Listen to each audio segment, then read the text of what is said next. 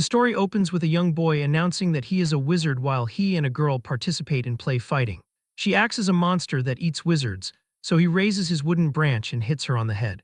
She yells out and asks why he actually hit her, while he explains that monsters are meant to lose against wizards. An elderly man observes the children and remarks on how lively they are this morning. The boy recognizes the man as Rabbus.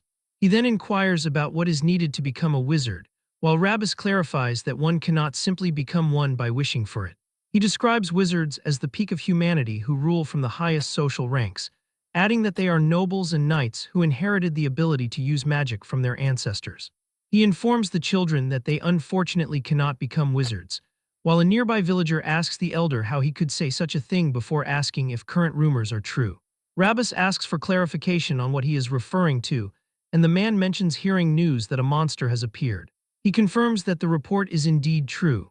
He notes that a man named Rop came across it at the entrance last night and describes a creature covered in pitch-black shadows that was a leopard the size of a house. He reassures the man not to worry because the village chief went to the city to request a wizard and believes he will bring one back to subjugate the beast. The girl's mother expresses her relief at this news. She asks her daughter if she heard that and warns her not to go into the forest for now. Rabbus cautions everyone to be careful since killing a monster is almost impossible without a wizard. The villager asks if all the residents have been informed, and when he says they have, he asks if a certain person has been told as well. Rabbus asks who he is talking about. The man explains that he is referring to the shepherd on Hisarul Hill. High up on the hill, we see a shepherd named Turan.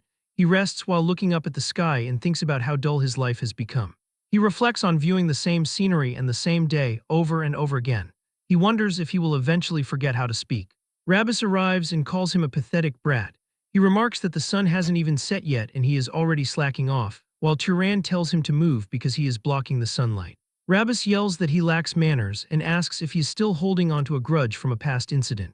Turan asks if he is talking about the time his mother died, and the old man tried to quietly turn the sheep into shared property. Rabbus simply clears his throat in response. Turan says that if that is what he means, then yes, declaring that he is not generous enough to share his mother's inheritance and stating they are not close enough for pleasantries before telling him to leave. Rabbus shouts in frustration at the young man. Turan glares back and asks what he wants.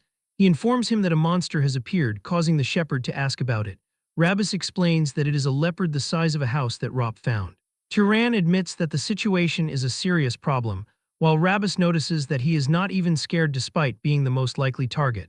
He tells him to be careful since the village chief went to request a wizard. He claims he only came because he was worried about him, but Turan thinks the old man is not being very honest. He suggests the man was actually worried about the sheep and not him, as Rabbus prepares to shout again. Turan tells him to get lost if he is done talking because his breath smells like rot. The old man walks away into the distance. Turan reflects on how monsters are beasts that wield mysterious power and magic. He considers that if humans have wizards, then beasts have monsters. He is pleased that a wizard is coming because it means he can finally see one in person. However, he wonders if a wizard summoned by a rural village chief will even be anything special. Still, he wants to see just how strong they truly are. Suddenly, his nose catches a whiff of something. Turan realizes the smell is coming from blood. He heads down into the forest and follows the scent.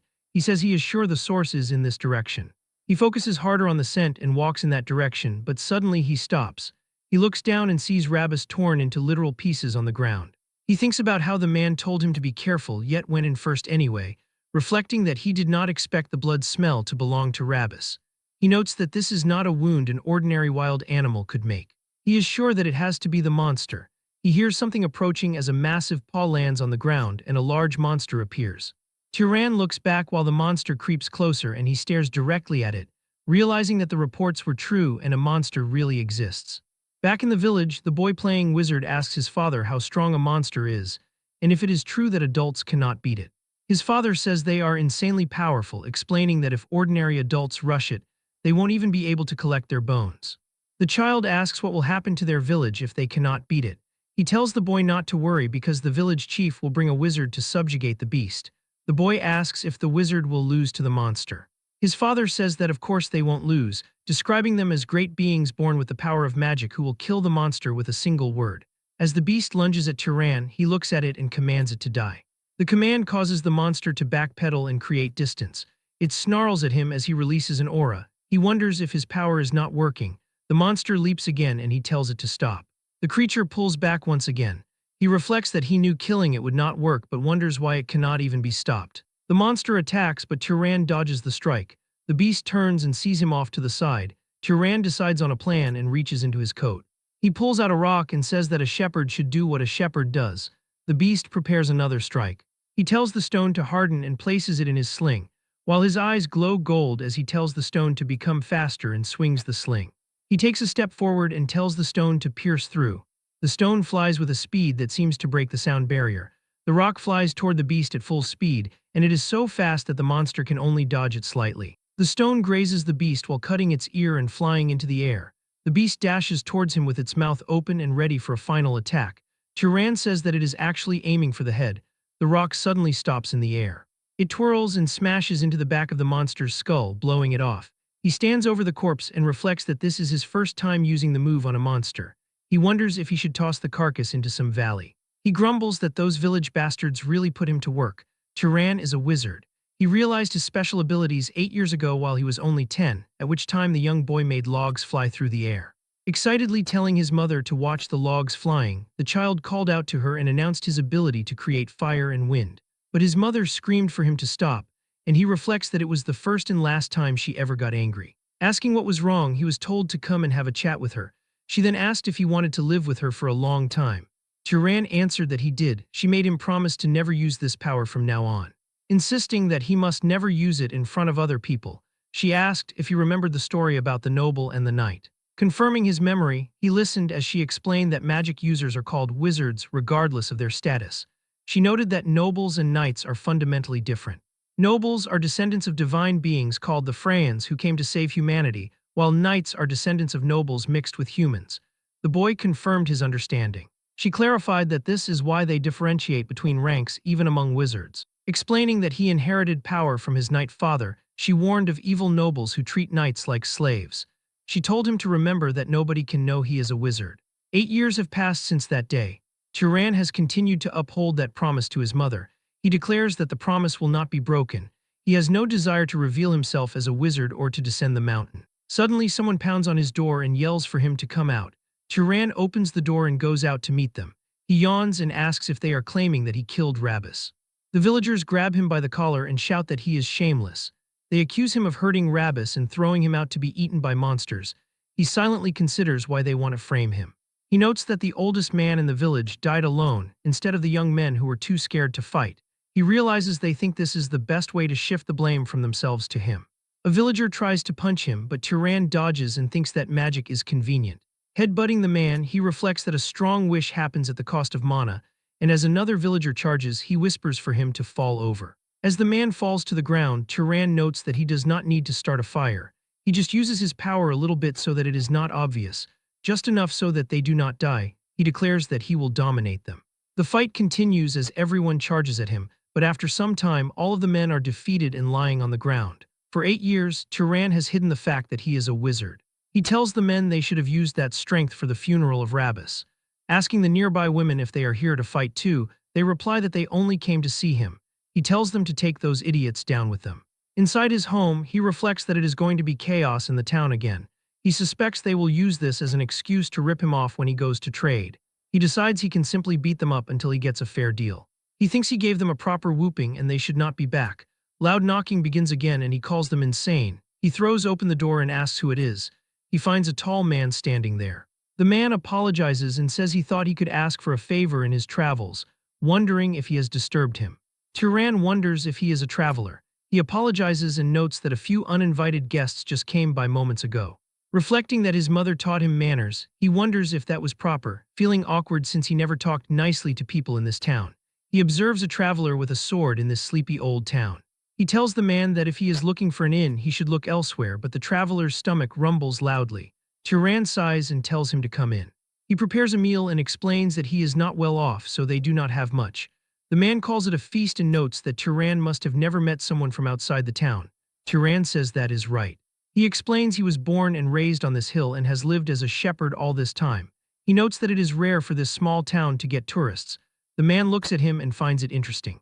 Commenting that for someone who grew up as a shepherd, he is well versed in manners, the man assumes his parents taught him well. Turan explains he learned from his mother, but she died a few years ago due to an illness.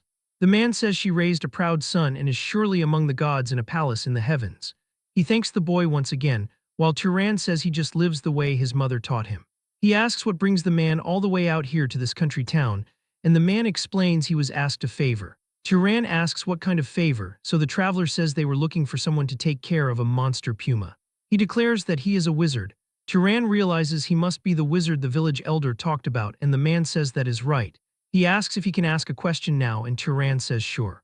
The man explains that he senses a monster in this area, but he does not see one. He finds it weird that Turan knows about the elder and the monster yet remains calm. Nodding that if the monster went for a human, it would be him, he asks if Turan is scared. He remarks that Turan seems awfully brave for a shepherd. He asks Turan who he really is. Turan remembers asking his mother why nobody can know he is a wizard. She explained it is because of the bad nobles. Comparing nobles to shepherds and knights to the dogs that nobles keep, she warned that they might treat him with love, but they can sell him off or sacrifice him. She told him she does not want that kind of life for him and asked if he wanted to keep living with her, to which he said yes. She told him to remember that nobody can know he is a wizard and warned that if other wizards find out, they will separate them. And they would turn him into their shepherd dog to be discarded at any moment. She told him that to avoid being found out as a wizard, he might eventually have to kill people. Turan thinks to himself that this must be what the situation has come to, while the older man asks if he is unable to respond to the inquiry. Kjorn stares at him for a moment before declaring that making such a face simply makes his joke feel awkward, and then he lets out a nervous laugh.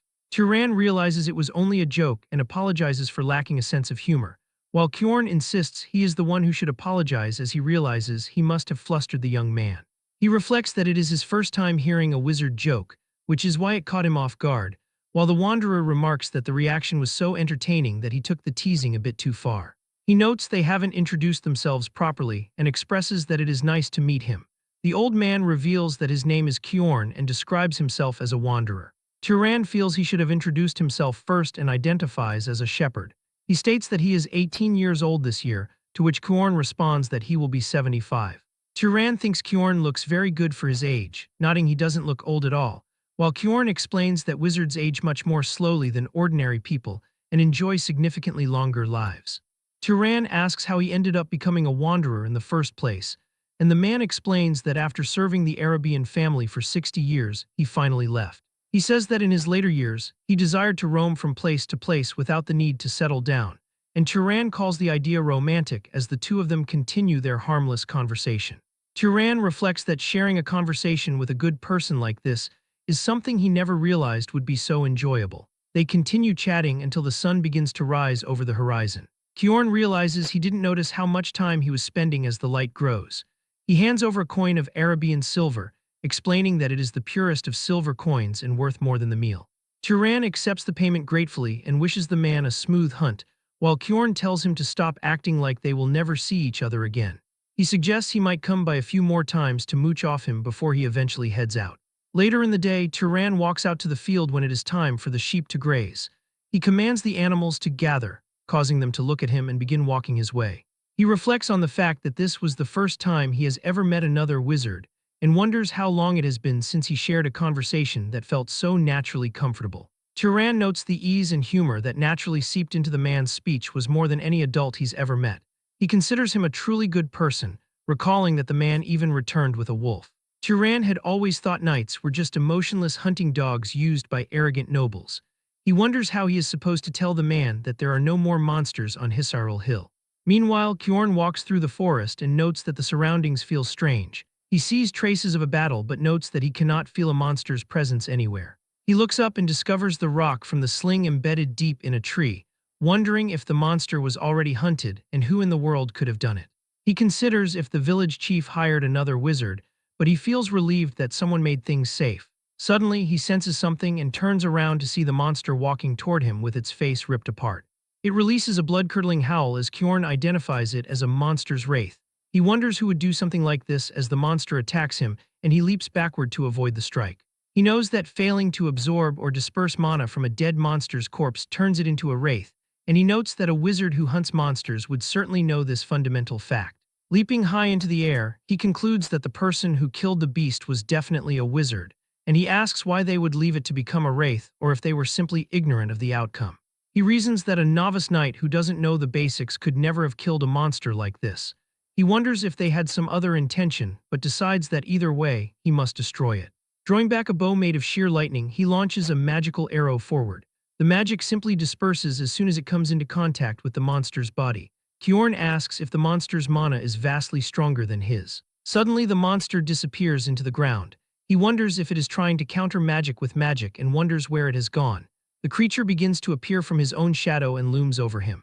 It swings down and strikes his arm, causing blood to fly from the impact. Kjorn realizes this is not a level a mere knight can contend with in battle, nodding that one would need to be at least a lower-ranked noble to have any chance. The monster sends Kjorn backward as he reflects on running into a wraith of this caliber in a remote village, and he thinks that you really never know what life will throw at you. The beast continues to change its shape into an even more grotesque and horrific form. Kjorn believes this is as far as he goes but refuses to die obediently. He vows that even if he dies, he will take the monster down with him. He plans to concentrate all of his mana into his hand for a final effort and stab the creature directly the moment it lunges at him. As the monster and Kjorn charge at each other, something shining comes flying out of the jungle. It was a rock that hit the monster hard. Kjorn is baffled as he watches the creature fall on the ground. Tyran approaches and asks if Kjorn is all right. Kjorn remarks that the shepherd's joke is quite startling too, but he is just surprised to see him. He realizes the boy is a wizard and asks why he didn't tell him the truth. Tyran remains silent, so Kjorn decides to change the question and asks why he helped him, nodding that the boy could have just walked away and let him die. Tyran says it is simple as he recalls the night Kjorn brought him a dead wolf. He remembers asking why the man went so far for a simple favor, while Kjorn wonders what he is talking about as Tyran continues. He notes that with his skills, the man could earn a lot more money more comfortably. Kjorn calls the villagers pitiful people, and Tyran asks in what way he means that. He describes them living on the frontier and trembling in fear without basic protection, while Tyran argues that it isn't the man's fault, but Kjorn explains a wizard inherits the power of a god, so they should live with pride by protecting powerless commoners. He admits that not every wizard thinks this way as everyone has their own way of living. Tyran smiles and tells him exactly that while the monster rises for another attack. Kjorn tells him to listen carefully because this is not a level they can handle. He warns it is a monster they cannot fight unless they are at least a noble, and he tells Tyran to inform the village chief immediately and help everyone evacuate. He vows to hold the monster off here. Kjorn admits he talked big but doesn't know how long he can actually last, but Tyran tells him that it is okay as Kjorn asks what he is saying.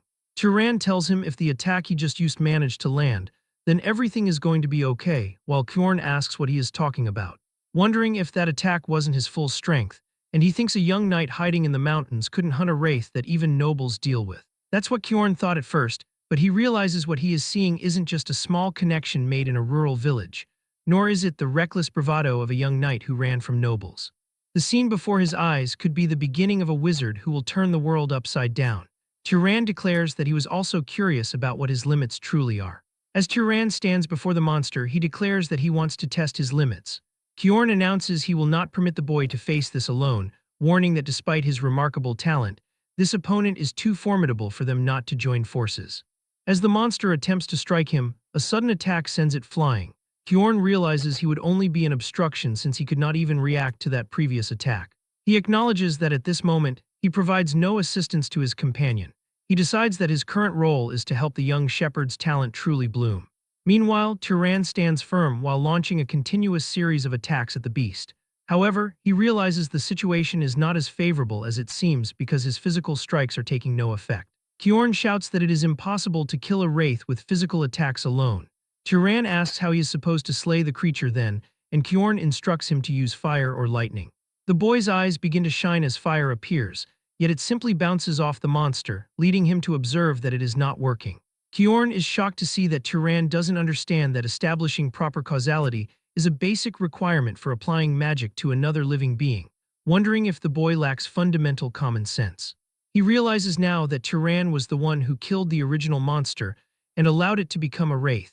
This leads him to the conclusion that Tyran has never actually absorbed mana in his entire life. He tells Tyran not to simply light a fire but to create the flame and then shoot it at the target, yet he remains stunned by just how strong the boy is already. Tyran catches his balance and begins to imbue the fire into his hand.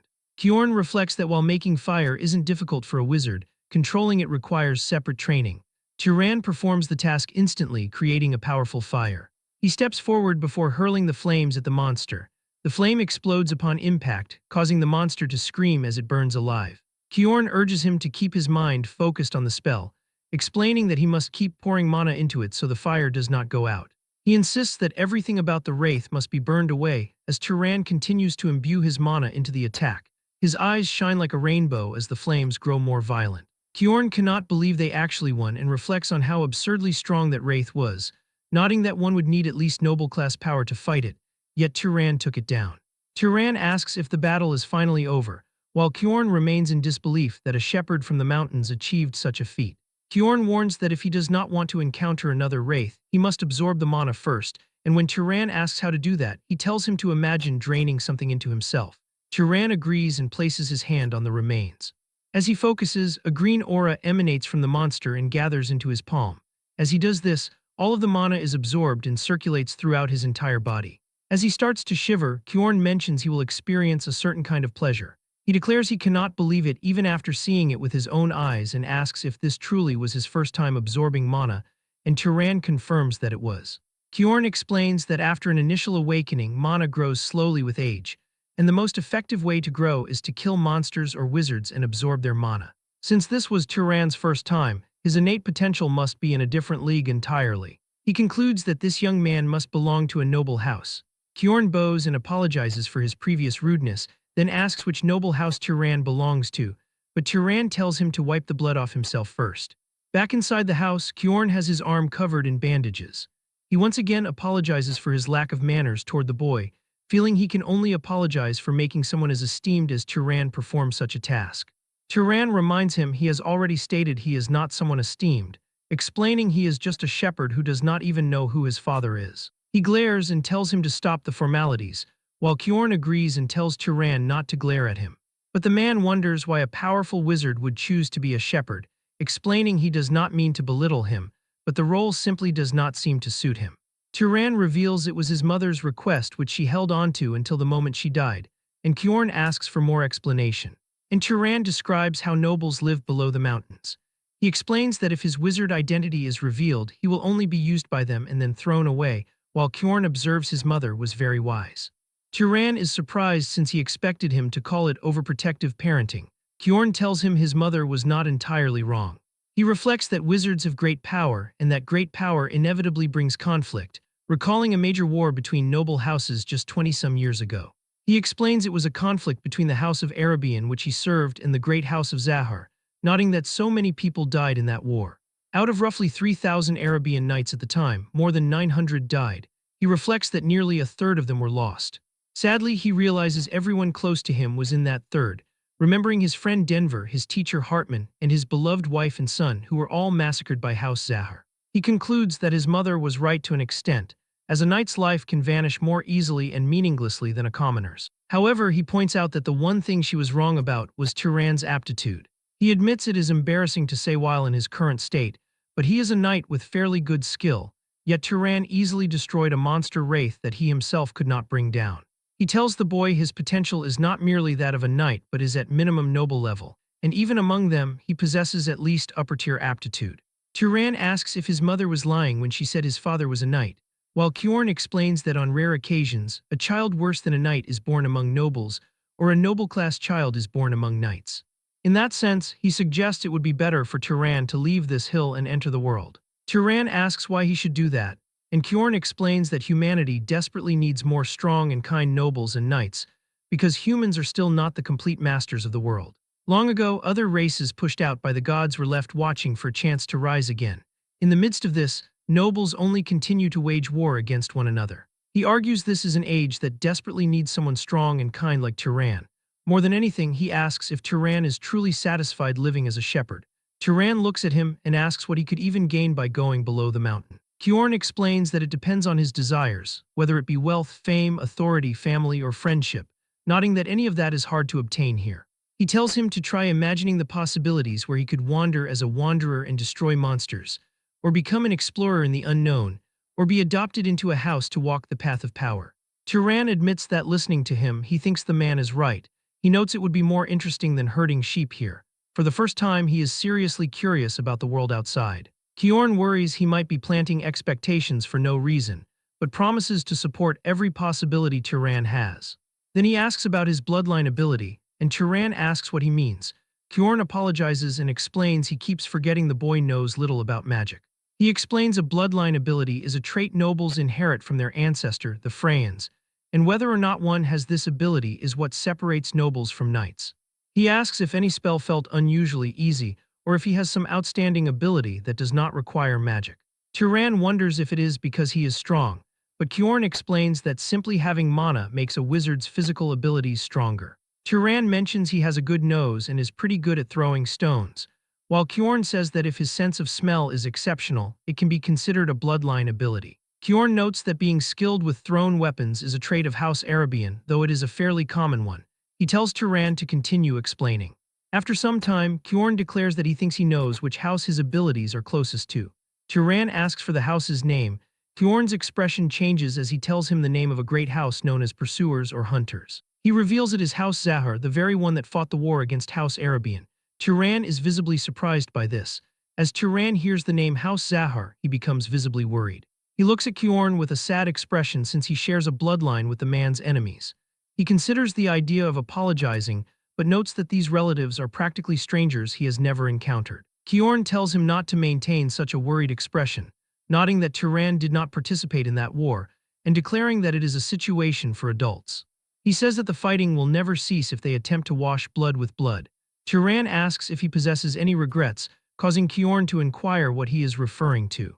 The shepherd explains he is talking about the suggestion to descend the hill. Kyorn tells him that pursuing power after leaving the mountain will inevitably lead him to join House Zahar, noting that the young man has outstanding abilities, but declaring that he trusts his character. Turan asks what he means by that, so the man explains he is referring to the goodness within him, pointing out that he saved him while revealing an identity he has hidden for his entire life, and considering the idea that if someone like him joined House Zahar and achieved a high position, perhaps it could stop such a terrible war from occurring again. Kyorn says there is no need to think about the matter too seriously. He reflects that a decision regarding joining the family has not been made yet. Turan announces that his thoughts are now clear and he wants to try descending the mountain. Kyorn tells him he has thought well, but the boy declares he does not want to depart immediately. He tells Kyorn that he will head down once the man's injury has healed, while Kyorn calls him kind, nodding he is only slightly scratched and reflecting that the boy is truly a good person. Later inside the house, Kyorn explains that mana is absolutely required to use magic, stating that this is why mana is commonly referred to as the key to omnipotence. Turan asks about the term, so Kyorn clarifies it is not a truly omnipotent power despite the name, and that using magic requires mana that matches it. The boy asks what the standard for matching mana is, so Kyorn declares he will explain that immediately. He says the difficulty of magic is largely determined by 3 factors, listing them as bloodline, affinity, and causality. He explains that bloodline is determined by the specific lineage one is born into, which applies to most nobles who are not knights. He considers that it would be difficult for the boy to heal wounds using magic, asking if he is wrong about that, but Turan declares that he is not. Kyorn continues that for members of the Ravista bloodline from the south, it is something they can achieve even without training since the power originates from the bloodline. Turan asks about the second factor, affinity, which Kyorn says can be thought of as familiarity. He explains it is the concept that a mage can more easily perform tasks they prefer or are used to, while Turan reflects that it is like how he created a fireball as if he were throwing a rock. Kyorn confirms that he is correct and considers that simply making flames would not have achieved the same speed or firepower. He notes the last factor, causality, is the most important, though he reflects he does not fully understand it. He asks what would occur if Turan tried to kill him directly by using mana, so Turan says some light would probably shine from his head and nothing more would happen. Kyorn says that is exactly the phenomenon occurring from a lack of causality. He explains it applies when there is no appropriate cause for a desired outcome, or when what needs to be achieved is excessively difficult. Turan reflects that he thinks he understands a bit of what causality is. He notes that to kill Kyorn, instead of spending mana wishing for death, he would need to provide a cause of death like creating and shooting flames, which is more natural than directly lighting one. Kyorn tells him exactly that while reflecting Turan could have been a scholar instead of a mage. Turan says that he can control ordinary animals as he wishes and asks why magical beasts would need something like that, so Kyorn tells him it is because of their mana.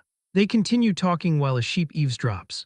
Turan reflects that magic is certainly not easy, while Kjorn tells him an excellent mage knows not just how to use mana, but also the principles and situations behind it.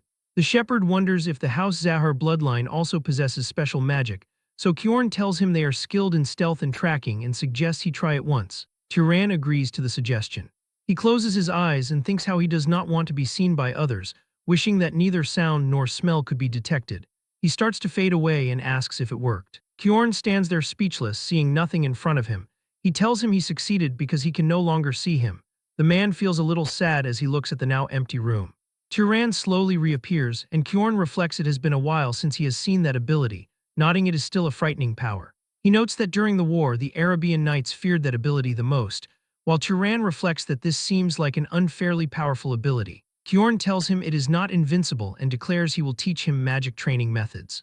Tyran says the man is being too friendly and teaching too much to a mage from an enemy family. Kjorn reminds him he saved his life and treated him, declaring again that he trusts his character.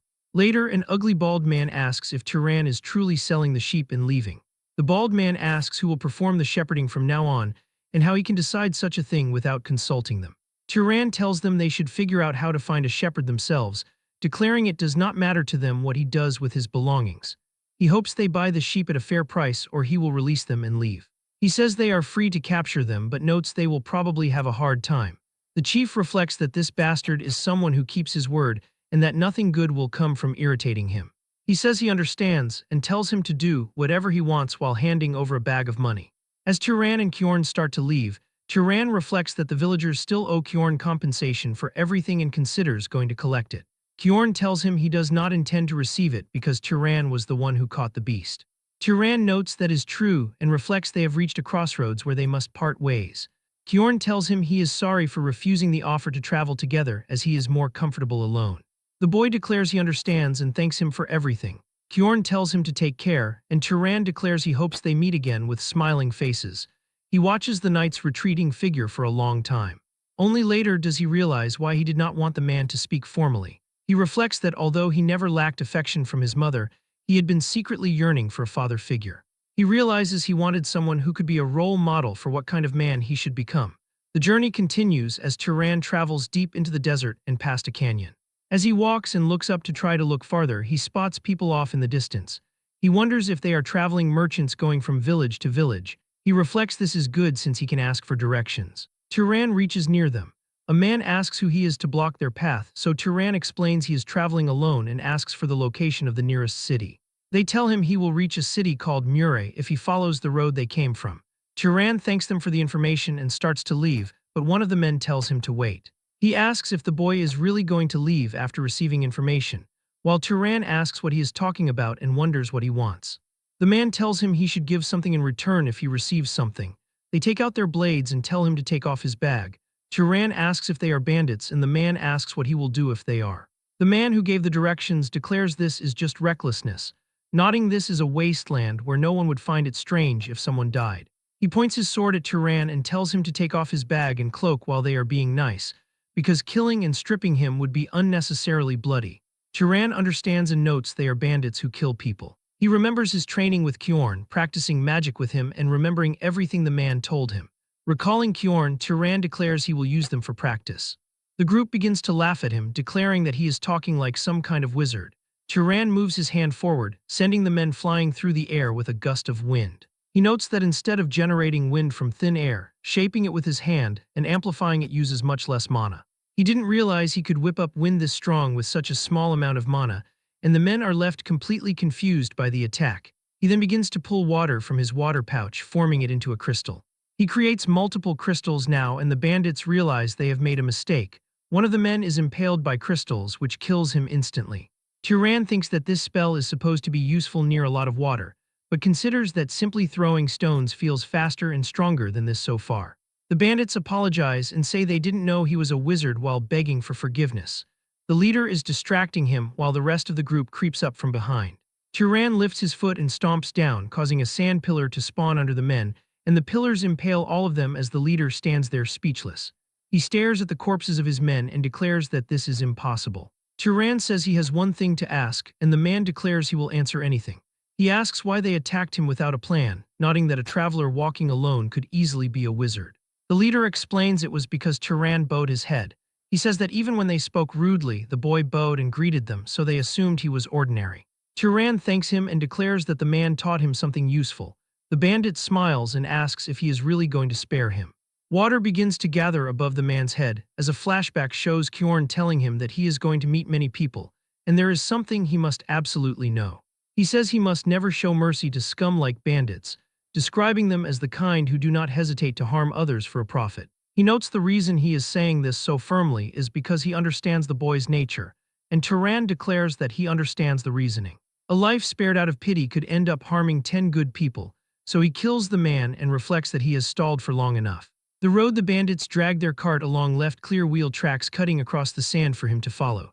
As he follows the trail, one thought remains burned sharply into his mind. He killed people. He feels guilt but realizes he couldn't just let them go. Kjorn's warning comes back to remind him of those who rob and kill without hesitation, and such people would target others again at any moment. Like tracks in the desert slowly fatting as weeds grow over them, Turan's chaotic heart gradually settled as he recalled the teachings of Kjorn. And then, he arrived in a new world. He stands above the small city of Mure, which is unlike the village where he spent his life. He thinks that the place is pretty, and as the streets are crowded with people, he notes it is his first time seeing so many together. Even the architecture is completely different from what he is used to. He feels as though he has truly come to a city. He walks toward a shopkeeper who welcomes him and asks what he can get for him. Turan says he is not a customer.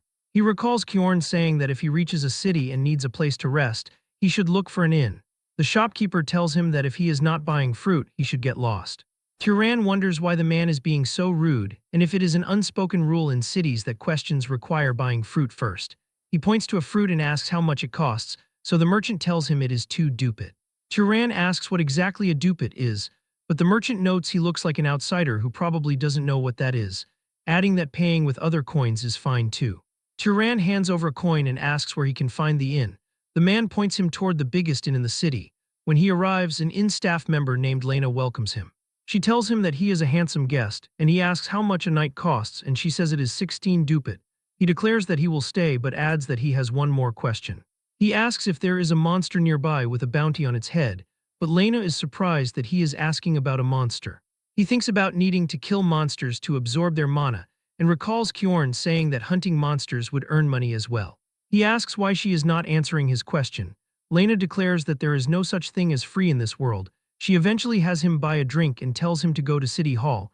He asks what that place is. She asks if he really doesn't know and declares he must be from the countryside. She explains that city halls are where various public affairs are handled, and the officials working there are employed by the city's lord. She adds it is probably closed since the sun is already down, but suggests going there tomorrow if he wants to find a monster bounty. She asks if he is a monster hunter as well, so Turan asks what a monster hunter is. She explains people claim that if an ordinary person hunts monsters, they become a wizard, and she asks if he is trying to become a wizard too. She declares that anyone who believes that kind of superstition is an idiot, but Turan asks if it is just a superstition. Suddenly someone puts his hand on Turan, and it was a monster hunter named Midden who declares it is a fact that killing monsters makes you a wizard, saying he saw it with his own eyes. Lena is surprised to see him alive, but Midden declares he is not dying until he becomes a wizard. Turan pats the man's hand, and Midden removes it from his shoulder while apologizing for the intrusion. Turan says he wants to hear more about what was just said, and Midden asks if he refers to the part about becoming a wizard by killing monsters. He explains that wizards get stronger when they hunt monsters, and by the same principle an ordinary person can become a wizard. He notes the 4 of them are hunting monsters to try and become wizards. Turan asks if that means someone among them is already a wizard, but Midden says no and explains there is only the Lord's wizard and 3 others under him in this city. He notes the boy's gear is too shabby for hunting and asks if he has a weapon. Turan says he does and holds up a sling, while Midden notes that judging by how worn it is, he must have used it a lot. Turan says it is good for firing something the size of an egg quickly, but Midden says he could easily hunt rabbit or fox monsters with that. He notes they were wishing for one more shooter and asks if he has any interest in hunting with them. Turan smiles and says no but thanks them for the offer. At night in his room, he reflects that there is no reason he has to hunt together with them. He thinks about what a chaotic day it has been. He still can't believe he actually left the village, wondering what is going to happen from here on. He senses someone outside his room and asks who it is. He recalls Kjorn telling him that a city isn't automatically safe and he should never let his guard down. He goes near the door while imbuing his hand with mana just in case. He cracks the door open and asks Lena what she is doing there. She asks if he was asleep and says she thought the room might be cold, so she came to keep him warm. He asks what she means by that. And Lena smiles and begins to undress herself. She tells him that it's exactly what it sounds like. The boy is confused and asks what she means by exactly what it sounds like. She explains that for a small amount of money she will do whatever he desires, but he asks what she will do if there is nothing he wants. And she tells him not to lie, claiming she can tell just by looking at his face. But Turan turns into the Buddha himself and Lena stares at him.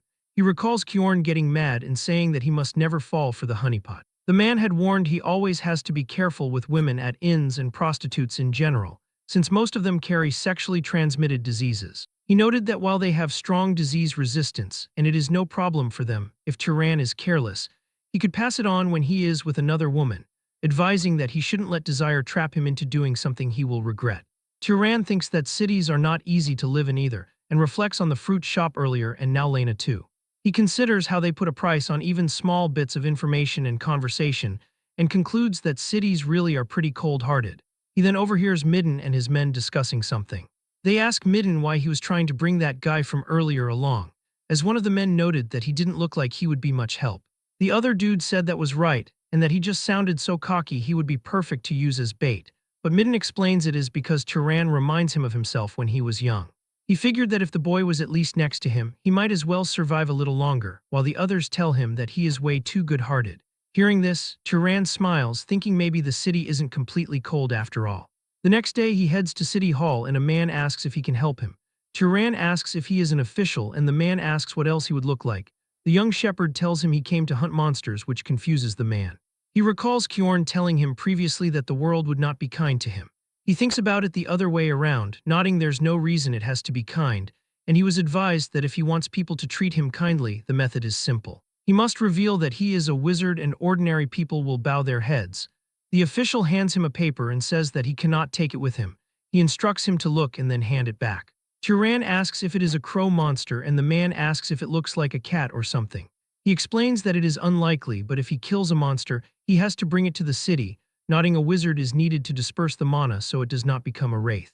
He warns that if he kills a monster and leaves it abandoned, the penalty under city law is execution.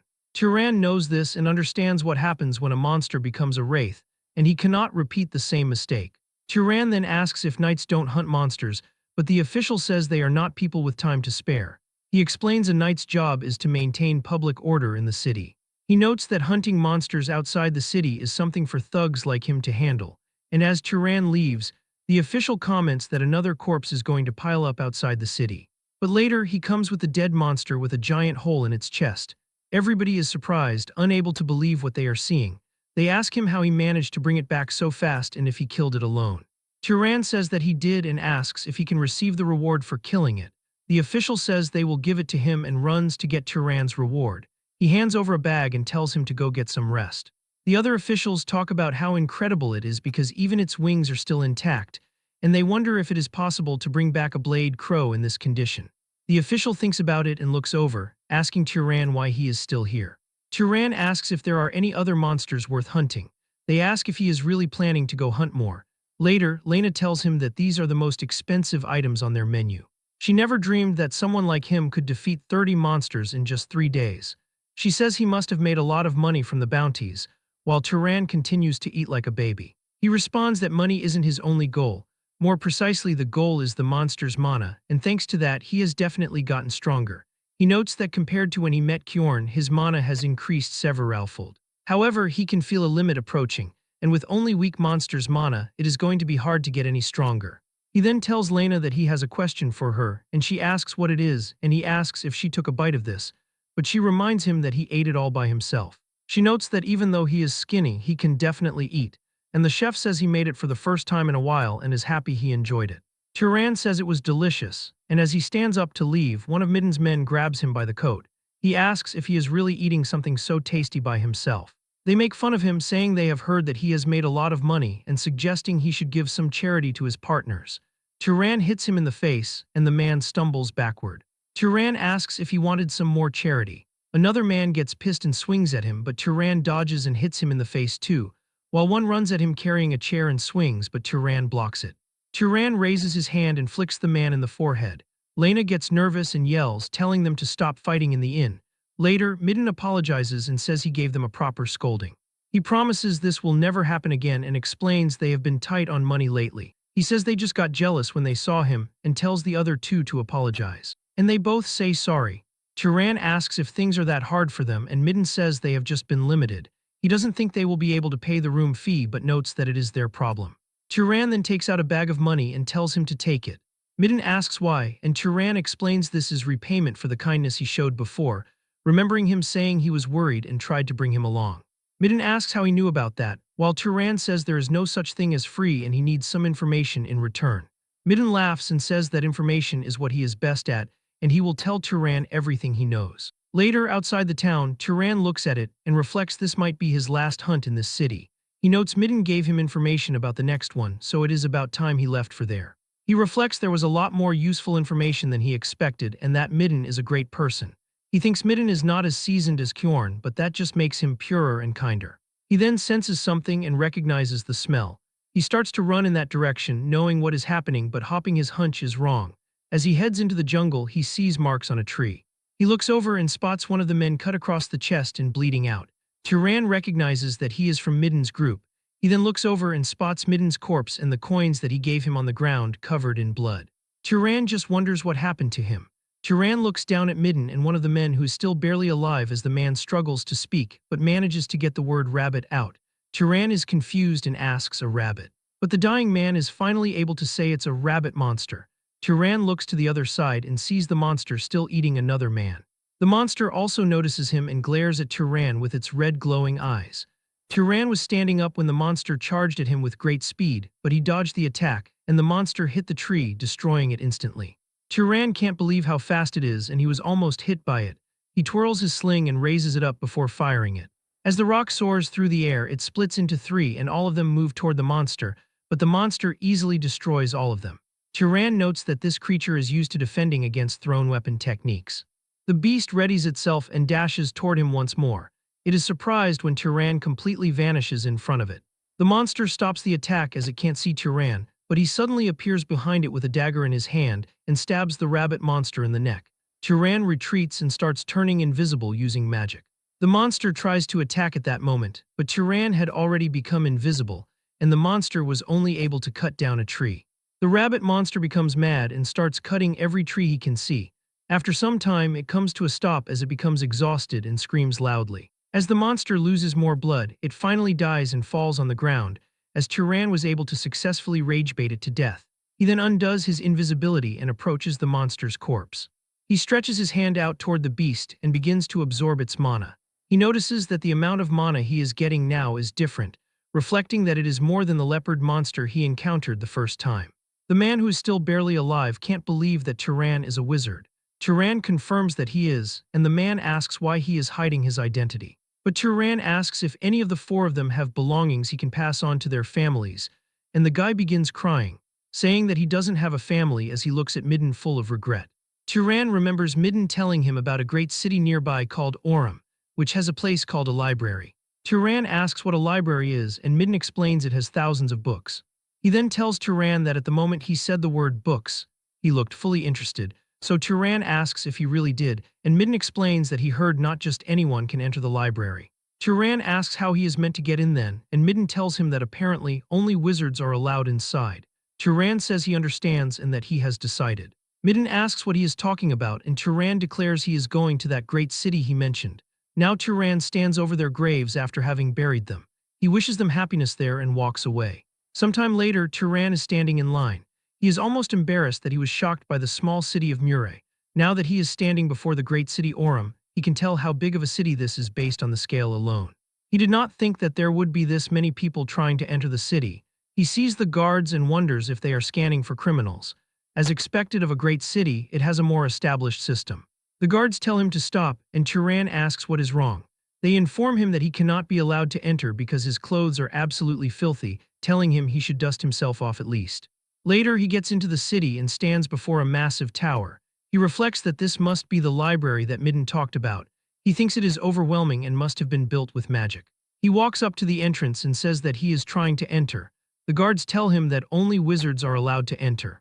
He tells them that he is a wizard, but one of the guards gets pissed, asking if the boy wants to die for impersonating a wizard.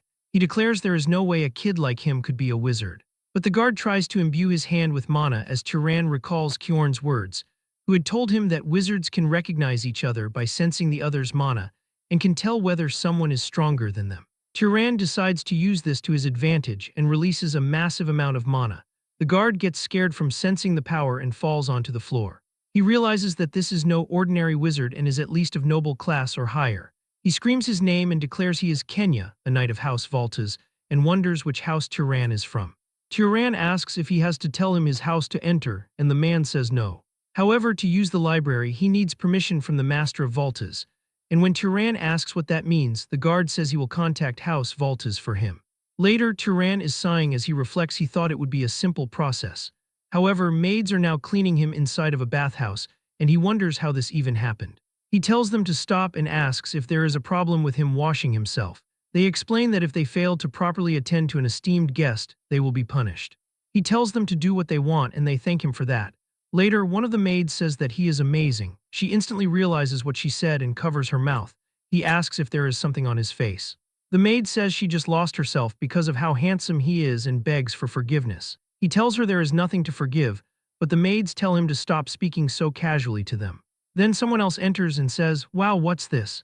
It was a girl who says she can't believe he is the same guest who showed up looking like a beggar. She notes that after washing up and dressing, he looks like a prince, while the bodyguard with her says she shouldn't be saying that.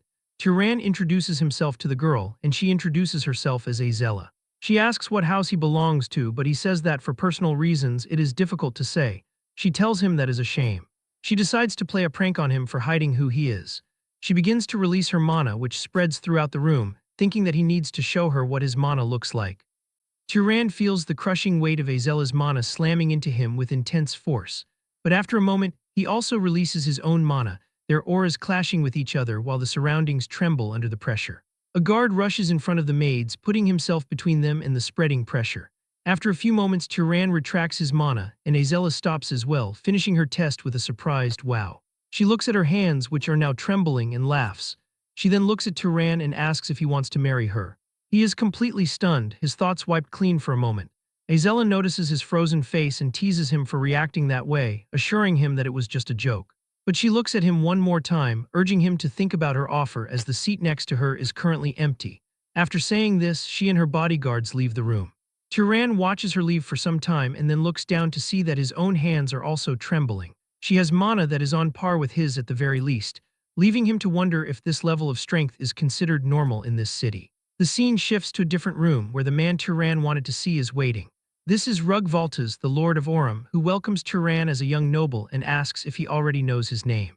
Turan introduces himself, and Rug repeats the name Turan before asking if he wants to use the library.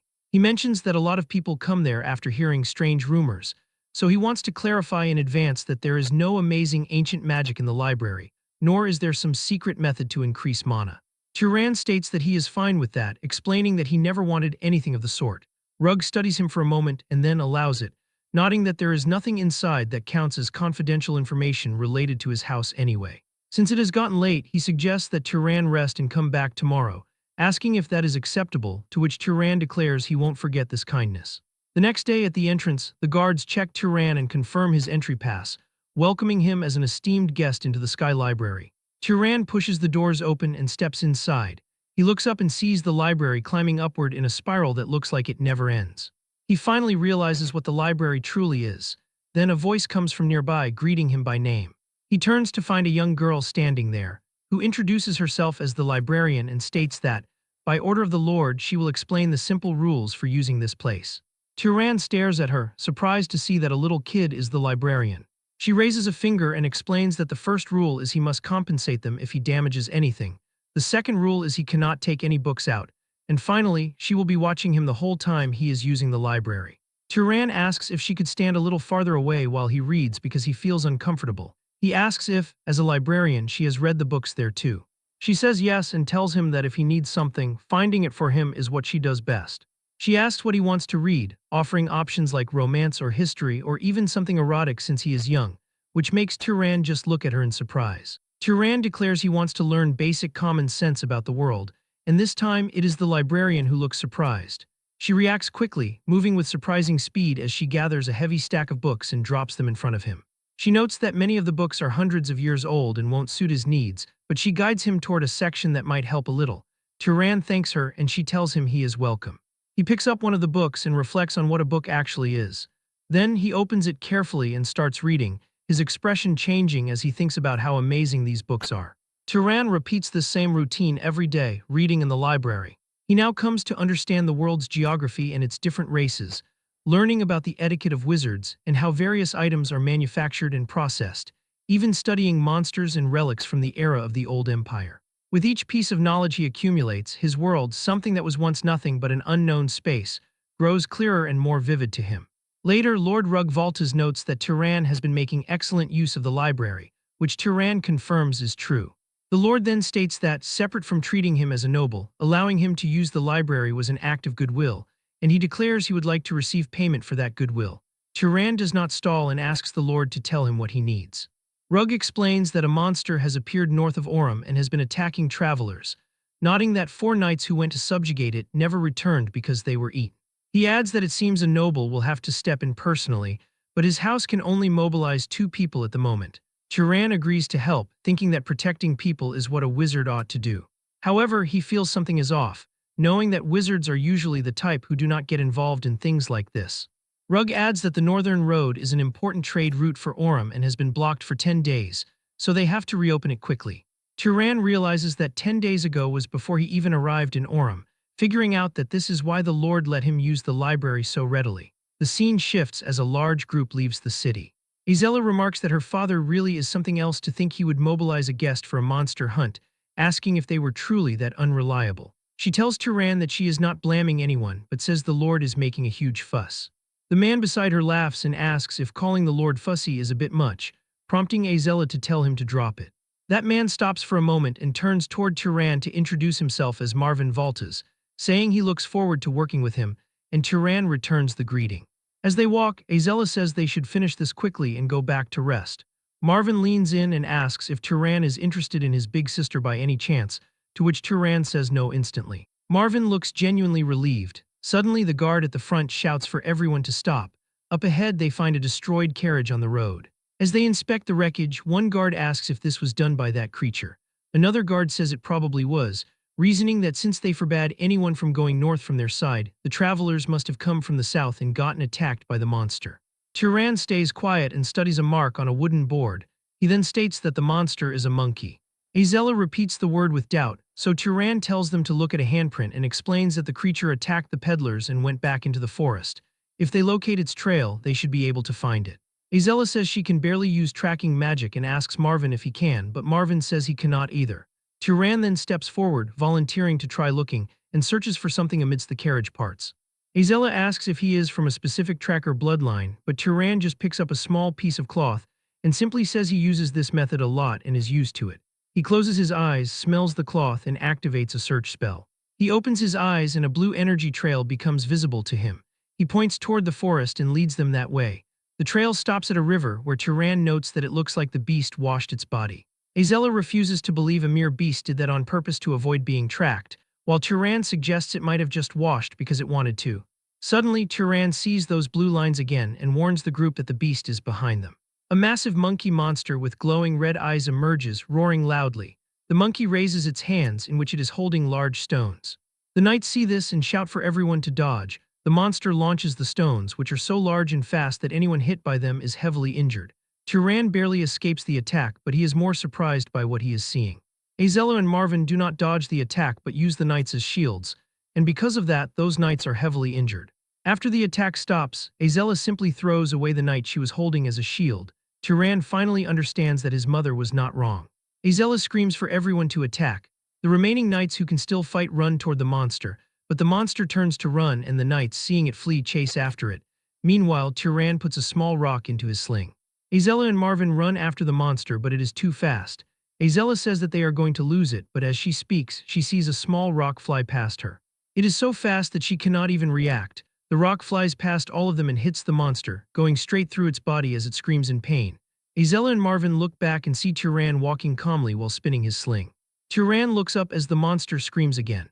As the monkey monster screams and collapses on the ground, Azella quickly seizes the opportunity to finish the creature, extending her hand and using her magic as an immense torrent of fire erupts. This fire takes the form of a dragon and moves toward the monster, but the creature can only stare at the flames because it is heavily injured by Turan's attack and cannot move. As the fire hits, it creates a massive explosion, completely obliterating the monster. Turan watches the flames and realizes that he is witnessing the bloodline ability of House Volta's pyromaniacs. The knights can finally breathe in peace now that the threat is gone. Azella looks at Turan, admitting that she got chills for a second while his rock was flying toward them. Marvin asks if his sister got scared. Azella tells him to shut up and declares that he is the one who screamed like a little girl, to which Marvin asks in disbelief when he ever did such a thing. Meanwhile, the knights are busy checking the wounded. Several men have broken arms, but one veteran tells them to quit whining, pointing out that someone else had their whole arm blown off, asking if anyone has spare bandages, while another knight notes that a man's head will not stop bleeding, prompting someone to suggest trying to apply medicine to the wound. Turan looks over the scene and realizes this is a mess, remarking that they are lucky there were no casualties. It was a surprise attack by a monster, but he notes this was a fight where they could have avoided serious injuries altogether. He looks at Azella and Marvin, considering the fact that since their bodies get stronger based on their mana, these nobles should be several times tougher than the knights. Despite this, they did not hesitate to use people weaker than them as shields. Marvin notices Turan's stare and asks if something is wrong, but Turan tells him it is nothing. Azella calls Turan over, nodding that the most important part of the battle is to absorb the monster's mana, and she welcomes him to the absorption party, to which he agrees. The three gather around the monster's remains and raise their hands. As Turan begins the process, he reflects on how the books were right. Even if multiple people absorb mana at once, the degree of enhancement does not seem to be reduced. Azella stops absorbing mana, frustrated that she has already reached her maximum and complaining about her crappy growth limit, while Marvin reaches his limit soon after. But Turan continues the absorption process naturally, prompting Azella to finally understand why her father sent him along. He possesses incredible spell proficiency and a mana capacity that rivals her own. She is amazed to think he is a noble who hasn't even reached his growth limit yet. As the sun sets, the group returns to the capital.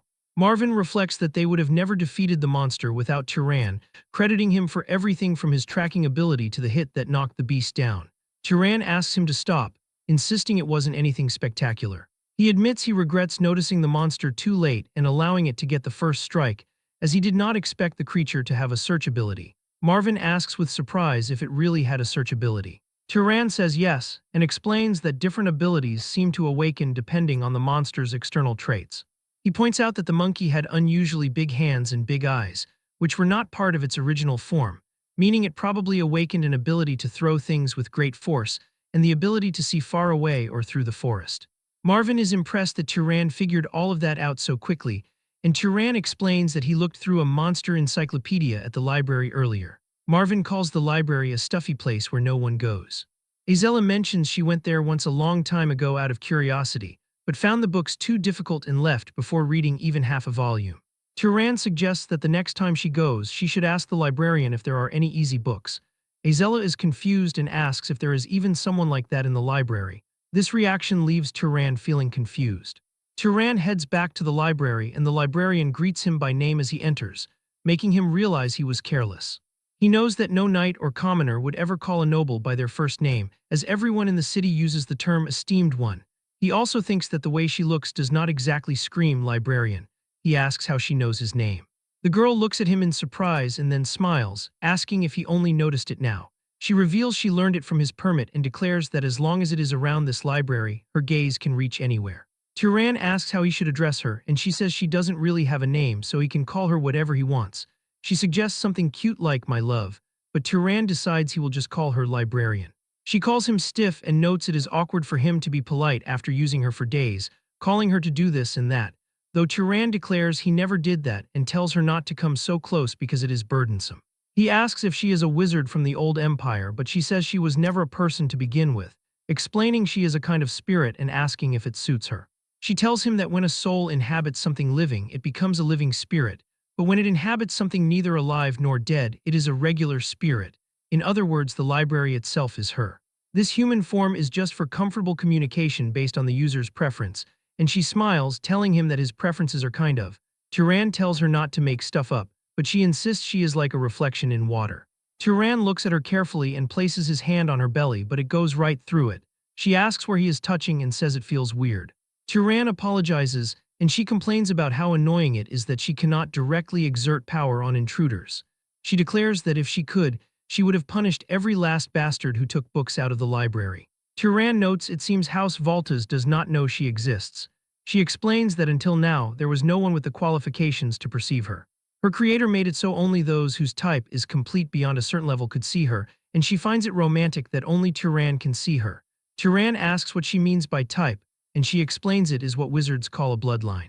He asks if she can tell him about his own bloodline, but she suggests asking his parents, to which Turan reveals he is an orphan. The spirit licks her lips and offers to check for him, saying she only needs his consent to examine his body. Turan asks what she means by that. The spirit laughs and makes a ghostly expression before suddenly sticking her hand into Turan's chest, which also goes right through his body, leaving him stunned. She laughs and notes that they are now connected. Turan tells her not to say weird things but realizes it doesn't hurt. She reveals that while there are a few small bits, the big chunks are the pursuer and hunter bloodlines, asking if that is a trait of House Zahar, and he says yes. However, she notes that there is one more bloodline and says that Turan is mixed. Turan asks what she means by mixed, and she explains he is the result of two people from different bloodlines, though she doesn't know what the other one is because it is still locked. She says a locked bloodline isn't that rare in bloodline combinations, and that it will open naturally as he grows stronger. Turan reflects on his mother, thinking she was far too polite and educated to be a commoner, making him wonder if she was a descendant of some noble with a bloodline so diluted it couldn't hold night-level mana. He tells the spirit he understands and thanks her, prompting her to tell him to stay one more month if he is truly grateful. From then on, Turan does not read alone. He asks the spirit about the contents of the books and requests explanations, asking if there are really that many invisible substances in the world. The librarian shares knowledge from books that were plundered and vanished thousands of years ago, teaching him that if he makes water float and looks through it, he will be able to see it directly. Turan finds these lessons on the laws of nature to be a treasure beyond measure. He learns that diseases arise from microorganisms and that the decay of living things is caused by the feeding of germs. He also grasps basic principles like the refraction of light, the generation of heat through friction, and the process of how living things get injured and how they heal. Turan decides to experiment with decay. He touches an apple before him and it quickly turns rotten. The librarian asks how his progress is, and Turan calls it incredible. While existing magic can achieve this effect, understanding the scientific principle allows him to consume far less mana. He realizes that simply changing the way he perceives the world has raised his skill as a wizard.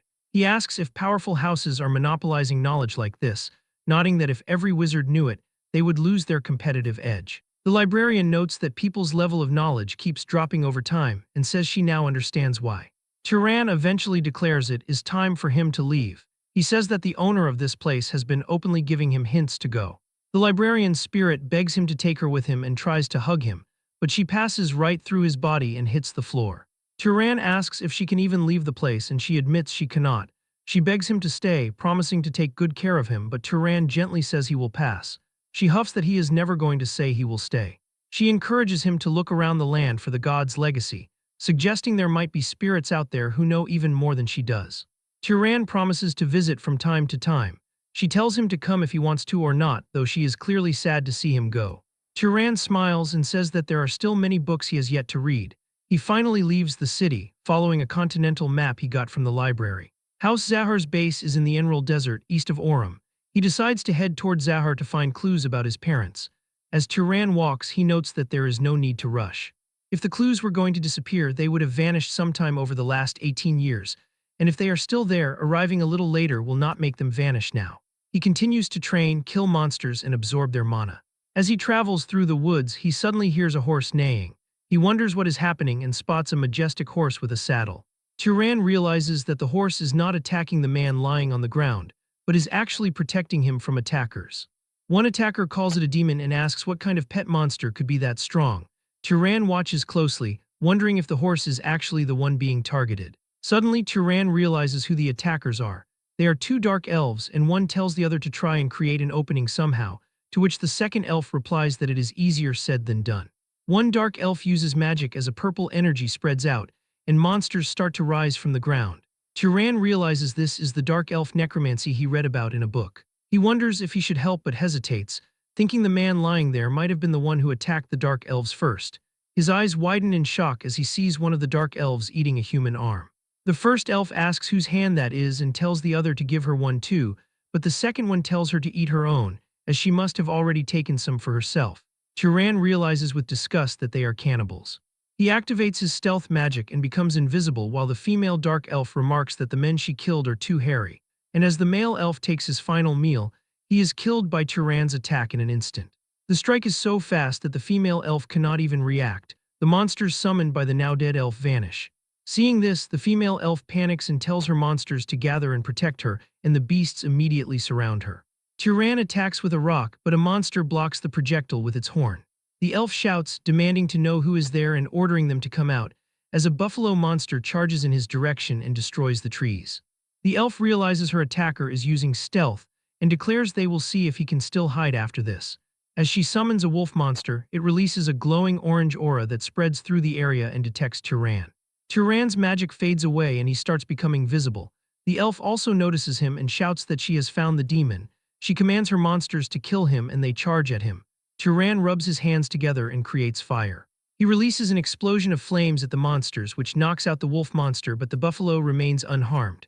It rushes toward him, and Turan barely dodges the attack, falling to the ground. Turan realizes they are incredibly fast and thinks it is a good thing he took one of the elves out beforehand. Suddenly, Turan feels a sharp pain and looks down to see the wolf monster biting his leg. Turan kicks the beast away and stands up. But as he tries to look for the other monster, the buffalo runs toward him at full speed and sends him flying into a tree. Turan coughs up blood and falls to the ground as he is surrounded by the monsters and the elf. The dark elf laughs and says it serves him right, asking how he dared to kill Kel, and she declares she will make Turan beg to die.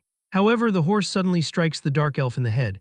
The elf's head is crushed and she screams as the horse continues to trample and kick her.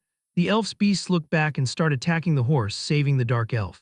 The dark elf notes what a humiliation this is and vows to kill Turan, but Turan releases another attack, and this time it connects, blasting off the dark elf's head and killing her instantly. As her body falls to the ground, her summoned monsters also vanish. Turan is completely exhausted and collapses to the ground. He realizes that the fight took a lot out of him. The horse approaches and nuzzles Turan's head. Turan thanks the horse. Later that night, the unconscious man, a blonde-haired youth, wakes up by a campfire. He groans and then jumps up in surprise. He sees Turan sitting across the fire. Turan tells him he is finally awake. The boy asks who Turan is, and Turan explains that he saw him being attacked by dark elves and intervened to save him. The horse approaches the youth and the boy pets it, calling her Tilly. Turan remarks that Tilly is a good horse, nodding that not only did she understand she had to protect her master, but she even knew she needed to move him to a safer place. The boy thanks Turan for saving him and introduces himself as Aziz of House Berg, prompting Turan to give his own name in return. Turan asks if there was any particular reason Aziz came into conflict with the Dark Elves. Aziz explains there wasn't a specific reason. He was simply on a pilgrimage with his retainers when they were suddenly ambushed without provocation. Aziz begins to cry, saying he had heard these other races were savage but never imagined they would be this bad. He sobs for his fallen friends, explaining that the people he lost were very precious to him. Turan asks if they were his family, and Aziz replies that they were the knights and servants who came on the pilgrimage with him, and that they had practically raised him since he was little.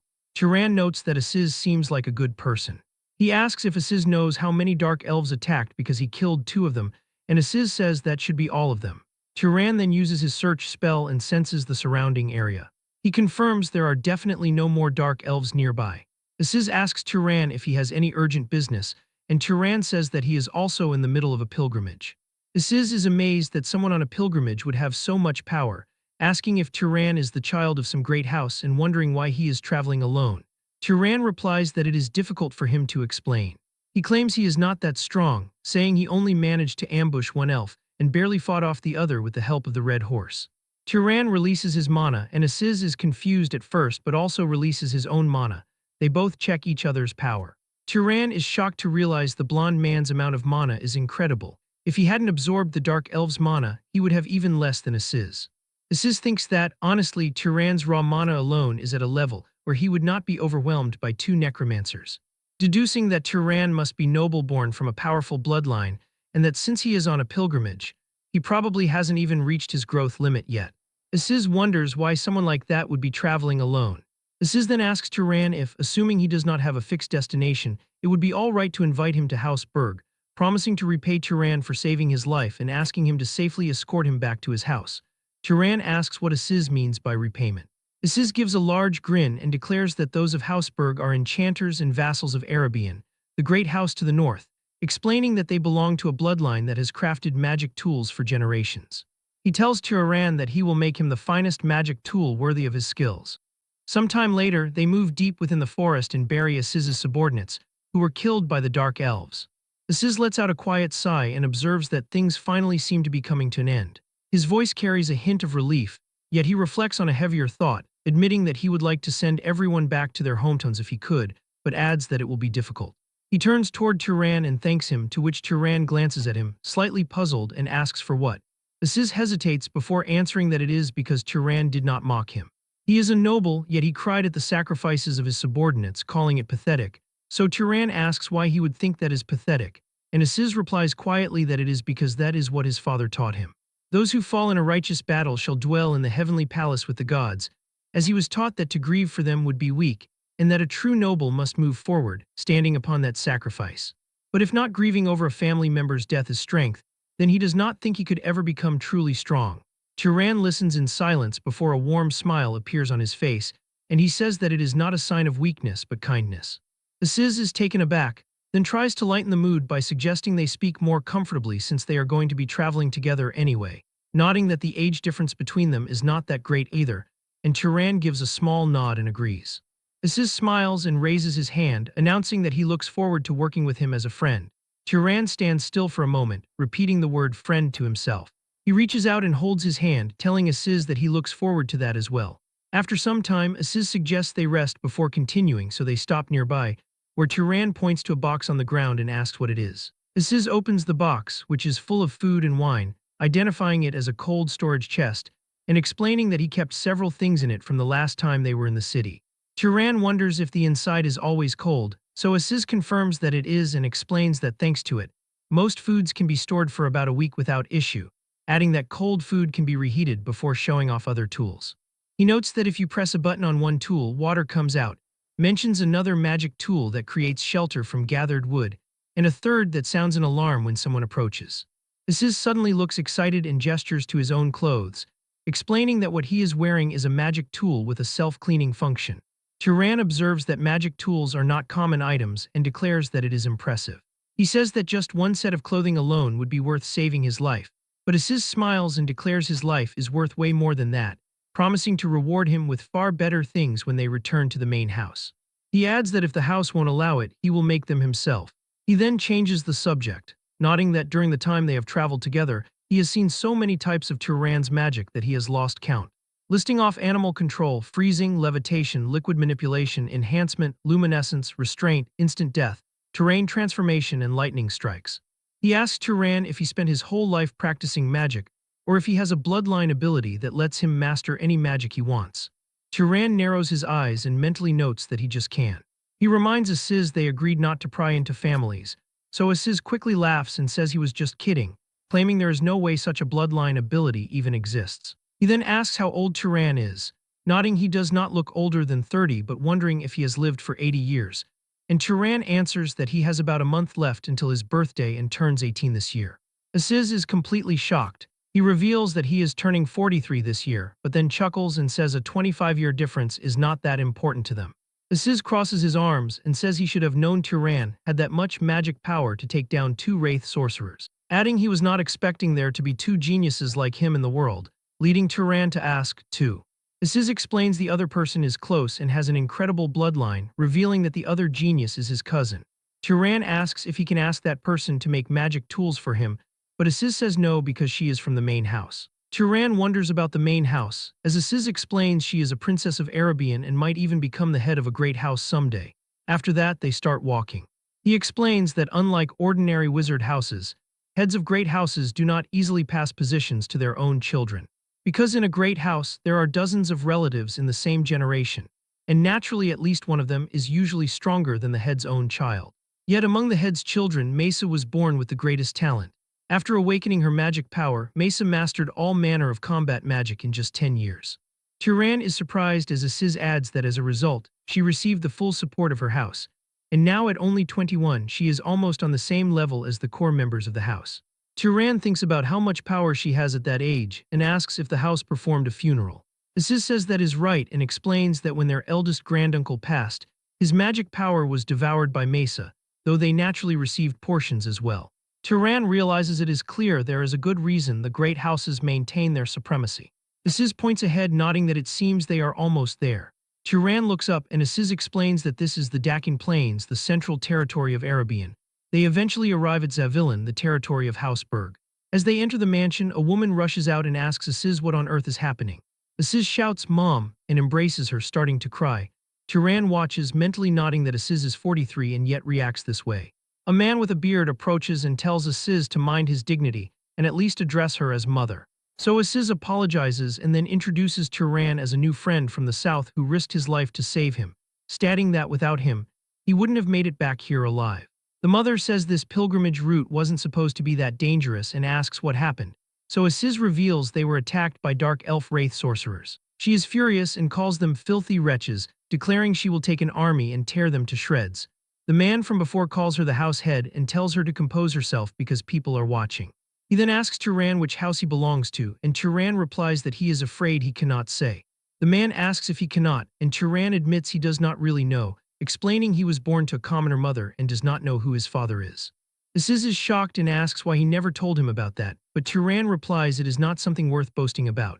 The head of Berg looks at Turan of the unknown house and declares that since he saved her child, she shall see that he is properly rewarded. She tells him it is difficult to offer him a room there, but says she will arrange for him to stay at the finest inn in the city, making Aziz frustrated as he asks his mother if they shouldn't host him at home. She explains that would normally be fine, but they have an important guest staying with them now. Regardless of the circumstances, it is difficult to bring in a stranger of unknown origin, and she hopes he understands. A voice suddenly speaks up, telling the aunt she does not need to worry about her, as surely the person who saved Aziz would not suddenly try to assassinate her. A woman dressed in black appears. Aziz realizes it is Mesa and asks what she is doing here all of a sudden. Turan observes the Princess of Arabian, thinking she looks more like a corpse in her current state. Mesa explains that she is there to hide because she was nearly assassinated by Zahor's vermin. Aziz is shocked that an assassination attempt happened at the main house. Given how fortified that place is, he asks if there could be an insider.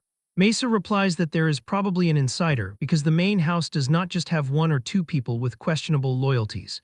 She declares she is tired and retires first, saying good evening to everyone. After that, Aziz's mother calls her maid named Ina and tells her to show Turan the second best guest room in the house. The next day, Turan opens his eyes on a bed in the grand guest room. After resting, he walks through the hallway where he meets Aziz again. Aziz notes that Turan is up early as usual and asks what he is doing alone in the hallway. Turan points to a magic lantern on the wall and says he finds it interesting, so Aziz says he makes those every now and then for practice and tells Turan he can have one. After hearing this, Turan says he is not that interested. Suddenly, a massive flash of lightning rumbles through the windows, lighting up the hall. Turan looks at it in confusion, while Aziz explains it is Mesa practicing magic and notes she is always diligent. Turan asks if that was Arabian bloodline magic, and Aziz confirms it is the Storm bloodline. He admits he has never hated his own bloodline but says he is a little envious, as she looks like she is becoming a literal god. Turan is curious and wonders about how strong the next Arabian leader is. Aziz asks if he wants to take a look, but Turan says he is curious yet does not think it is a good idea for a suspicious outsider like him to approach. Aziz asks why that matters since he is not an assassin. He insists he can vouch for him and admits he is curious about who is stronger between Turan and Mesa. Turan says he thinks that is the real reason Aziz brought him there. Aziz laughs and says that, to tell the truth, he has been holding a grudge for a few years and wants to see Mesa frustrated for once. They go to the training grounds where Mesa is standing. Aziz calls out to her. She turns and asks Aziz who is beside him, so Turan introduces himself. Mesa repeats the name, remembering him from last night, and asks what brings them there. Aziz says they saw her practicing magic, so they thought they would join in just like they did in the past. But Mesa reminds Aziz that last time he stormed out crying after she learned something in 2 tries that took him a whole week, which makes Turan laugh. Aziz looks back at him and he quickly apologizes for laughing. Aziz asks Turan if he is mocking him too and then turns to Mesa. He declares Turan has magic talent second to none and suggests they have a duel. Mesa repeats the word duel and looks at Turan with a silent stare. Her eyes glow blue as her mana surges. Turan looks up at the sky where the weather has turned dark and a lightning storm descends. As she releases more mana, it becomes more terrifying, making her look like a monster. Turan's body stiffens under the sheer weight of her pressure, and his eyes go wide. After it is over, Turan is left panting and sweating from the intensity. After a moment of silence, Mesa looks at him and says she hates to say this, but she does not think Turan is a match for her. Mesa is sorry to say this, but it looks like it will be a bit difficult for him to duel her. Turan stays silent while he stares at her with a focused and determined expression. Aziz steps in with a wide grin and tells her that, in terms of magical power, he certainly would be no match for her. However, he adds that what is truly incredible about this guy is his ability to learn magic. He puts a hand on Turan's shoulder and declares that he is a genius unlike any he has seen in his entire life. Aziz looks at her and asks if even Mesa herself probably does not reach that level of talent. She replies that since Aziz is praising him so much, they should see what he is capable of doing. Turan looks back at her and suggests a new method for their competition. He asks how about they each show a magic that the other probably does not know, and whoever can perform it faster wins. Aziz turns to her and says that it is a good method before asking for her thoughts. She heard Turan does not even know the magic of his own bloodline yet. She explains that it would be unfair if she used her innate magic, so she decides to leave that out of the duel. She tells them she will start first and steps forward on the training ground. Mesa taps the stone floor with her foot and creates a small sprout that bursts through the floor. Turan and Aziz watch as the tiny plant begins to grow rapidly and turn into massive vines that coil around the entire courtyard. Aziz shouts in terror as the vines wrap around him and lift him high into the air. He hangs upside down, while Mesa looks at Turan and identifies the spell as plant creation and manipulation magic, asking if he can do it. Aziz screams and begs to be let go because he is getting dizzy, but she ignores him and tells him to stay like that for a moment because it is fun. Turan reflects on the principles of magic while he looks at the vines. Fire creation magic is merely the manifestation of the phenomenon of burning, and water creation magic is simply the act of extracting invisible moisture from the air. Turan crouches down and places his hand flat against the hard stone floor. He thinks to himself that these vines are the same way, as the magic involves forcing seeds already planted in the ground to sprout rapidly. He realizes that in other words it is not creation, but rather growth. He tells the seed to grow, and a bright blue pulse of mana flows around it. In a split second, several blue vines explode from the floor and weave around Turan. Mesa watches with a shocked expression as the plants follow Turan's will perfectly. Aziz is shocked too. She realizes that given Turan told the plant to grow, he has independently discovered the true nature of this magic. She asks him if he happened to see this magic used somewhere before, to which Turan replies that it is his first time ever seeing it. Mesa HMPH and notes that the things Aziz said today actually turned out to be right for once, which is rare. She releases her magic, and Aziz falls to the ground, groaning in pain. She stands firm and tells Turan that now it is his turn to propose the challenge to her. Turan thinks to himself that using the Zahar's bloodline magic would be suicidal here. Suddenly, he remembers something and he reaches his hand out toward the tall grass. From the grass, a small rat appears and runs toward him. She watches it and asks with doubt if it is just animal control magic and if this is the best he can do. He catches a small rat and holds it tightly in his hand. He tells her it is hardly that and explains that this little guy here is just the ingredient for his magic. He uses his magic, he grips the rat as blue energy begins to pulse around the animal's struggling body. Its life force is drained and its body withers away. The rat turns into a dried husk within Turan's hand. He holds out the dead animal and declares that he is done with his magic. She looks on with a serious face before announcing that now it is her turn. She gestures with her finger and a second rat runs toward her. She grabs it and tries to use the same magic Turan used, but nothing happens to the rat. She closes her eyes and concentrates as she realizes this is not ordinary magic and wonders how he did that anyway. Aziz looks at the scene and asks why Turan would use that kind of disgusting magic. Turan admits that it was just the first thing that came to mind when he was asked. He looks at her and wonders if even a great family like the Arabian house does not know this principle well. Aziz tells her that it seems it is not working and suggests they just give the victory to Turan. Mesa tells him to shut up and asks him if he thinks she cannot do this. When using magic, the causality factor is an extremely complex element. If the phenomenon one intends to cause is something natural, the magic is more efficient. If the user clearly recognizes the cause of the magical phenomenon and the amount of mana is adequate, the spell succeeds. Among these, the capacity to perceive the cause of the phenomenon is an important factor that simultaneously influences the success rate and mana consumption. She just needs a little more time. One of the ways to compensate for the lack of causality is to invest a large amount of mana, filling the inefficiency with volume. Mesa tells the rat to rot while it is still alive. Suddenly, the rat in her hand shrieks as its skin turns to rot. The creature is turned into a mummified husk exactly like the one Tyran created. Aziz notes that it worked. She huffs and says in a tired voice that she really did it. Suddenly, she feels a sharp wave of exhaustion and her vision begins to blur. She collapses to the ground while Aziz screams her name and runs to help her.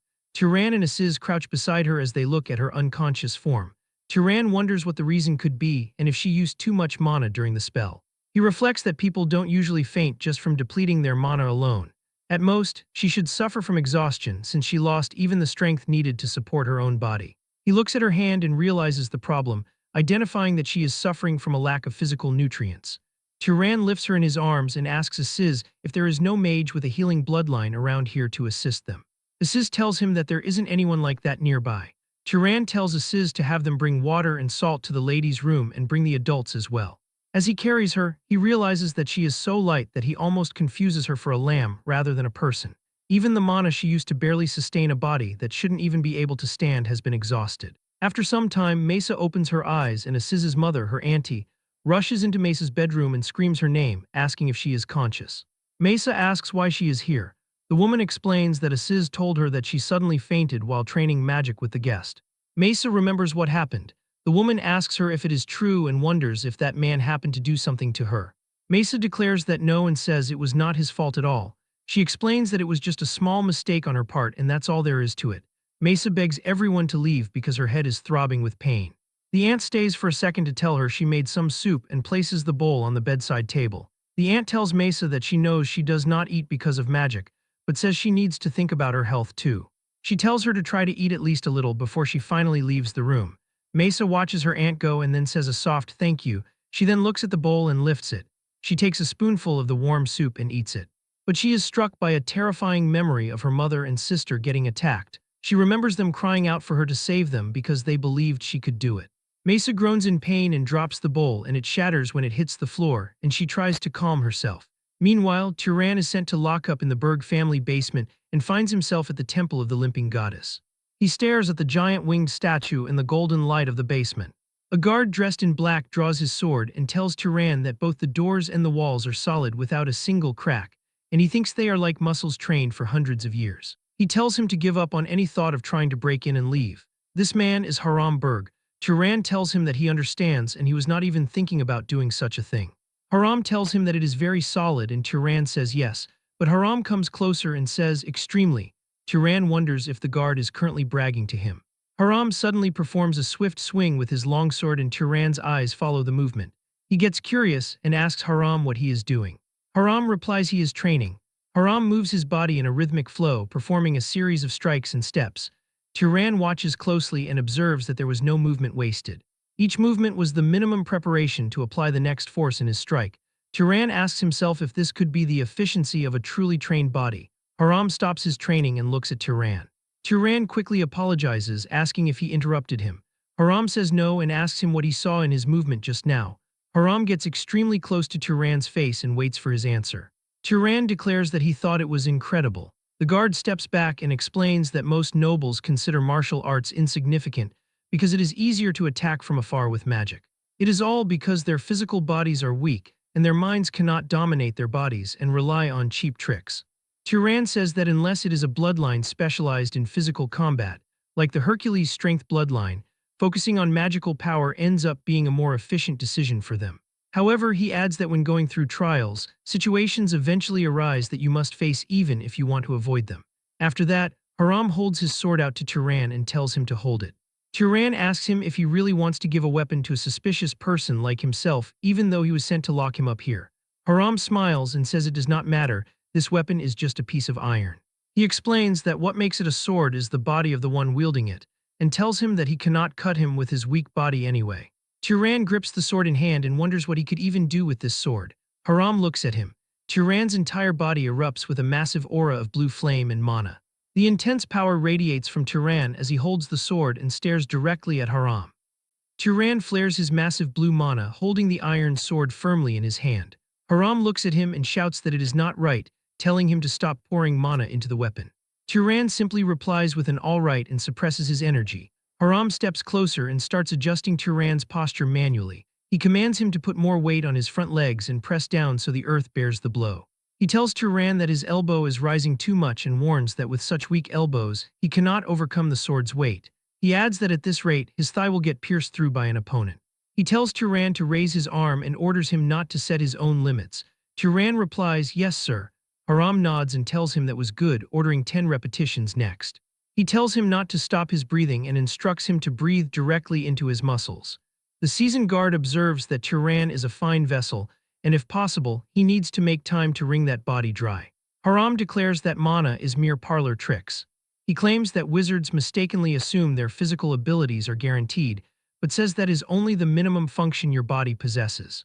He tells Turan that a properly trained body tears through the battlefield without the need for mana, and insists he needs to understand that difference. Turan huffs from the effort and says he will bear that in mind. Suddenly, Turan turns his gaze as the heavy doors of the temple open and spots Asiz's mother entering the room. She bows her head deeply and asks for a pardon, telling Turan she has done something unforgivable to their benefactor. Turan remains composed and suggests he is the one who should apologize, guessing the young lady was unharmed. As a guest, his conduct was inappropriate. The head of House Berg explains that Mesa wanted to give him a proper apology, and she asks him if he would happen to have some free time.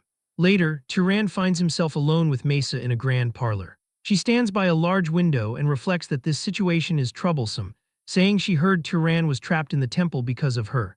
She tells him she is sorry for causing such unnecessary commotion. He walks toward her and says it was necessary, declaring he is just glad she is safe. She looks at him and asks about the magic from yesterday, specifically the one that makes animals rot, wondering if that is an undisclosed bloodline magic. She tells him the mana consumption was absurdly high and asks if he lied to her about it. Turan says no and explains that, if she understands the principle, she should be able to use it easily as well. She hums and notes it seems he won't teach it for free, but if he doesn't reveal the method, there is no proof it isn't bloodline magic, is there? Turan declares he does not particularly mind whether he wins or not. She looks confused and asks what he means, declaring that if things end like this, it would make her look bad as the Princess of Arabian. She offers a deal, proposing that if he tells her the secret of that magic, she will teach him one of Arabian's secret arts in return. Turan smiles and says he has no objections in that case. He starts explaining the logic, stating that basically the root is bioenhancement magic. He asks if she used microorganisms no one can see, and she confirms this is correct. She is shocked, realizing it is no wonder the efficiency was so high since she did not know about those hidden factors. She sighs in irritation and admits the loss was hers. Although she succeeded at the end of their duel, it was done through brute force. Turan suggests that he considered that part of the wager, but Mesa insists that is not right. She claims that when discussing magic skills, they do not include the amount of mana recklessly poured out. A little embarrassed, she asks if he can tell Asiz that it was a draw, as she does not want to see Asiz getting cocky about winning. Turan understands. She then decides to give him his compensation and picks up a comb. She demonstrates by rubbing the comb against a surface and explains that when objects rub like this, they attract each other. She looks at Turan with confidence and starts explaining why, but he interrupts her and declares this is static electricity. Her expression goes completely blank in shock as she asks him if he already knew about it, and Turan confirms he did. She mutters that this alone was considered one of their quite profound secret arts, and tells Turan she will think a bit more about how to repay him, since she needs to find what he does not know. She suggests that until sufficient compensation comes to mind, they should train together from now on. She quickly adds that this is just to repay her debt and not because she particularly needs him around. Turan gives a warm smile and agrees, suggesting that starting tomorrow, they should meet in the garden in the evening. The scene shifts to a massive dining hall filled with incredible amounts of gourmet food. Asiz's mother tells him the table isn't much, but asks him to eat to his full. Asiz looks at the feast and asks why she prepared it so lavishly, nodding he hasn't seen things like this even on his birthday, adding that anyone who sees this would think the Lord of Arabian himself had visited. The mother tells him to be quiet. Turan looks at the table and notes there is no way this is an ordinary meal. The head of house turns back to Turan and brings up their earlier talk. She asks if it is true her son promised a powerful magic tool as the price of his life. Turan confirms this is correct. The mother asks if Turan has something specific in mind. He wants something that aids in defense. He explains that while it is easy to harm others with magic, protecting oneself is difficult. If possible, it should be able to protect from surprise attacks. The mother says she has made similar items before, so it should not be difficult. However, she notes they do not have anything ready immediately. Aziz speaks up and asks if he may make the item for Turan, but the mother tells him that if he is thinking of dragging House Berg's honor through the mud, he should stop.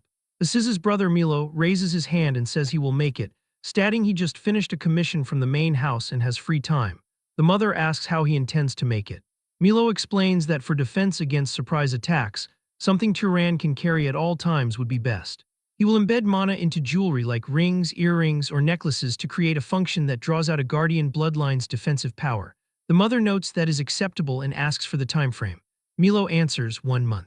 The mother mentions that while nothing is more unseemly than a parent bragging about their child, Milo is already a skilled wizard not far behind her. Turan realizes the gravity of the gift, thinking that a magic tool made by the head wizard of an enchanter's house over a full month is a bit excessive.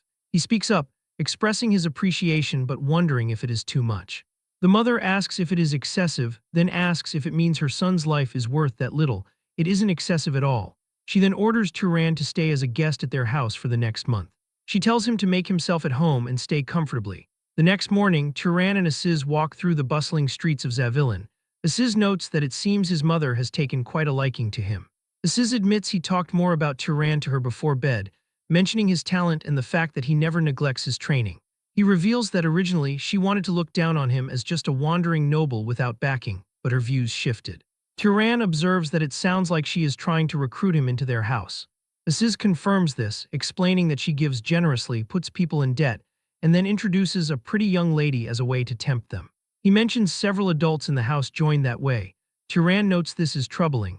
Aziz tells him not to worry and says the magic tool is just something nice to buy favor. He assures Turan he won't be forced into marriage even if he wants the magic tool, claiming his mother is not so lacking in refinement. He then asks what Turan has for the rest of the day. Turan explains he promised to train with Lady Mesa in the evening and asks if there is anything the matter. Hearing evening, Aziz says there is still quite a bit of time until then. He pulls Turan toward a different area, telling him to patrol with him instead. He promises Zavillan may not be the capital, but there is plenty to enjoy. He jokes, asking if Turan was planning to hole up in a corner practicing magic on a day like this. Turan admits that actually he was. Aziz tells him life is too short not to enjoy it, my friend, and drags him along. Aziz takes Turan to a casino with roulette tables and card games, but Turan refuses it. Later, they visit a lively bar for drinks and he still refuses. They wander through the market of the city. Suddenly, Turan stops and stares at the posters on a wall. His eyes widen in shock as he looks at the drawn face and thinks about Kjorn. He asks himself if it could truly be that Kjorn.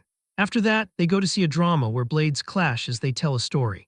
It was the year 2195 when the warriors of Arabian ventured into that demon desert. And there was a knight named Kjorn who defeated the enemy with God's help after a hard-fought battle.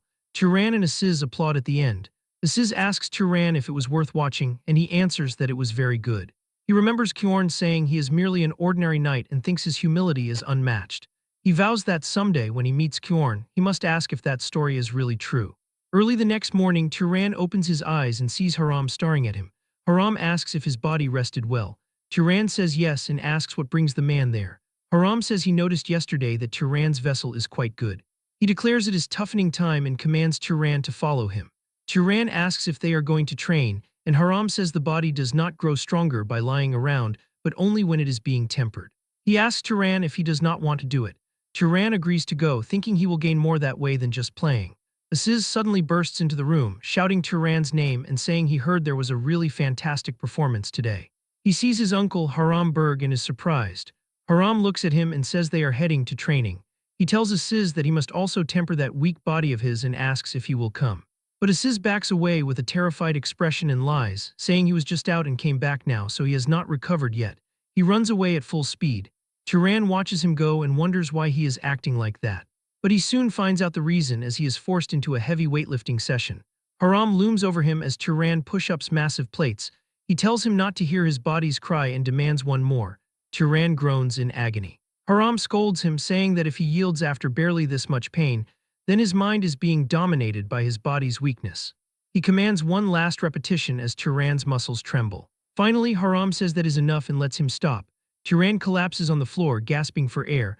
Haram asks if it is tiring and Turan gasps yes. Haram says Turan is fortunate because since he is a wizard, doing this once is enough. Turan wonders if it is different if you are not a wizard. Haram explains that an ordinary body weakens again over time even after being tempered once and needs constant trials to maintain it in that case.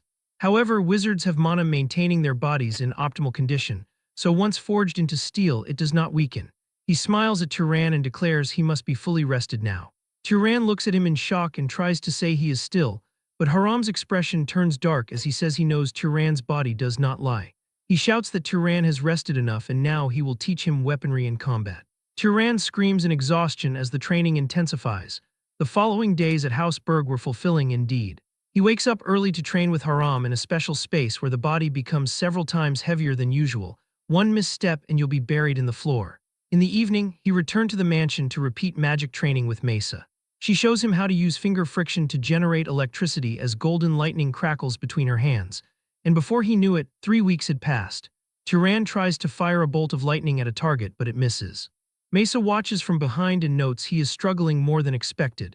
Turan smiles and says it is because he isn't from Arabian. She admits it is hard for her to help too, nodding she never thought of aiming lightning magic in that way. She asks if it doesn't hit just if you shoot it, but Turan explains it is harder than one may think. Suddenly someone shouts Lady Mesa, and a man comes near them. That man looks at Turan and asks who he is. Mesa looks at the man coldly and says it is none of his business, asking what brings him there. She reminds him she told the main house that no one should approach her while she is recovering. He reveals that the patriarch has summoned her. She asks what it is and tells him to answer quickly, warning him to prepare himself to be punished if it's a trivial reason. The knight reveals the emergency, announcing that dark elves have been rampaging extensively in the south. He reports that 3 cities have already fallen, and the main house will assemble an expedition force. Mesa orders the messenger to tell them she will return shortly, and the messenger bows to her, accepts his order, and leaves. She turns to Turan and tells him she thinks she needs to go. She pauses for a second and reflects that before she leaves, she should collect payment for Turan's disgusting decomposition magic. She suddenly gets an idea and claps her hands. She looks Turan in the eye and asks him if he knows that electricity flows through the human body as well. Turan is confused by this question and asks if electricity can really flow through the human body, which prompts Mesa to smirk. She declares that there is no way he would know as this is a secret of House Arabian. She suggests considering his debt paid if she teaches this to him properly, saying it will definitely be a great help, and Turan agrees. Mesa explains the fundamental theory, telling him that when a person sees or feels something, that specific part of the body sends a tiny electrical signal to the brain. She details that if it comes from the eyes, it travels from the eyes to the brain, and if it is a smell, it moves from the nose. Turan shuts his eyes to focus while he mentally traces these pathways. He realizes that a tiny electrical signal indeed flows through the entire body. If he can accelerate those signals transmitted through those pathways, he will achieve something incredible. He focuses on this tiny electrical signal more. And opening his eyes now, he can clearly notice those signals. A butterfly flies between them, and he can see its movements in slow motion and in more detail. She asks if he is able to do it and how it feels. He is impressed by this, wondering how this works and what it is. However, the effort causes a sharp strain and Turan gasps while clenching his forehead.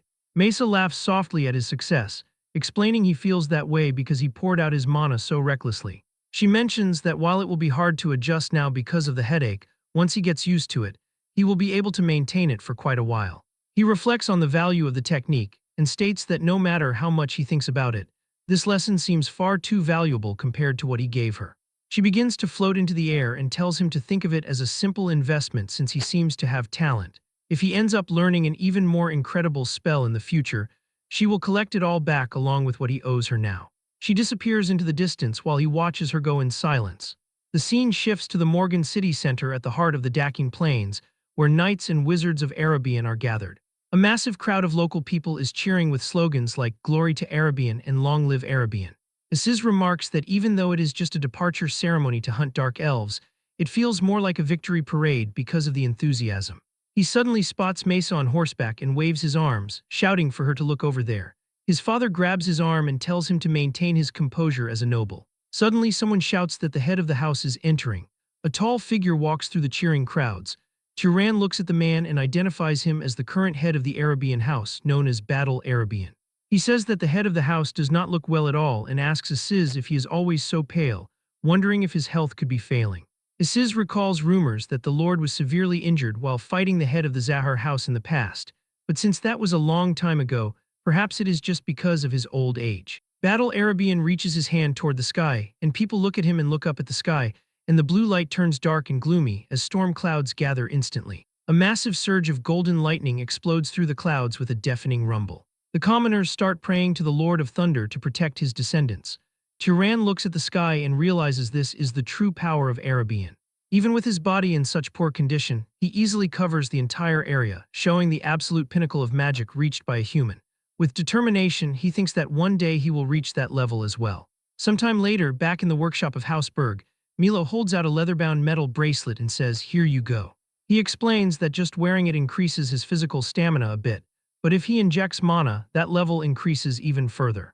Milo details that at its limit, it reaches a level similar to the nobles of the Guardian bloodline, but warns it consumes a lot of mana, so he should not maintain it for too long. Turan holds the magic tool and declares it is truly an incredible treasure. He notes that an object like this would not be common even among the great houses, and calls it an exceptionally well-made item. Aziz's mother says his name and asks if he has any interest in formally joining their house. Turan remains polite and says he is very grateful for the offer but thinks that would be difficult. The mother sighs and notes she already heard stories from Aziz. She reflects that since Turan has a lot to do, he would have a hard time settling down in one place. She tells him to consider her offer as an old woman's lingering attachments.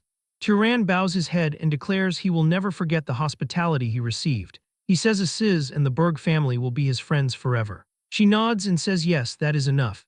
As Turan prepares to depart and leave the house, Haram Berg and Aziz meet him. Haram throws a blade at him and tells Turan to take it.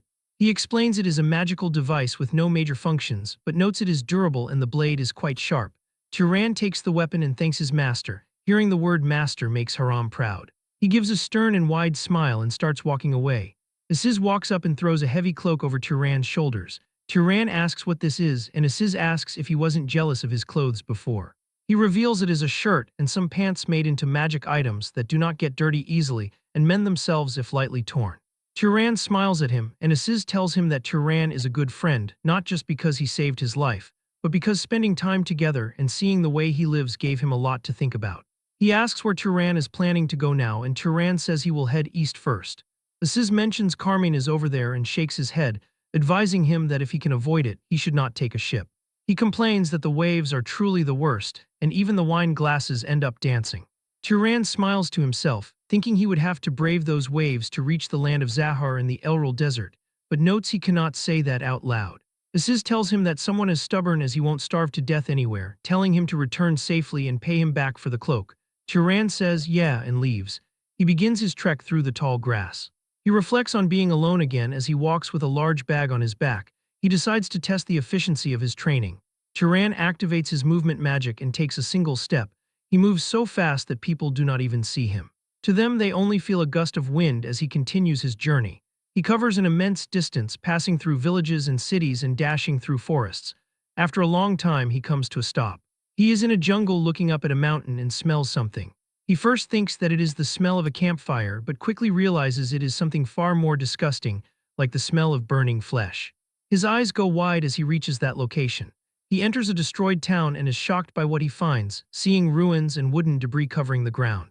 He walks through the town and sees rows of mutilated corpses of men tied to posts. He wonders if they could have been attacked by bandits because those dark elves should not have come this far. He looks at the surrounding area, and while investigating a ruined structure, he spots something. It is a basement entrance. He approaches it and looks at it, thinking that it is here. He grabs the doors of the basement and yanks them open. He looks into the darkness and what he sees shocks him. A young girl is sitting in the corner. She cries and screams in fear. He jumps down, holding up a hand and telling her to wait, declaring that he is not an enemy and came to help. The girl looks up with tear-filled eyes and asks if he is telling the truth. He replies yes and asks if she can tell him what happened, while the child weeps and claims that a wizard killed everyone. Turan asks if she means a wizard.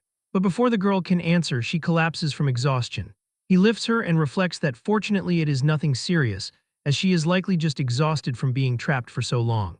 He decides he needs to get this child somewhere safe first. As he begins to carry her out, an arrow made of solidified blue mana is aimed directly at him.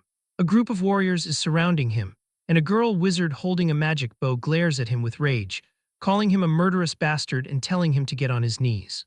But Turan just stands there holding the unconscious child, not understanding what is happening. Turan stands perfectly still in the charred remains of the village. carefully holding the unconscious child as a group led by a blonde female archer surrounds him. The female archer pulls back the string of her shimmering blue mana bow and shouts for Turan to get on his knees immediately. She glares at him with pure hatred, calling him a damn murderer. Her voice trembles with rage as she asks if this massacre was not already enough for him, that he is even trying to kidnap a little child, and shouts for him not to move another inch. A knight behind her begins to manifest fire magic and threatens that if Turan moves even slightly, he will kill him, as his hands tremble while he struggles to control his magical energy. Turan stays calm and tells them to wait, explaining that what they are seeing and thinking is simply just a misunderstanding. Suddenly, the nervous knight who is struggling to control his magical energy loses his control completely and accidentally releases a massive torrent of flames directly toward Turan and the young girl. A deafening explosion rocks the site, sending a pillar of fire and smoke into the sky. The woman turns her head and screams at the man, Gil, calling him an idiot because there was a child standing there, while Gil panics and tries to explain that it was an accident, saying he was just so nervous that he lost control. She notices something and looks up as the smoke clears and a shocking sight greets them. Turan remains standing without a single scratch on himself or the child, protected by a glowing blue shield from his bracelet. He looks down at the magic tool and mentally notes that he did not think he would have to use this so soon. The knights are frozen in awe, asking if he actually blocked the magic with just his physical body and how he does not have a single burn mark. The blonde woman wonders what kind of defensive magic he is using, or if it is a specific bloodline ability. Turan declares with a cold and stern tone that he is not the one who attacked this village, telling them again that this is all a misunderstanding. However, his patience reaches its limit, and he warns them that if they attack him again, he won't just defend himself next time. Sensing the sheer density of his mana, she lowers her bow and stops her aggression, reflecting that his explanation makes sense as there would be no reason for a person to cause such a tragedy and then stay behind just to save a child. The archer introduces herself as Bison and asks for his name, so he tells them his name is Turan. Bison notes that even if the circumstantial evidence says otherwise, she finds it hard to believe him yet. Turan points toward the child he is carrying and suggests they ask her the details when she eventually wakes up, nodding that it seems she saw the real culprit. Bison looks shocked and repeats the words, asking if the girl actually saw the arsonist, while Turan looks confused and asks what she means by the arsonist. Bison is surprised by his lack of knowledge and asks if he really does not know who the arsonist is, to which Turan replies that he does not. She explains that the arsonist is the mad mage who committed this atrocity. For the past few months, this killer has been periodically attacking isolated villages, tying up residents and burning them alive. She reveals that because there are never any survivors, they do not even know his gender, and all they know about this person is that people refer to him as the arsonist. Eventually, the little girl wakes up and confirms Turan's innocence to the group, telling them that the man who attacked was wearing a red cloak and had a messy beard. She says he had a very scary look, describing him as looking like a lumberjack, and after hearing this, the group finally realizes their mistake. They are overcome with shame for attacking an innocent person. Bison and the others bow their heads, stating she is sorry and admitting they were rude because they were so impatient. She tells Turan it was clearly her mistake to point a weapon at him, and Gil says he is sorry too. Turan watches them and reflects that even among nobles, some let their sense of duty override their reason, remembering that Midden was an honest and good leader. Turan looks at the group and tells them that since they are concerned about the child's health above all else, that is all that matters, and he forgives them. He then asks them if they originally came here to capture the arsonist. Bison says yes and explains that they had arrived at the site of a fresh fire, and when they saw him they thought they had finally caught the culprit, but notes it turned out like this. She declares that now that they have a proper description, they will catch him soon because they have a natural tracker among them. Turan is curious about this person and asks for clarification. Since they have a tracker with them, he asks if they are from the Zahar family and why they are in a place like this. Bison quickly raises her hand and replies that no, they are not from the Zahar family. She tells him her full name is Bison Carmine, stating she comes from the Carmine family and these are her friends from their vassal families. She gestures to her gray-haired teammate and explains her identity, nodding that Asha is a descendant of someone whose ancestors mixed blood with a Zahar noble. Bison explains that Asha's bloodline manifested weakly, but it allows her to be quite good at tracking magic despite having no talent for concealment, and in the family, they refer to it as a primitive bloodline. Bison says that since all misunderstandings have been resolved, she has a serious request for Turan, asking if he could help them hunt down the arsonist. To sweeten the deal, she offers him the entire reward for the Mad Mage's capture and even promises to give him her own share of the mana they would absorb. telling him that all she needs is to earn the merit for completing the mission. Turan asks if she knows the power level of this arsonist since she has never seen him before, and Bison warns him that the man is definitely a noble-level mage. She mentions that some of the villages he attacked were protected by several knights, yet all of them were killed. Turan narrows his eyes since this arsonist not only killed so many normal people, but also killed several knights. There is no doubt that this arsonist is strong and could very well be a noble-level mage just like Bison is saying. He mentally reflects on how the weak demonic beasts along the road do not increase his strength anymore, and considers that maybe the arsonist is exactly the kind of opponent he needs right now and gives his approval. Making Bison happy to hear it, and he tells them that before beginning the hunt, they should first get the child to safety. The group travels to a safe nearby location, where Turan provides the village elder with enough money to raise the child until she is fully grown. The elder accepts the pouch of coins and declares that of course he can count on him to take care of her. To make sure of the child's safety, Turan glares at the elder and says he will be back in a few years to check in, so he should take care of the child as he is told. The village elder flinches in fear and says that they can rest assured he will take care of the child. After that, the expedition officially begins as Turan and the others return to the destroyed village. Asha, whose ancestors mixed blood with a Zahar noble, closes her eyes and forces her power until she suddenly opens her eyes as she senses something. They start walking into the jungle and Asha takes the lead, telling them that they still need to look a bit more. Turan asks which way they should move, and Asha tells them to follow her following the clues through dense woods and rocky paths. They see many trees are destroyed along the way as Asha eventually halts and starts checking the surroundings for a clue while Bison and the others follow closely behind. Turan asks her how exactly she is tracking him. Asha turns and explains that first she looked for human footprints, and when they reached the main road she followed the scent of ash. She reasons that if he has not changed clothes, the killer will still be covered in ash residue after burning the entire village. Turan finds her method quite professional and realizes that is why she could not find him before, since she did not even know his gender. Suddenly, Asha declares that she found it and starts running in that direction while Bison tells her to wait and slow down a bit. After some time of running, they arrive near a small mountain. The group stands before a large cave and Asha confirms that the arsonist is hiding inside. Bison looks at Turan and addresses him as Mr. Turan, asking him to come to the front with her while telling the rest of her group to stay back. Bison creates a blue light spell and they enter inside, where the blue light illuminates the cave walls. Bison looks to Asha, asking her if the arsonist is still inside and checking if he is alone or if there are more people with him. Asha stares ahead with glowing blue eyes and confirms that there is only one person. They continue to walk inside and eventually enter a wide stone room, where they find a figure standing by several torches. This man is wicked-looking with a dirty red cloak over his shoulders. He looks at the group and asks what brings them to such an isolated place. Turan asks Asha if this guy is the arsonist, and she replies that she is picking up a strange scent from him, confirming that it is him. Bison steps forward to confirm it. She points an ice arrow at the man and asks if he is the killer who kidnapped and burned the villagers nearby. The man grins and replies that he is not quite sure what she means. Suddenly, his expression changes as he raises his hand, and a massive explosion of flames erupts, filling the entire stone room. Asha and the other knights are thrown back by this explosion and they scream in pain. Turan reacts immediately, holding up his hands and activating his magic tool. He saves himself and Bison from the flames. The arsonist is surprised by Turan's resistance. Bison takes advantage of the opening and fires an arrow that hits the arsonist in the leg and makes him fall to his knees, but the arsonist isn't done yet. He slams his hand to the ground to use another magic. Two massive arms made of rock rise from the ground and surround Turan and Bison. Turan looks at them and thinks about how the arsonist can use earth manipulation, since he had thought the man had a flame bloodline.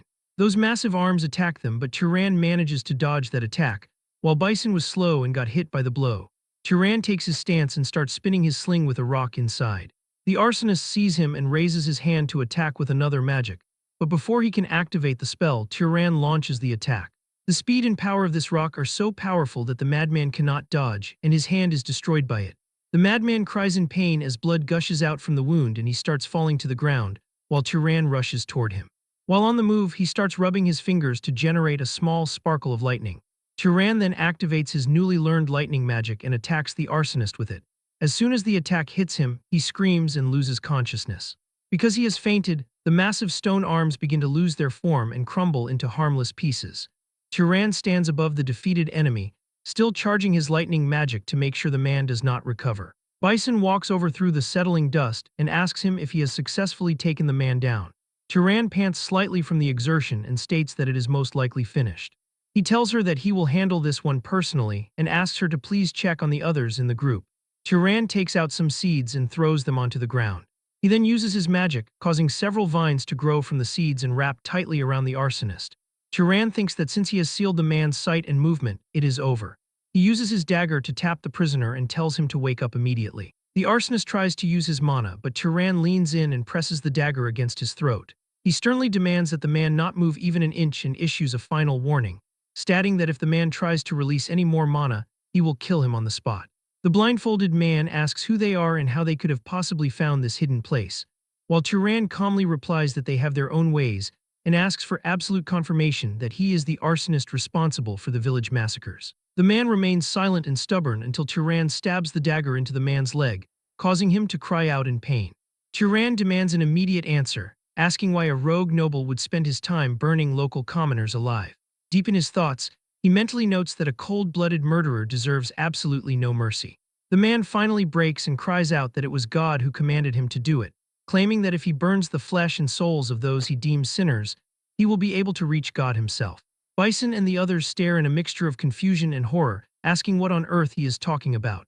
The man continues his maniacal raving, saying that God taught him the secret to obtaining other bloodlines, explaining that if he just burns a few more humans, he will finally be able to obtain the flame bloodline that he so desperately craves. Bison is repulsed and asks if this isn't just total madness, wondering how anyone could think they could obtain an innate bloodline like that, and to commit such massacres for a reason like that is so ridiculous. Turan's face darkens as he remembers Midden saying that even commoners can gain power by killing demonic beasts, and he has seen many mages do it. The arsonist continues to mutter about how he just needs to burn a few more villages, and he will have the power of flames. Turan, gripping his own arm, thinks to himself that maybe this is not just the delusion of a madman, and considers the horrifying idea that perhaps he has discovered a secret of this world. After obtaining all the necessary information, Turan instantly severs the arsonist's head without a second of hesitation. The decapitated corpse collapses onto the floor in front of the assembled group. The gruesome sight causes several members to feel a deep sense of dread, leading Bison to question her comrades' reactions as Gil struggles to find his words, but eventually explains that killing someone who is tied up and defenseless feels more like a cold-blooded slaughter. Hearing this, Bison immediately scolds him for such foolish talk, reminding him that they all would have perished if things had gone differently and wondering how he could feel sympathy for a murderer. She declares that even skinning the villain alive would not atone for his countless victims, while Turan quietly turns away to search the room. As he walks, he discovers a book lying on the ground and picks it up, beginning to examine the contents hidden within the pages. Upon opening the book, Turan finds a map with markings that match the exact locations of the burned villages, realizing he now has definitive evidence of the man's guilt. While looking through the pages, he notices something unusual and mutters that the combination formulas are unlike any he has seen, wondering if the voice of God taught the arsonist these secrets. Turan remains lost in thought until Bison calls out to him. She suggests they begin the mana absorption process and leave to inform the nearby people that the arsonist is finally dead. Soon after, the entire group begins to absorb mana using their respective techniques. The scene shifts to an official holding a reward for the madman's defeat, congratulating Lady Bison on the capture and calling her a rising star of House Carmen. She accepts the box and dismisses the praise, telling him that he flatters her far too much.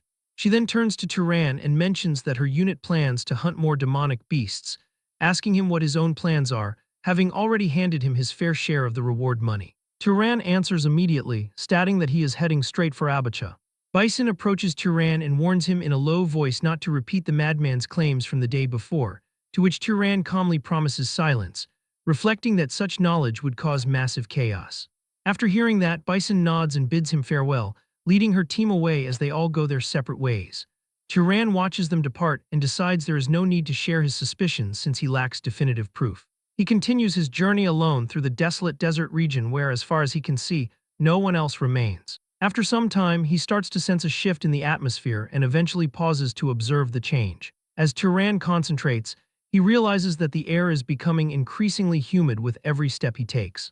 He snaps his fingers to test his magic and observes a noticeable shift in his elemental powers. A small flame flickers in his hand as he reflects that his fire power has decreased while his mana consumption has increased, making fire magic difficult in this environment. On the other hand, a large sphere of water manifests effortlessly in his opposite palm. Turan reasons that since fire magic is weakening while water magic becomes easier, it can only mean one thing. He looks into the distance and spots a shimmering water reflection and immediately begins to walk in that direction.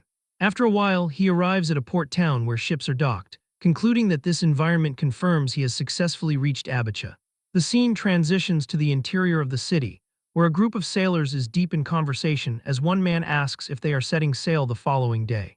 The captain, a man with a distinct eye patch, confirms they are heading back to the Emerald Desert, while complaining about mermen pelting their route with harpoons and ruining their hull.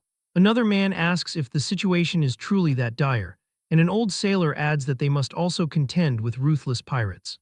The eye patch captain groans that they will be paying for funerals instead of wages at this rate, muttering that they desperately need a skilled knight for protection. At that exact moment, Turan approaches the table and stops in front of them, asking if they are indeed heading toward the Emerald Desert. The captain looks up and tells him bluntly that they leave tomorrow, but since the ship is not a cruise vessel, there is no room for passengers unless they leave behind a barrel of booze. Hearing this, Turan remains calm and places his hand over a cup resting on the table. Seeing this, the captain asks what he is doing, but he is silenced when the cup is suddenly encased in solid ice. The captain is visibly shaken by this sudden and impressive display of magic. The other men at the table stand up respectfully and ask why such an illustrious guest is in such a humble place, but Turan tells them to speak normally as he is only there to ask for a job. The one-eyed captain's attitude shifts instantly as he asks what he can do for the night, and Turan explains that he wants to reach the Emerald Desert as a hireling rather than a passenger. He offers to repel any mermen or pirates that attack them, suggesting they consider his service as payment for his passage. The captain realizes Turan overheard their plight, but he sighs and explains that the ship is poor and cannot offer a room or wage fit for a night. Turan tells him that the pay and conditions are irrelevant since his only goal is to reach Enrol. Hearing this, the captain is shocked by the knight's resolve, but he quickly settles the deal, telling Turan that he can join the crew immediately. The scene shifts to a different location currently being consumed by total chaos. Multiple houses are engulfed in flames during a brutal and sudden attack by dark elves. Soldiers are struggling desperately to defend the area against the invaders. A dark elf notices a lone soldier and charges at him, but the soldier manages to cut the creature down. However, the fight is far from over as another dark elf rushes toward him, and he somehow manages to kill that one as well. He continues to slay many of them in a desperate struggle, but the enemies continue to emerge without stopping. Seeing this, the soldier realizes that he will not be able to handle the endless wave at this rate. Just as a monster is about to strike, golden lightning bolts rain down from the sky. The lightning obliterates every single monster in the immediate vicinity. The soldier looks up in awe and sees Mesa flying majestically above him. He breathes a sigh of relief and thanks her, but Mesa remains calm and orders him to rejoin his unit. The soldier obeys immediately and rushes back into the heat of the fray. A man comes flying near Mesa and calls out to her. It is Kadram Arabian, vice commander of the Arabian subjugation force, and he asks if she has sustained any injuries. Mesa tells him she is fine, though Kadram warns her not to push herself since her life is worth more than a few nights, a concern she ignores while asking for a situation report. Kadram answers that the situation is manageable and they will retake the region soon, though the enemy tunnels have not yet been located. Mesa tells him to notify her as soon as they are found because she intends to enter them herself. After saying this, she flies away without another word. Seeing her dismissive attitude, Kadram clicks his tongue in annoyance, muttering that his brother raised her to be far too spoiled and calling her an annoying girl. He worries that if she keeps this up, she will end up suffering the same fate as her mother and brother. Back on Turan's side, he stands on the ship while staring out at the endless expanse of the ocean. He reflects on his journey, thinking that even if he reaches the Zahar lands, he has no idea how he will find any leads. He considers that charging into the Zahar family blindly would be dangerous, without even knowing his father's name or position. With only a portrait of his mother and a few of her belongings, he wonders how long it will take to uncover the truth, but his thoughts are interrupted as the one-eyed captain taps his shoulder. He jokes that Turan will dry up the sea if he keeps starring and asks what is on the knight's mind. Turan replies that he was just thinking about the vastness of the ocean, a sentiment the captain agrees with. He mentions that even sailors get sick of the sight after too long and asks if Turan is handling the seasickness well, to which Turan says he is fine. The captain notes he heard Turan has been learning the ropes from the bosun, from tying knots to handling the sails, adding that the bosun was excited to teach a knight the trade. Turan smiles and admits he thought it would be good to learn, finding that it was actually more fun than he expected. As they are talking, a crew member shouts that it is finally time for chow. The captain claps his hands and tells everyone to head to the mess hall. As they eat, an old man tells Turan the food isn't as good as land fare but expresses relief they have sauerkraut, explaining that without it, they would all die of gum disease. The old man explains it is a disease where gums bleed until a person dies, but sour food helps cure it, nodding that sauerkraut is the best method since fruit spoils so quickly. Turan finds this fascinating and asks how such a thing was discovered, to which the old man says the word simply spread over time. He mentions that before this was common knowledge, some people even resorted to eating raw mermaids, a fact that surprises Turan. Suddenly, a lookout shouts that there is a mid-sized vessel ahead at the 2 o'clock position. Someone asks if the approaching ship belongs to pirates. The lookout says he cannot tell for sure, but there is no family crest flying from the mast. The old man mutters that the weather was too good to be true and assumes they are definitely pirates. The captain shouts for the crew to prepare for combat, and they rush to grab weapons from the barrels. The old man approaches the captain to ask for the plan, suggesting they run, but the captain notes the enemy is faster and they will eventually be caught. The captain thinks about the dire situation and asks Turan if he can handle the threat. Turan declares that as long as there is no noble or knight among the enemies, it will not be a problem. Hearing that, the captain orders the ship to turn and take the fight to them, prompting the crew to cheer for Turan as they shout for the enemy's deaths. The two ships draw close together. On the enemy ship, the pirates are armed and waiting, shouting for the sailors to stop and promising to spare their lives if they surrender. Turan wonders if they would actually spare the crew, but the old man asks if being tossed overboard after having their legs cut off counts as being spared. Turan notes that the reality of the situation is exactly as he suspected. He leaps from his ship and boards the pirate vessel alone. The pirates are shocked by his boldness and demand to know who he is. Turan uses his magic to lift water directly from the sea, turning it into deadly ice shards as the enemies try to rush him. He unleashes a barrage of ice shards that pierce through the pirates, leaving them screaming in agony. Turan glares at the survivors, saying there is no reason to spare their kind, as he begins to release a terrifying amount of mana. After many pirates have already been killed, the ones who remain turn their eyes toward Turan with faces filled with anger, while fear quickly begins spreading among them. One man steps forward and shouts to the rest of the crew, calling them idiots and telling them not to be afraid as he declares that if they do not kill the youth, they will be the ones who die. Hearing his words, the hesitation among the pirates disappears almost instantly. Driven by desperation, all of them charge forward at once, raising their weapons and rushing toward Turan to launch a coordinated attack. Turan stands there calmly and watches everything unfold with a cold and composed expression, appearing as though none of it truly bothers him. At that moment, a thin strand of water suddenly erupts from the sea and shoots toward him.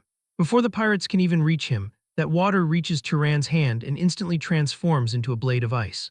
Without wasting a second, Turan swings his weapon and manages to cut down several pirates with that single, fluid attack. Seeing this, a voice from behind shouts for the others not to stop and demands they finish him right there, encouraging a few more pirates to rush forward to attack. Turan immediately blocks the incoming strike with surgical precision. In one smooth motion, he sends their swords flying into the air and kills both of those pirates in an instant.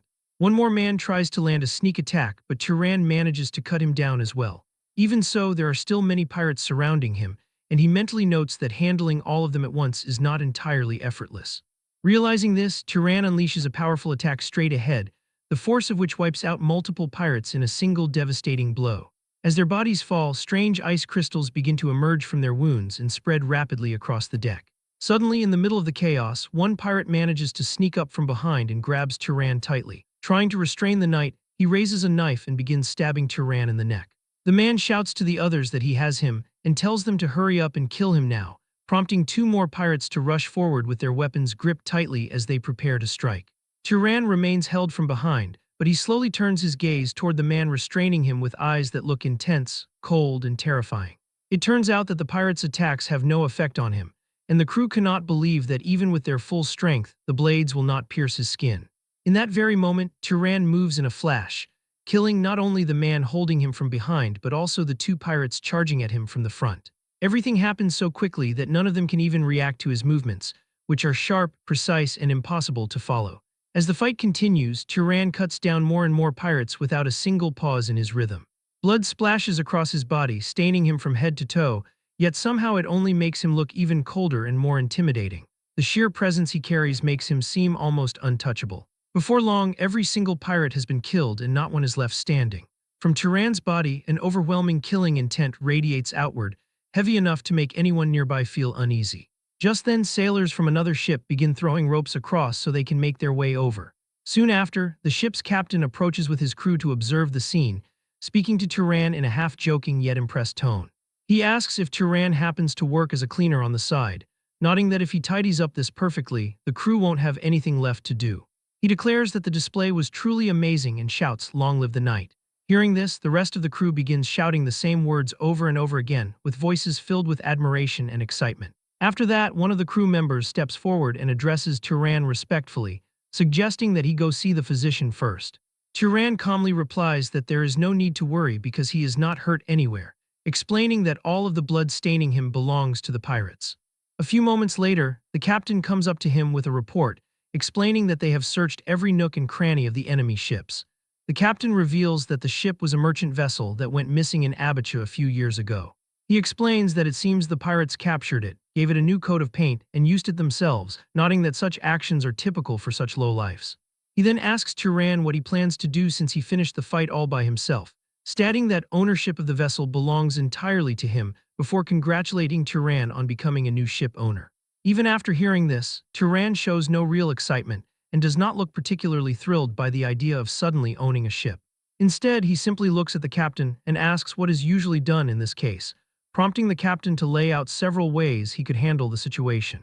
He suggests that Turan could take it back to Abacha and tell the original owner he found it while asking for a reward, though he warns that paperwork and bureaucrats will take a month or two. He mentions that another way is to go to the Emerald Desert and sell it, but he suggests it is best to just sell it at the northern sea islands along their way. He explains that the neighborhood is always desperate for ships, and the rule is to sell to the one who needs it most to get the highest price. However, he notes that to move a ship of that size, they will need to mobilize quite a few of his crewmen, and Turan reflects that he cannot sail that ship all by himself anyway. He tells the captain that if he uses people, he should pay the price. Hearing this, the captain lets out a laugh, clearly pleased that Turan understands. He suggests that as a service fee for his boys, Turan could give them 10% of the profit. Turan remains composed and makes a direct counter-proposal, asking the captain to handle everything up to the sale for 20%. The captain's smile widens as he hears this, and he replies that of course he will, promising to use his connections to make sure they get a very good price. Right after the captain says this, a crew member suddenly comes running in and slams the door open while shouting that there is a mermaid. Hearing this, the captain is completely taken aback and stands up quickly, asking in shock if mermaids are attacking them now. The man quickly clarifies that is not the case and explains that the pirates were keeping a mermaid captive under the deck. Both the captain and Turan are surprised by this news and immediately head outside to see for themselves. At that moment, the crew remains busy as they scrub the ship and clear the battle's aftermath. An old sailor steps forward and guides the captain toward the lower deck. As they walk, the captain asks if there is an important guest on board, but the old man replies that he hasn't gone in yet as he just received the report. The captain turns toward Turan with a curious smile and asks him if he would like to go see the important guest, and Turan agrees to walk along with him. As they move toward the lower deck, Turan asks a practical question about whether mermaids sell for a high price. The captain responds with a knowing tone, stating that if it is a pretty female mermaid, the rich lords on the mainland will go absolutely crazy for it. He explains that those men have nothing but money and can never get enough of mysterious things. Soon, they reach the door leading to the ship's hold and step inside. What they see in front of them is not at all what they expected. There is a small childlike figure, a young merman, sitting bound in ropes. Seeing him, the captain sighs and speaks in a disappointed tone, saying it is a shame that the captive is a male. He notes that this one will go for a pittance because rich lords have no interest in male mermaids, adding that he is worthless unless he is a legendary royal who can transform into a fish. Hearing this, the merman immediately snaps back with anger and pride, asking how they dare call him male, and announcing that he is Armani, the 47th Prince of North Estadale. He demands that the lowly humans of the land show some respect. Turan asks if the boy is actually saying he is royalty, and the captain observes the boy, suggesting he might just be bluffing because he thinks that is the only way they will keep him alive and sell him. The captain asks the mermaid prince if he can transform into a fish, and Armani immediately replies that he cannot. When the captain asks why, Armani shouts back that he is being restrained and is currently out of water, explaining that he must enter the sea in a perfect state to be able to transform. The captain turns toward Turan and whispers that the boy is playing tricks to try and escape, asking Turan what he wants to do. Turan begins stepping forward and asks if it is true that mermaids eat humans quite often, and the captain confirms that they do. Hearing that, Turan speaks without hesitation and says he will kill him, reasoning that since the boy is not worth any money anyway, it is better this way. He notes it would be a jackpot if what he said was true, but if they believe him and release him only to have him run away, they will look like fools. A dark and overwhelming killing intent begins to radiate from Turan once again as the air grows heavier, while he slowly extends his glowing hand toward Armani. Seeing this, Armani panics and shouts for him to stop, asking how Turan dares to do this.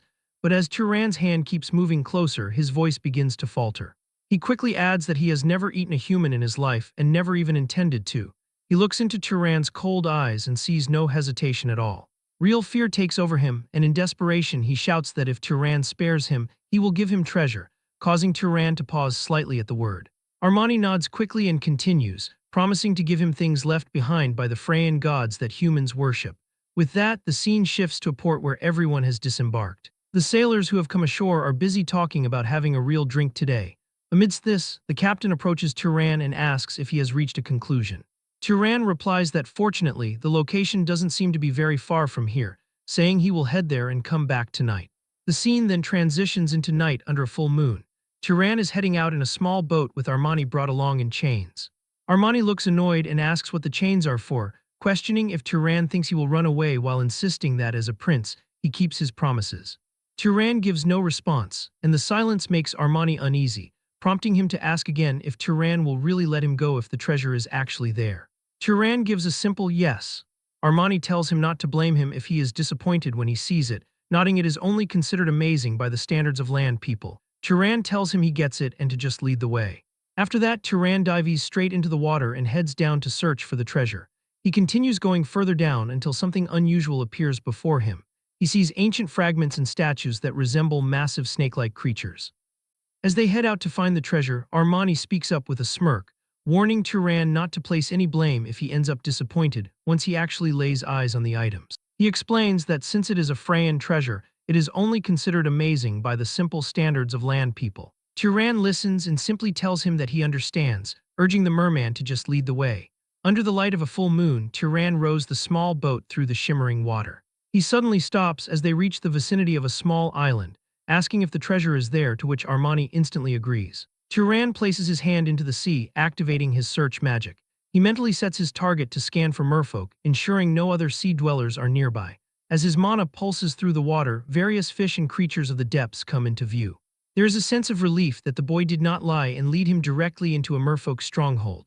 They soon reach the shore of a dark island and trek through the dense woods as Armani looks around, muttering that the spot was definitely around here somewhere. He insists that his memory of the location is clear, suddenly shouting out that he has found it.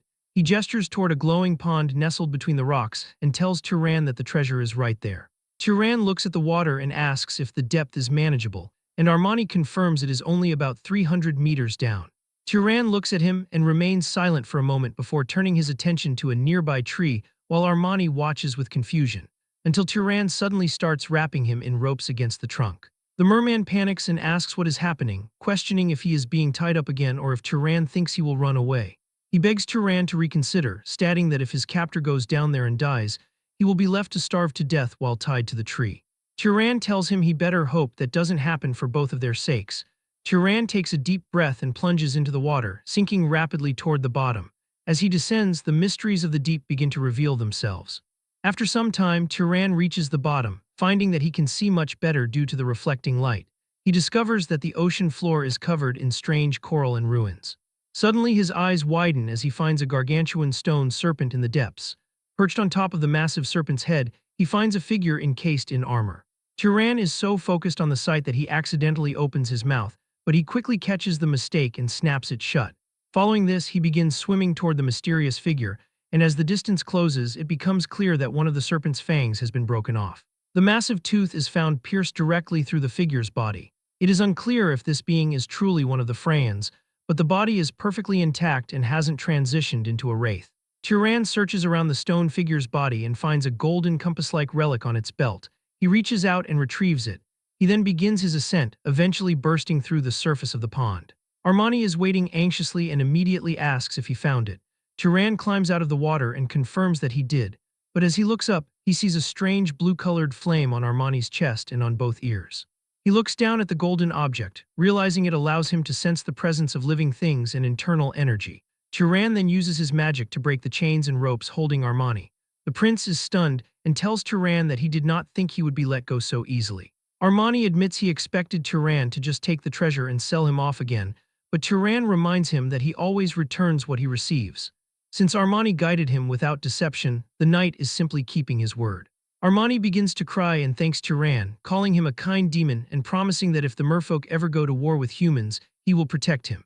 Turan tells him to stop talking nonsense while pulling on his shirt.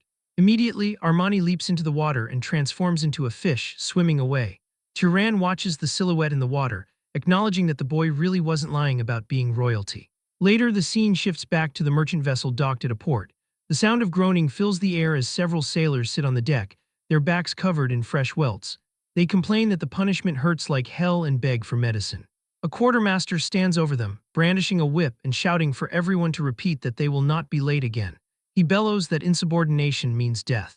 Turan watches the scene and asks what the commotion is about, hearing from a crewman that they are punishing those who returned late. Not only were they late, but they caused a ruckus at the tavern, and this is the price for taking the captain's warning lightly. As the men are whipped, Turan focuses his eyes and sees a red glow manifesting over their wounds.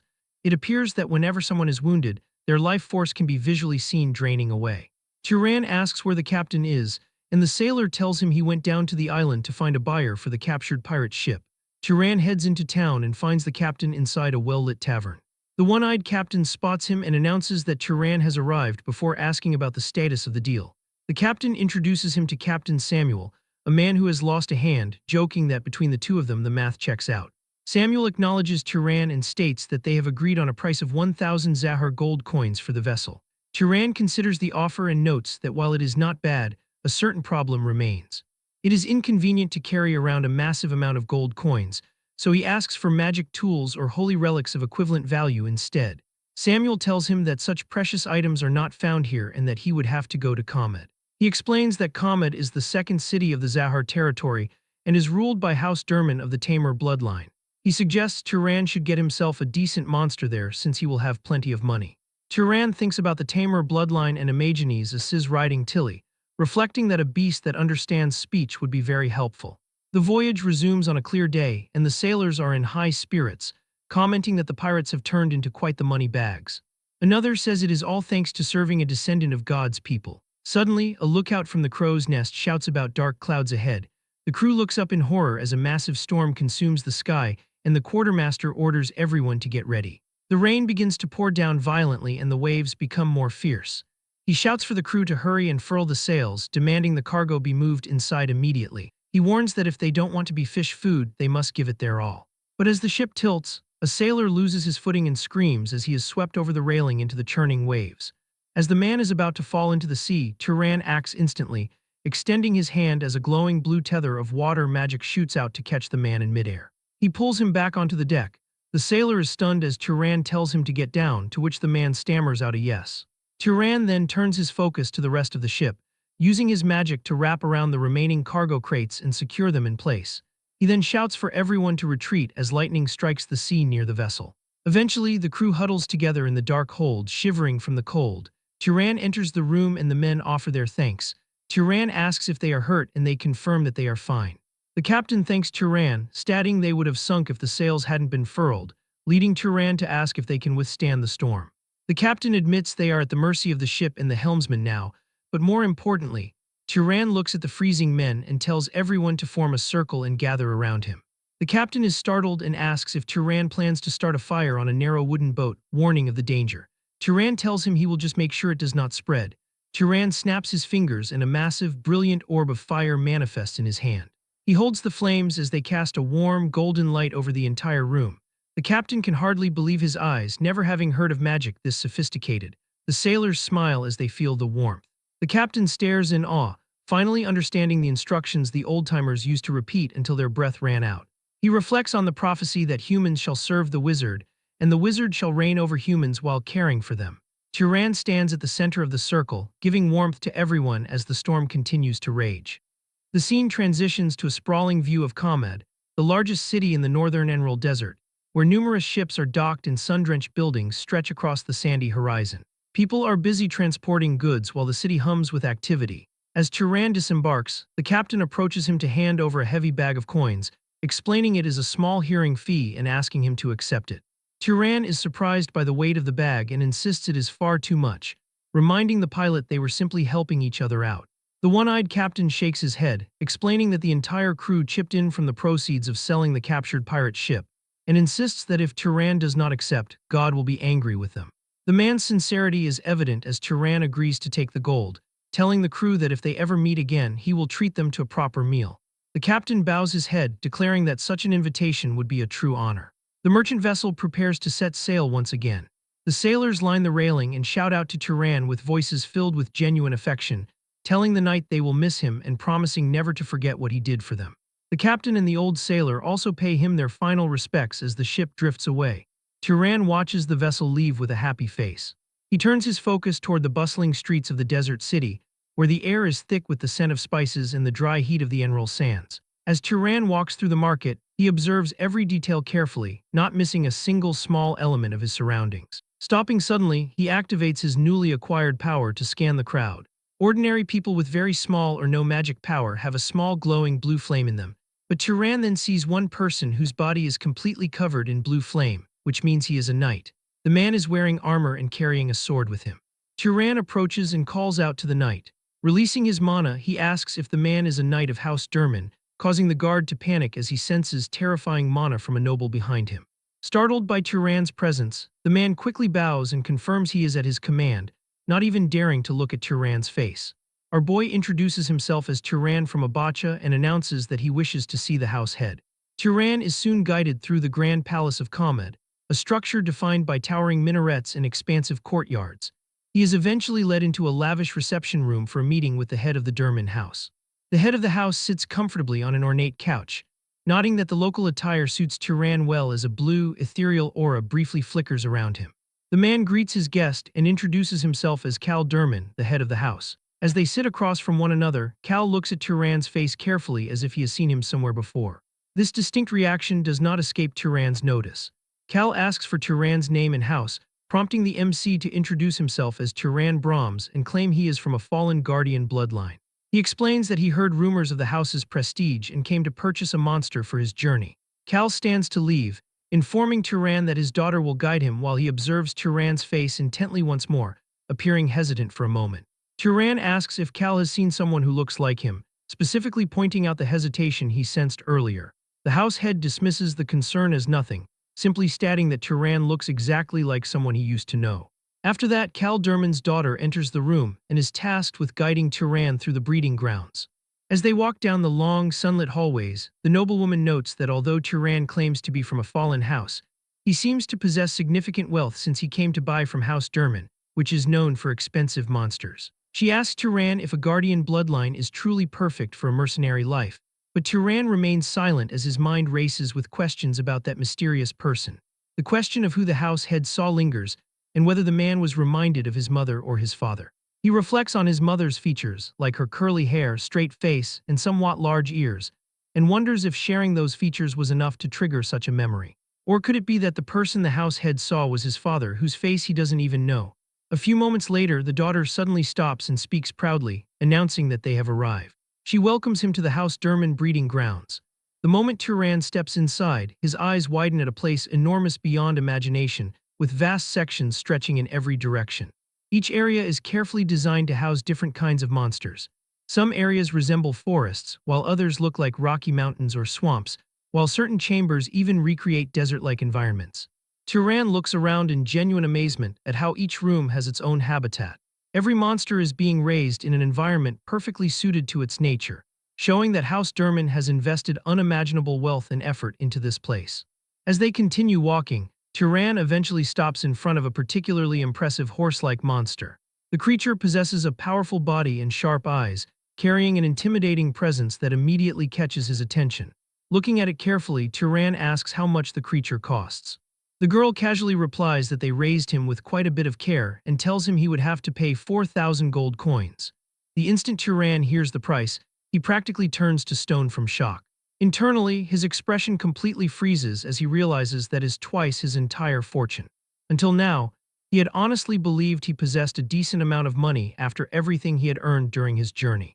But at this moment, reality hits him mercilessly as it becomes clear he was wrong to think he was rolling in money. As they continue moving through the breeding grounds, Turan quietly falls into deep thought once more. He wonders if he should give up on getting a monster, but reminds himself that he cannot exactly cross the desert while carrying that chest full of money either. The situation leaves him trapped between two difficult choices, and neither option seems ideal. After thinking for a while, Turan suddenly stops in front of a much smaller cage located near the corner of the breeding grounds. Inside the cage is a strange bird-like beast. Unlike the other monsters they had passed earlier, this creature is quietly staring directly at him the entire time, almost as if it were carefully observing him. Turan narrows his eyes slightly before pointing toward it and asking what the price is for that one. The girl answers casually that it is 1,500 gold coins. The moment he hears the price, Turan's expression immediately changes. Compared to everything else he had seen so far, this feels unbelievably cheap and quite a bargain considering its mana capacity, even though it would take all his savings. After observing it for another moment, Turan asks what its abilities are. She replies that it is smart and flies well. Hearing that, Turan cannot help but wonder what kind of ability that is supposed to be. However, before he can ask further, she continues explaining that this is actually one of the more popular species, but it is too smart for its own good. She says it absolutely refuses to listen to anyone it deems dumber than itself. Even while she explains, the bird beast continues staring at Turan without looking away for even a second. Seeing that unusual behavior, Turan slowly steps closer to the cage and asks the creature if it can understand him. He tells the bird it really must be smart, even if it is a bit ugly. Hearing this, the bird begins to shake its head in anger. After saying that, Turan notes that it definitely understands everything. The girl sighs helplessly and confirms that they even tried teaching it to read, but it would not learn. She admits she does not know whether it simply does not want to or if it actually cannot. Even so, she still sounds disappointed as she looks at the creature and calls it a waste. She mentions that it has incredible strength for its size, and that they have fed it plenty of monster meat while raising it. She notes it would be worth far more if it just listened to people. At that moment, Turan suddenly looks directly at the bird beast and asks if there is something it wants. The girl begins saying dismissively that it is no use asking, but before she can finish, the beast suddenly stretches one of its claws forward toward Turan. The girl's eyes widen in complete shock as she wonders why it did that all of a sudden. Even Turan looks slightly surprised by the reaction. Staring at the creature, he asks if it wants him.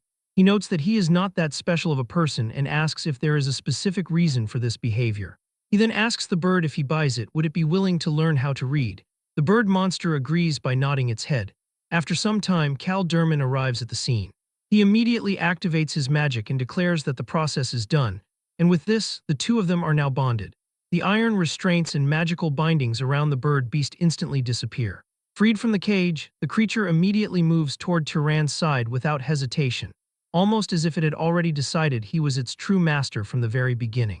Watching the scene unfold, even Cal Durman seems somewhat surprised. As he approaches them, he says it is surprising how well it follows Turan and tells him to take good care of it. Now standing beside him, the strange bird beast quietly remains at his side, as though it has finally found the person it had been waiting for. Turan acknowledges the man's words and says he will.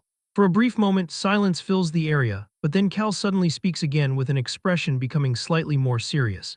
He says he could just let this pass, but asks Turan if he happens to have any connection to Tail Eyes. The moment Turan hears that name, his eyes widen slightly in surprise and he repeats the name. However, almost immediately after asking the question, Cal shakes his head and tells Turan to forget he asked. Even though the conversation seems to end there, Turan's thoughts immediately become restless once again. The fact that the man thought of that person the moment he saw Turan's face makes the situation feel increasingly suspicious. After remaining silent for a moment, Turan finally decides to ask something directly himself. He asks the house head if he may also ask one thing, and Cal calmly nods for him to go ahead. Without hesitation, Turan takes out a portrait and shows it to him before asking if he happens to know a woman named Vij. Cal carefully looks at the portrait for a moment before immediately answering that he does not, nodding that if she were such a beauty, there is no way he would have forgotten her. Hearing that answer, Turan quietly lowers the portrait again and says he understands. Then he tells the group he needs a second. Before anyone can ask what he means, the bird beast suddenly spreads its wings and flies upward. Seeing this unexpected action, Cal immediately frowns slightly and asks what he is doing. Turan answers that since he has paid the price and the deal is done, it is only natural to check if everything is in order. The next moment, he grabs onto the beast's legs firmly. The giant bird creature immediately lifts him high into the air and begins flying forward at incredible speed. Wind rushes past Turan as they soar across the vast grounds of House Durman. Sometime later, the scene shifts again. Turan can now be seen walking into a room for his meal. A servant standing nearby respectfully bows toward him and hopes that the master enjoyed his meal. Just then, Cal's daughter approaches him and asks how the flight was. Turan replies that it was good and felt like it cleared his head. Soon afterward, she begins introducing him to several people gathered nearby. She announces to everyone that this is Turan Brahms and mentions that he came from the Carmine side. The moment she says that, one person among the group reacts with surprise and asks if that wasn't near Arabian. Before the atmosphere can become awkward, she immediately shoots back at him sharply, telling him not to associate their guest with those sparrows. After that, a man steps forward toward Turan and offers a handshake with a friendly smile. He introduces himself as Dolph Marin of a history bloodline.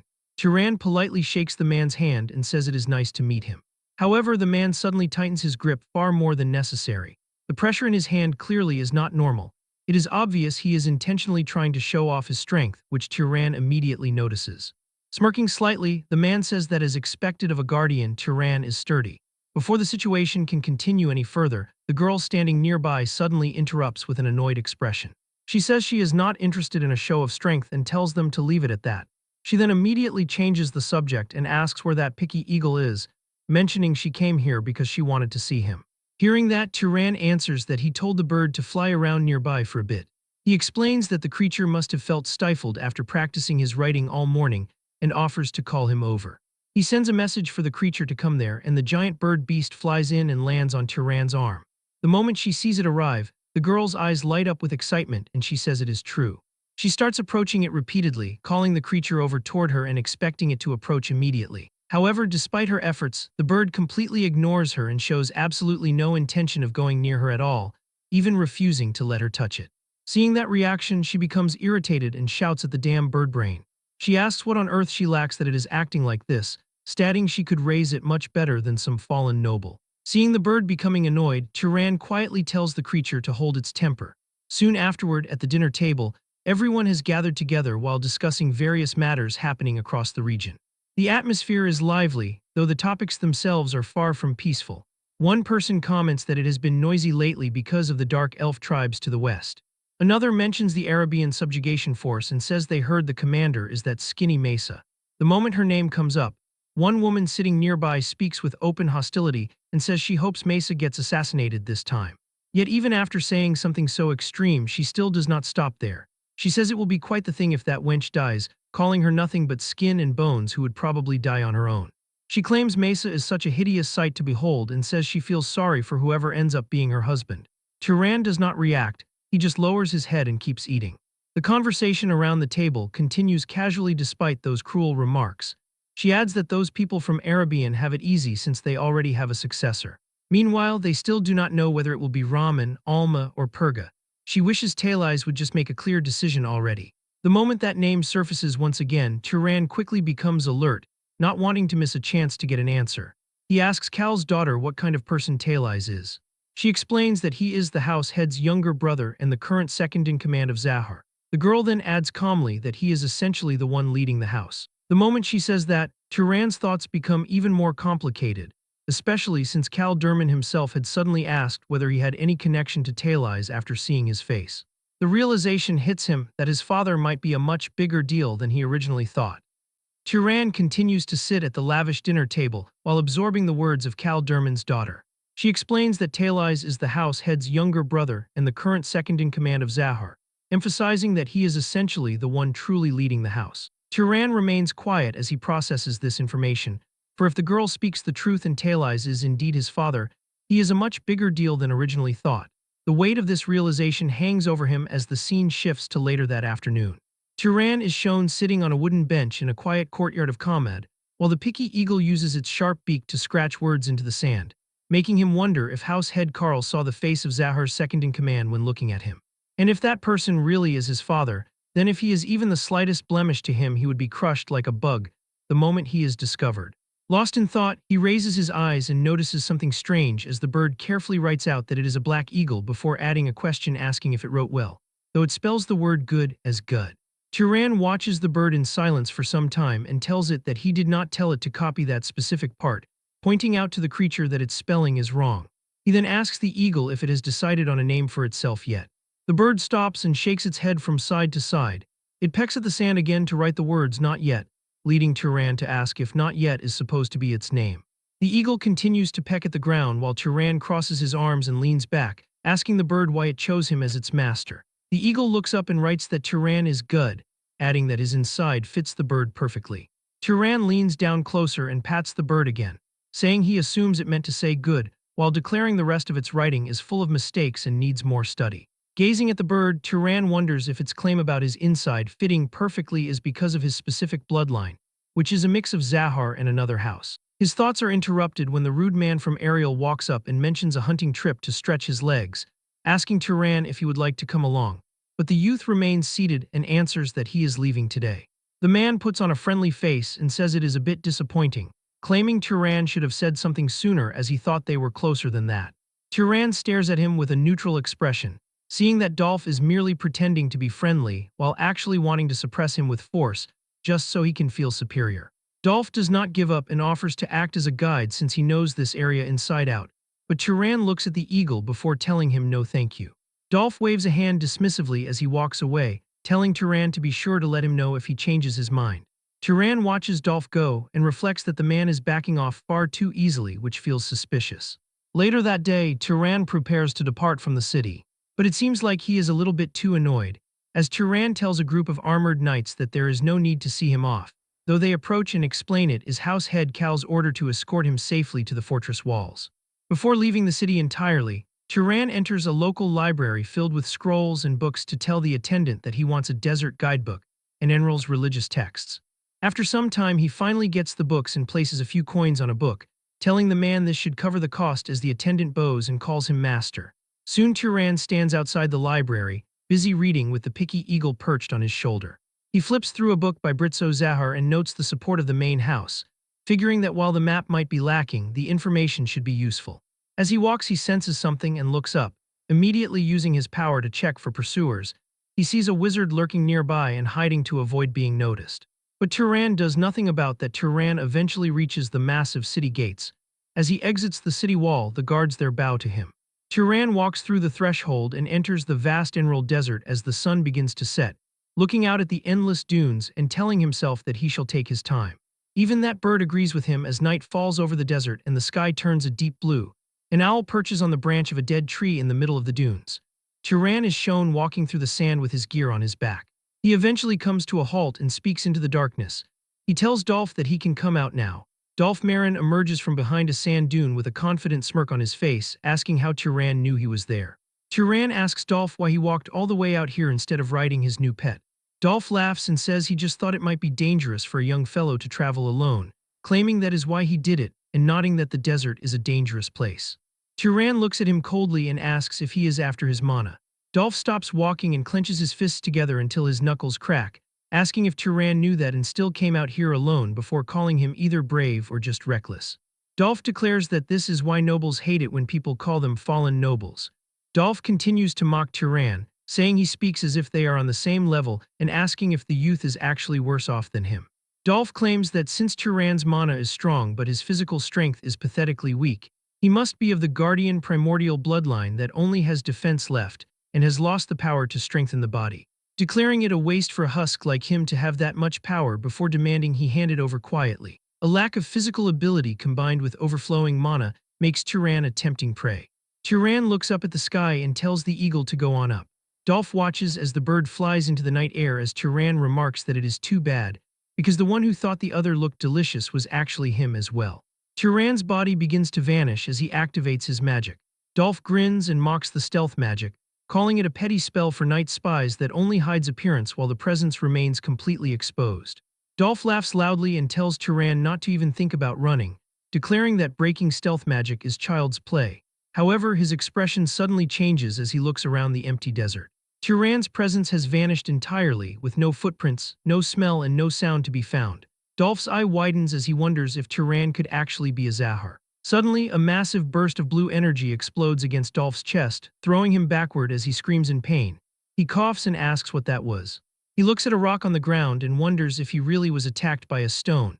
But before he can do anything, another rock strikes him directly, and he groans as blood spatters the ground. Dolph huffs and puffs as he struggles to stay on his feet.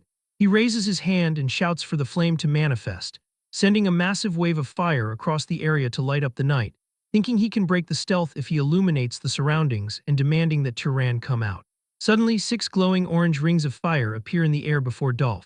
As these 6 glowing orange rings get charged up and launch attacks, Dolph screams while trying to avoid getting hit by the barrage. But no matter how hard he tries to run and avoid the attack, the beams blast into Dolph's back and shoulders, causing him to scream as explosions of light cover his body. Dolph becomes angry and uses his magic to slam his foot into the ground, shattering the area nearby him. Even after using that trick to destroy the surrounding area to locate Turan, Dolph finds nothing and can only punch the air, screaming again for Turan to come out. Panic takes over as it becomes clear he cannot win. He starts sweating and quickly starts to run as fast as possible, realizing that the youth was not from the Guardian bloodline after all, and that fighting a Zahar wizard in the desert at night is literally suicide. He sprints across the sand, thinking that unless Turan has a body-strengthening bloodline like his own, he can never catch up. Suddenly, he hears the sound of wings fluttering above him. Dolph looks up in shock and sees Turan being carried through the air, holding onto the legs of the eagle. Turan looks down and notes that Dolph is sturdy, though not as much as those of the Guardian bloodline, reflecting that an ordinary noble would have died long ago before asking if he has a magic tool that helps with defense. Dolph falls to his knees and begins to tremble, begging Turan to have mercy. Turan stares at him with a cold and merciless gaze, telling Dolph that he already knows that he cannot do that. Turan extends his hand downward, and a colossal pillar of fire erupts from his palm, completely consuming Dolph. Turan stands over the charred remains of Dolph Marin on the desert floor, as thick smoke billows from the blackened corpse. The man was clearly sturdier than expected, raising the possibility that this resilience is a natural trait of the history bloodline, while the eagle flies down from the night sky to perch on his shoulder. If Dolph had been a properly trained guardian of the Zahar family, breaking through his defenses with the current rock-slinging technique would have been much harder, making it obvious that a stronger means of attack is needed, specifically some form of piercing magic capable of breaking through heavy defenses. Turan looks down at the remains to consume the leftover mana, raising his hand, as glowing green energy begins to flow from the corpse toward him. But instead of taking all the mana for himself, he shares some with the eagle so it can grow stronger and help him in the future. However, alongside these 2 streams of mana, one more begins to form, flowing directly into the magical bracelet. Turan looks at this in surprise, taking the magical bracelet in hand to closely examine it. The Freyan relic is actually an item designed for storing mana, clear from the way the green energy swirls inside its glass casing.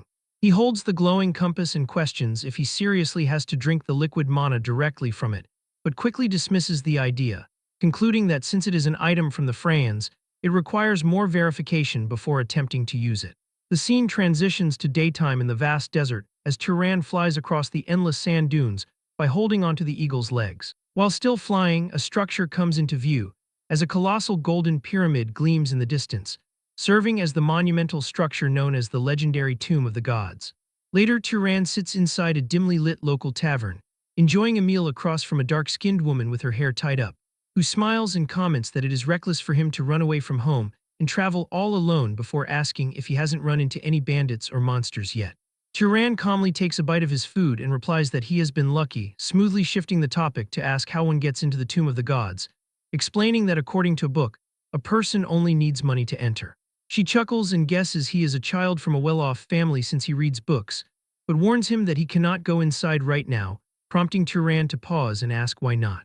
She lowers her voice and reveals that some powerful figures showed up about a week ago, locking down the site ever since, and adding that even the large merchant caravans had to turn back without catching a glimpse of the tomb.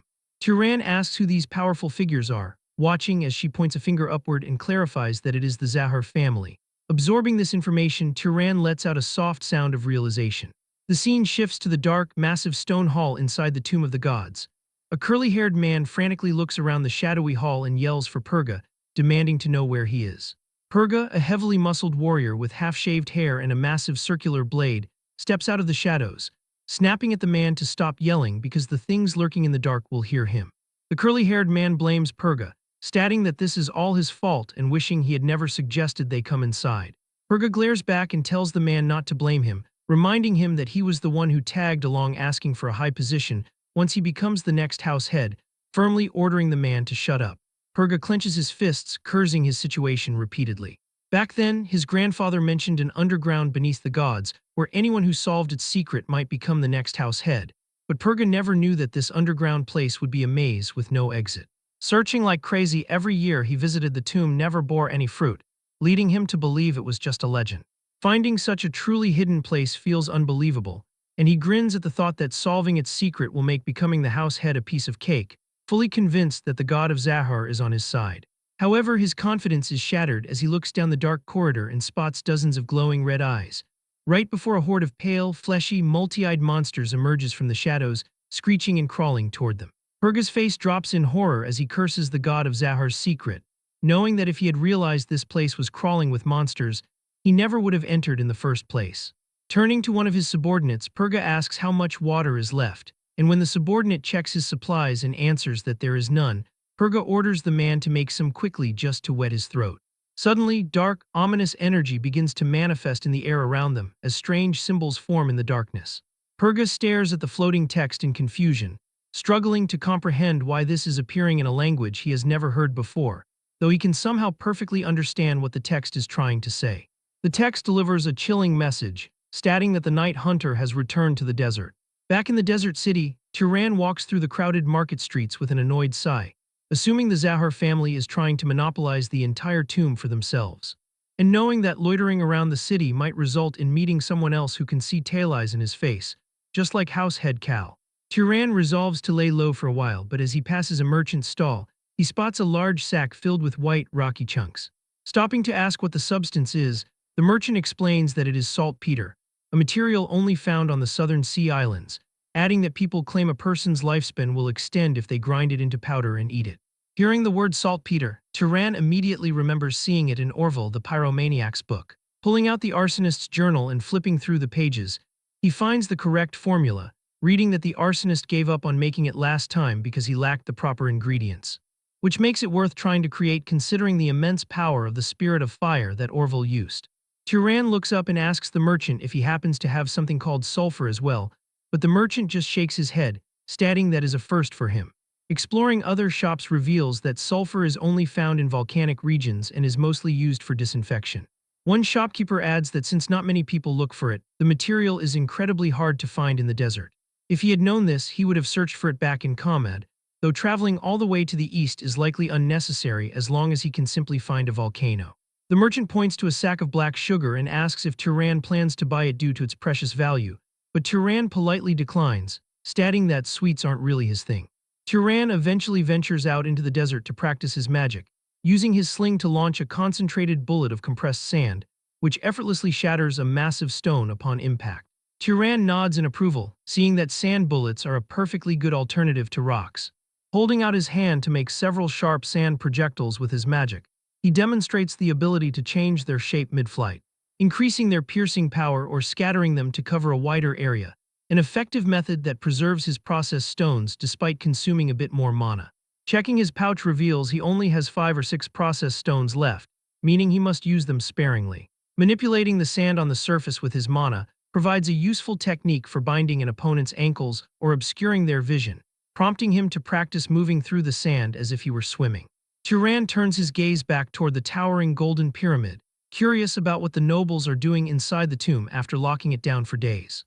Contemplating whether he should just leave and go to another city, he pauses and decides against it, concluding that he can simply sneak in and take a look. Reasoning that he can easily run away if caught, he uses his magic to hide himself, but suddenly, the muffled sounds of a struggling person catch his attention. Turan hides behind a large rock and peeks out to see 2 men in desert robes dragging a bound captive across the sand, with one of the men cursing and asking why the captive is so noisy. He instructs his partner to keep the man quiet, but strictly orders him not to kill the prisoner. Turan watches as they drag the man into the entrance of the tomb, questioning what kind of operation requires kidnapping people. Turan quietly follows the men down the dark, stone staircases of the tomb, eventually reaching a large chamber. In the center of the room, a colossal, swirling black portal spins like a whirlpool on the floor. Armed guards stand around the captive as he asks what this place is, only for the guards to yell at him that questions are not permitted. Turan stares in shock, completely baffled by the portal. Observing the scene reveals that although these men are kidnappers, they are the ones who look visibly scared. The guard points at the dark portal and orders the captive to take the cargo and go inside, forcing the man to carry two large barrels and wade blindly into the darkness. Turan looks at the captive's eyes, recognizing that the workers' minds are being manipulated by animal control magic. As soon as the man steps into that mysterious portal, he begins to descend. One man asks the bearded leader if he thinks Sir Purga is safe, to which the leader answers that they have to hope so, explaining why they are continuously sending in food and water, and violently scolding a guard for suggesting they contact the main house for help by demanding to know what would happen if Sir Purga's rivals heard he was trapped. Overhearing the conversation allows Turan to piece the information together, confirming that Purga is the candidate to be the next house head of Zahar. This big shot is clearly trapped inside the portal, perfectly explaining why the Zahar family occupied the tomb for days. Turan smiles as a plan forms in his mind. The risky move presents a perfect opportunity, as saving Purga and making the man indebted to him will allow a natural infiltration into the Zahar family. Turan's eyes change as if under some sort of influence, feeling that the reason doesn't matter, and he just has to go in because what he wants is in there. Without further hesitation, Turan leaps into the swirling black abyss. For a moment, nothing but darkness surrounds him, until he grabs his head as his mind clears, cursing upon realizing he was briefly bewitched by something outside the portal and chastising himself for the stupid plan.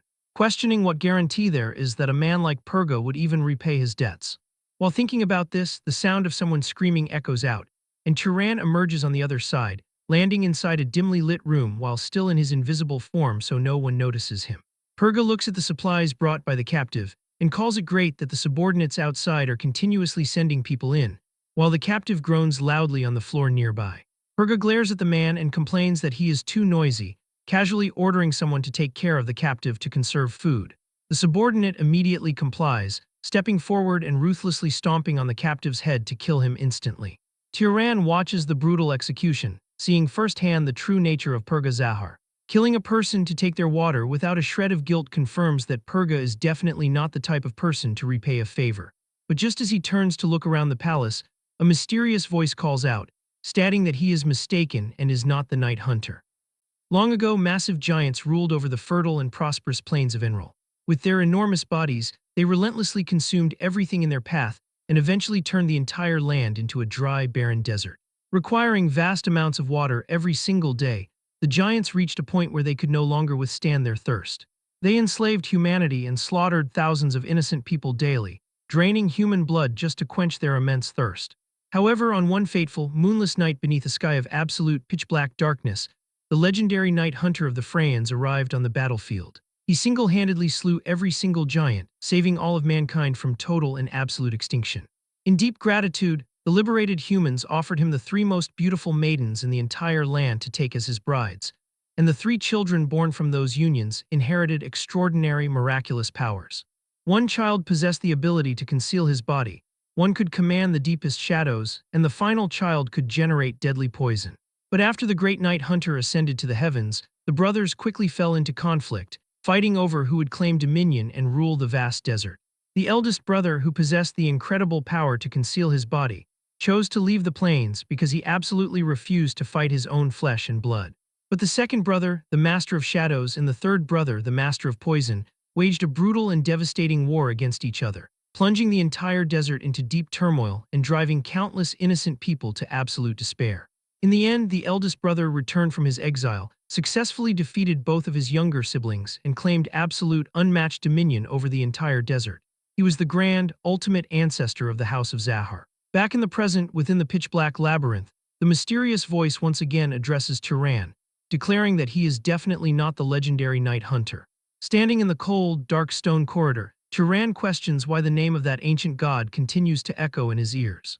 Glancing back toward Purga's group, Turan realizes there lies a strong possibility that this situation is connected to the Zahar nobles who entered the tomb before him, though technically, he is also a distant descendant of that very same lineage. But just as these deep thoughts consume him regarding why the voice keeps repeating that he is not the Night Hunter, a sudden movement stirs directly behind him in that large, pitch-dark hall.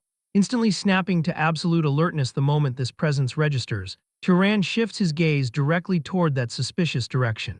With an unknown presence rapidly approaching, Turan decides that maintaining his magic to continuously conceal his body is an incredibly wise decision. especially since deadly danger can be lurking absolutely anywhere in this mysterious and unpredictable underground place. Drawing upon his power to inspect the surrounding corridor, Turan spots glowing blue flames indicating a high concentration of mana. This raw mana radiating through the darkness belongs not to any human, but to a monster. Having confirmed the exact location of the beasts and counted how many there are, he cautiously creeps closer to get a direct look at the threat. Moving closer and closer to where the energy concentrates, Turan watches as the shape of the beast finally begins to emerge more clearly, revealing a massive, muscular, human-shaped monster standing completely still at the far end of the stone corridor. Staring directly at the towering creature, Turan finds that its distorted features and physical form appear thoroughly unpleasant and hostile. But suddenly, the monster shifts its ominous gaze and spots his location. Initially, Turan simply stands his ground without running because his magic is still actively concealing his body, leaving him questioning if the beast actually managed to see through his stealth. But in an instant, the aggressive beast charges directly toward him with terrifying breakneck speed. Leaping backward in a flash to dodge the incoming attack, Turan quickly realizes the creature's movement speed is incredibly fast. Raising his hand high, he unleashes a massive, roaring pillar of fire that successfully stops the monster's advance and pushes it back a little. Even as the creature burns in the intense flames, it continues to relentlessly advance alongside several other beasts of its kind. With these aggressive monsters refusing to back down, Turan quickly retreats further back into the corridor, questioning how the monster detected him and finding it highly impressive that the creature can see through the stealth magic of the Zahar family. Looking back at them once again, Turan notices that the creatures are not actively pursuing his movements. Instead, they are searching blindly in every single direction, revealing that the beast's detection range is actually quite narrow, meaning that as long as he maintains a safe distance from them, he will remain completely unharmed. Reaching deep into his pouch, Turan pulls out a carefully processed stone. Readying his sling, he declares that the first strike belongs to him as he begins spinning the weapon with rapid speed. Infusing the stone with a surge of his magic, he launches the high-speed projectile straight forward. The magically charged stone pierces straight through the monster's tough skull with absolute devastating force. The massive creature instantly collapses onto the stone floor, completely dead, while the other monsters simply crawl right past the corpse, showing absolutely no reaction or concern even when one of their own kind is brutally killed. Once the other monsters finally depart, Turan carefully and slowly approaches the dead beast, extending his hand to absorb its residual mana. But as the absorption process begins, a highly strange sensation occurs. Instead of drawing power from the corpse, he realizes this beast is likely a purely magical creation. He obtains a far too small amount of mana from the beast, especially considering that a creature with physical abilities of that high caliber should have contained a much greater amount of mana. When Turan touches his holy relic compass, even this highly sensitive item fails to show any reaction whatsoever to the creature's internal mana. Staring down at the motionless body, Turan finds its true identity remains a complete mystery, while the ominous voice echoes once again to repeat that he is not the Night Hunter.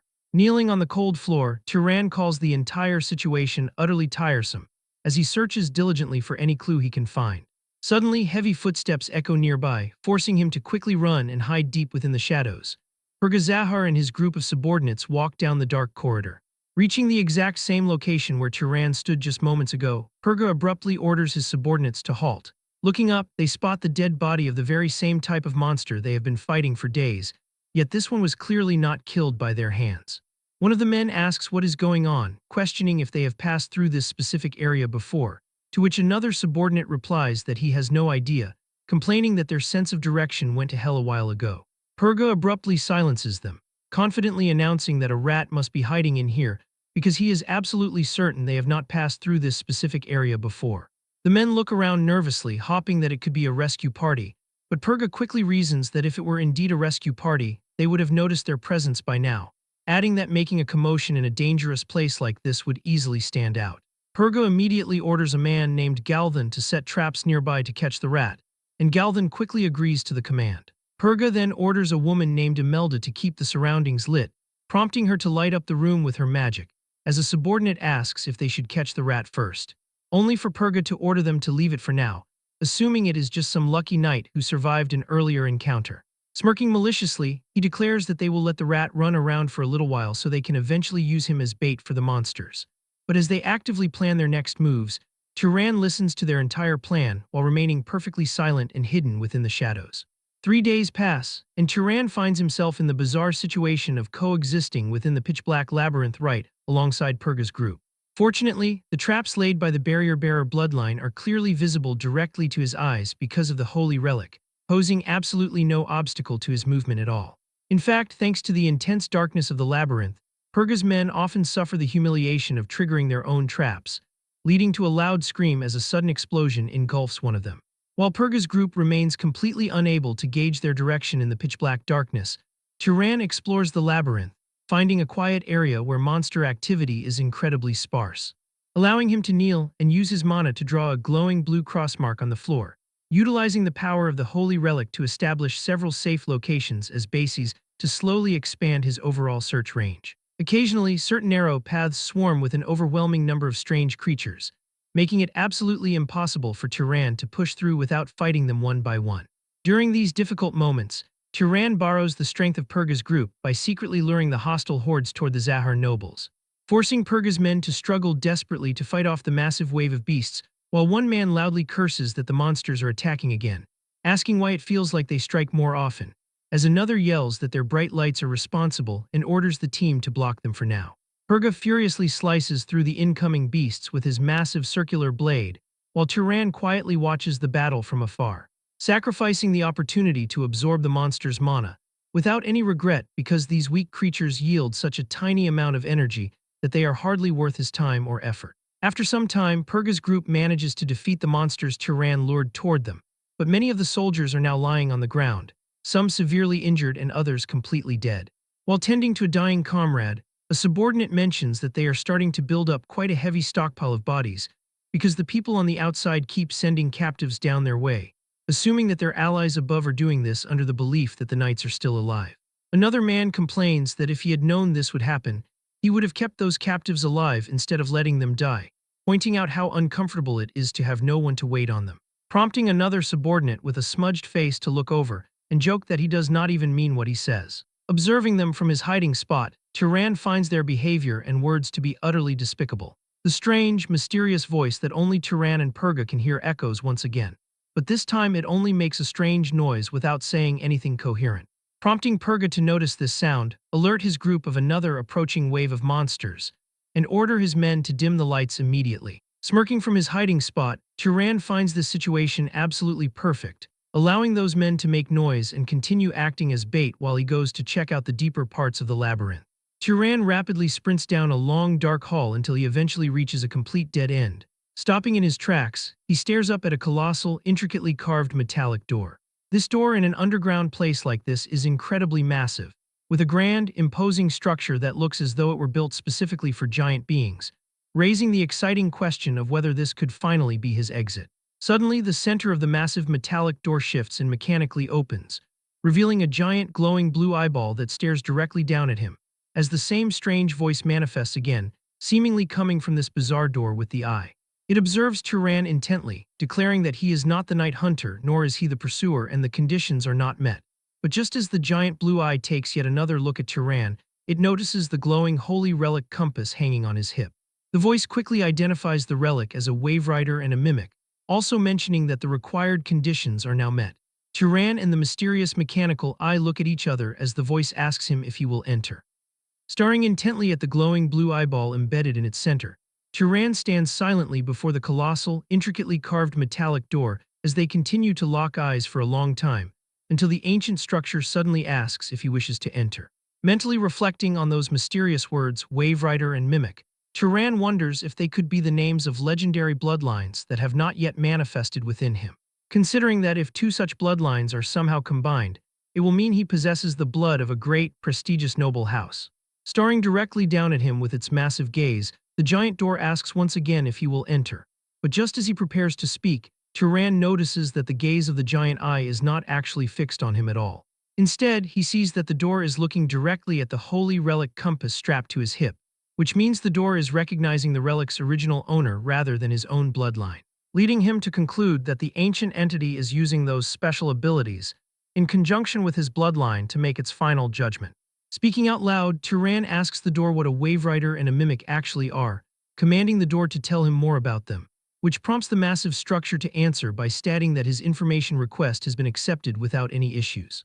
The spirit door explains that the Wave Rider's first type grants underwater respiration, physical enhancement, and fluid manipulation, while the Mimic's first type grants flow detection, absorption, and mimesis.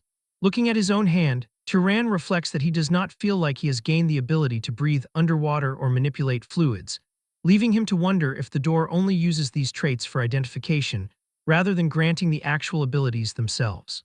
When Turan asks the giant door what it is, the massive mechanical structure replies that it is the spirit of the door. Thinking to himself that this strange entity is like a librarian, just far more rigid and completely inhuman, Turan asks the spirit what this labyrinth is, demanding to know for what purpose it was made and how one can escape from it. The door reveals that this is the labyrinth of the Night Hunter, explaining that the one who slays the chief while possessing the correct 4 types will become the Night Hunter, adding that if he slays the chief, the escape route will finally open. Shocked by this incredible revelation, Turan slowly repeats the title of the Night Hunter, wondering if this truly means he will be able to become a god. But suddenly, the spirit door glitches violently as its mechanical eye begins to spin around like crazy, causing the door to start repeatedly stating that there has been an error. The system then starts listing that the Hunter, Pursuer, Wave Rider, and Mimic contain 2 types of error, pointing out that the Shadow and Alchemist are completely absent, stating that while 4 types are indeed fulfilled, an error remains because the types do not match the Night Hunter. Watching in deep confusion, Turan wonders what is happening as the spirit door declares that the door cannot be closed, stating that internal personnel are remaining while unauthorized personnel have entered, attempting to inquire with the creator but declaring another error because the creator is completely absent. Suddenly, the giant blue eyeball glows intensely red as deep cracks spiderweb across its metallic surface, announcing that autonomous judgment has been initiated and a deployment order is being issued to the labyrinth chief, while a heavy rumbling echoes loudly from beyond the cracked door. Sensing the immense danger, Turan realizes there is something massive waiting inside. At that exact moment, the spirit door finally opens, revealing only absolute darkness inside with no visible light at all. But as the door swings open more and more, a massive, towering figure slowly emerges from the deep, terrifying shadows. Staring in complete awe, Turan widens his eyes as he beholds the terrifying presence of the creature. A colossal, long-haired, and heavily muscular humanoid monster steps directly into the light. Menacingly glaring down at Turan, the giant monster growls that he is not the Night Hunter and declares that all fakes must die. Without a second thought, Turan immediately starts preparing for an attack, spinning his sling at high speeds while imbuing it with his glowing blue mana. Launching his attack, Turan hits the monster directly on the head with the superfast stone, knowing that this monster will definitely not be defeated by such a simple strike. And without wasting any time, he activates his fire magic and lightning magic all at once to attack the monster, causing a huge explosion of roaring fire and lightning to erupt around them. Yet even after using such powerful magic attacks, he is not even able to injure the monster. Looking down at Turan with an ugly smile, the giant monster mocks him by saying that his attacks merely tickled. Struck by the stark realization that he cannot win against this powerful monster in a direct, one-on-one fight, Turan decides he must find an alternative. Desperate to find another way to defeat this monster, he quickly starts running away to seek any tactical advantage. Seeing him flee, the monster also starts running after him, screaming for him to stay right there. But as they run through the labyrinth area, the massive monster's terrifying screeches and heavy running sounds are so loud that they alert all of the smaller monsters that are dwelling nearby in that area, sending a massive horde of beasts rushing forward to attack him from every single direction. Knowing that if he fights them here he will die, Turan refrains from attacking the horde, choosing instead to weave smoothly through the smaller beasts while dodging their grasping claws. After some time, he finally passes through the dense horde and continues to run to reach a safe distance, making some space as he looks back at the monsters and breathes a sigh of relief at how close that was. But this brief distraction is a mistake, as a stray monster suddenly appears right in front of him and attacks him with its long, razor-sharp claws, forcing Turan to block the sudden strike by manifesting a glowing blue mana shield. The monster's strike is so incredibly powerful that it even manages to breach the strong defenses of his shield. Drawing his weapon in an instant, he cuts off the monster's head in a single fluid swing. While catching his breath, Turan reflects on the fact that this is the Labyrinth of the Night Hunter, a mysterious and ancient place that can literally create gods, yet so many questions remain unanswered about who built it and why. But just as he continues to run, the temporary delay caused by that lesser beast allows the giant chief monster to catch up to him. And though Turan notices this, the monster is already right upon him. Suddenly, the giant monster jumps high toward him, trying to catch him. but Turan barely manages to dodge a massive hand that smashes violently into the ground right behind him. Running through the long halls, Turan glances back at the pursuing chief, knowing with absolute certainty that this nightmare will not end until he finally kills that thing. Sighting something ahead as he runs, Turan begins to formulate a clever plan. He quickly stops, changing his direction, and runs straight toward his objective. Spotting his cousin, Purga Zahar, Turan runs directly toward the group, casually reflecting that they should probably fight together for a bit as a family. While Turan is busy luring the massive monster toward Purga's group, they are still dealing with their own major problems, currently fighting off attacks from waves of smaller monsters. Purga swings his massive circular blade, slicing a smaller monster cleanly in half, and after cutting down all of the beasts near them, he yells out to his men, asking if everyone is still all right. Panting heavily, his subordinates reply that they are fine for now, while one large, strong-looking warrior stands completely exhausted surrounded by the corpses of pale monsters, and another subordinate loudly complains that there is no end to them as he curses the situation. The strong-looking warrior suddenly stops and looks highly confused, mentioning that he hears a very strange sound coming from down the corridor. Purga and his men turn their gazes down the long hall as the giant monster finally approaches them, though the beast is the only one that arrives, meaning Turan has already hidden himself and left the monster to the group, while the creature slowly walks toward them, calling the night hunter the children's enemy and demanding that they kill them all. One of Purga's men asks in pure terror what in the world this terrifying entity is saying, while another man points out that it has been muttering strange things like that on and off for a while now. Suddenly, the giant monster starts running directly toward them. Seeing this, Purga screams at his men, telling them that the creature's words are not what is important right now, demanding that they do not just stand there blankly. But before they can even react, the monster's massive hand reaches toward them, and its fingers with long, claw-like nails tear straight through their bodies, killing them instantly. Purga screams their names in absolute horror. Cursing loudly in his grief, Purga orders his remaining men to strike, charging forward with his massive circular blade while shouting for them to kill the beast now. As the group closes in, one of the men manages to stab the monster with his weapon, but the strike feels like a mere mosquito bite to the giant beast. The giant monster swings its massive fist, slamming directly into that man and sending him flying violently backward. Another subordinate calls the creature a bastard and tries to attack it by unleashing his fire magic, but the monster simply crushes him underfoot like it is absolutely nothing. The monster is so incredibly powerful that getting hit by it even once easily kills most of his men, with its sharp claws acting like deadly swords that slice through them the very instant they make contact. To make matters even worse, the smaller, normal monsters also reach their position and start to attack them relentlessly. Purga watches the bloody massacre in absolute horror, cursing as he realizes that even the small monsters are appearing in waves to overwhelm them, knowing that at this rate, their entire group will be completely wiped out. But suddenly he notices something unexpected. Turan is fighting a smaller monster in the distance, systematically killing them one by one from behind. Seeing this, Purga thinks to himself that even a rat will fight to survive, deciding to use Turan's distraction to his own advantage so that if Turan draws the attention of the small fry, he will be able to attack the chief. The strong subordinate from before, who heard the monster first, charges forward with his weapon while roaring loudly. He swings his heavy blade and violently slashes the back of the giant monster's leg. Dark blood sprays across the stone floor as the giant monster momentarily loses its balance. The subordinate laughs maniacally, proudly declaring that he did it and successfully smashed the bastard's leg. But before he can even celebrate further, the giant monster delivers a devastating kick that sends him flying backward, blood spraying from his battered body as he crashes violently against the heavy stone pillars. Looking around at the broken bodies of his loyal men, Purga reflects that it is all over and that every single one of his supporters is now dead. Realizing that even if he somehow manages to survive this terrible ordeal, his political career is completely finished. All because of this single, wretched monster. Everything that they have built so far is completely destroyed. Grinding his teeth in pure rage, he desperately throws his heavy circular blade directly at the monster like a boomerang. But it is of no use, and though the monster tries to grab him, he swiftly dodges the massive hand. While suspended in the air, he grips his blades tightly and starts to attack relentlessly while running directly along the monster's arm. This time, Purga manages to injure the monster multiple times, but these attacks are still not powerful enough to bring down such a beast. Purga leaps high into the air, gathering all of his remaining mana into his blade for his final attack, throwing his blade toward the chief monster with all his force while roaring for the beast to die. The blade hits the monster with a massive impact, illuminating the entire area with a brilliant blue light. The monster tries to block that attack, but it is so powerful that it manages to cut off one of its arms and heavily injure it, leaving Purga to pant heavily while declaring that he did it, and that his final attack was a solid hit that even a monster like this cannot defend against. But suddenly, the monster opens its eyes and glares directly at him.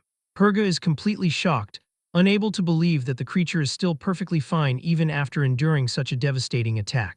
The monster does not even give him a chance to run, quickly piercing Purga's body with its long, razor-sharp nails. Staring blankly, Purga wonders what in the world is happening and questions the meaning of his defeat, reflecting on his failure and wondering where his path went wrong. But the monster does not have any interest in him, screaming out as it demands to know where the fake night hunter is, telling him to reveal himself.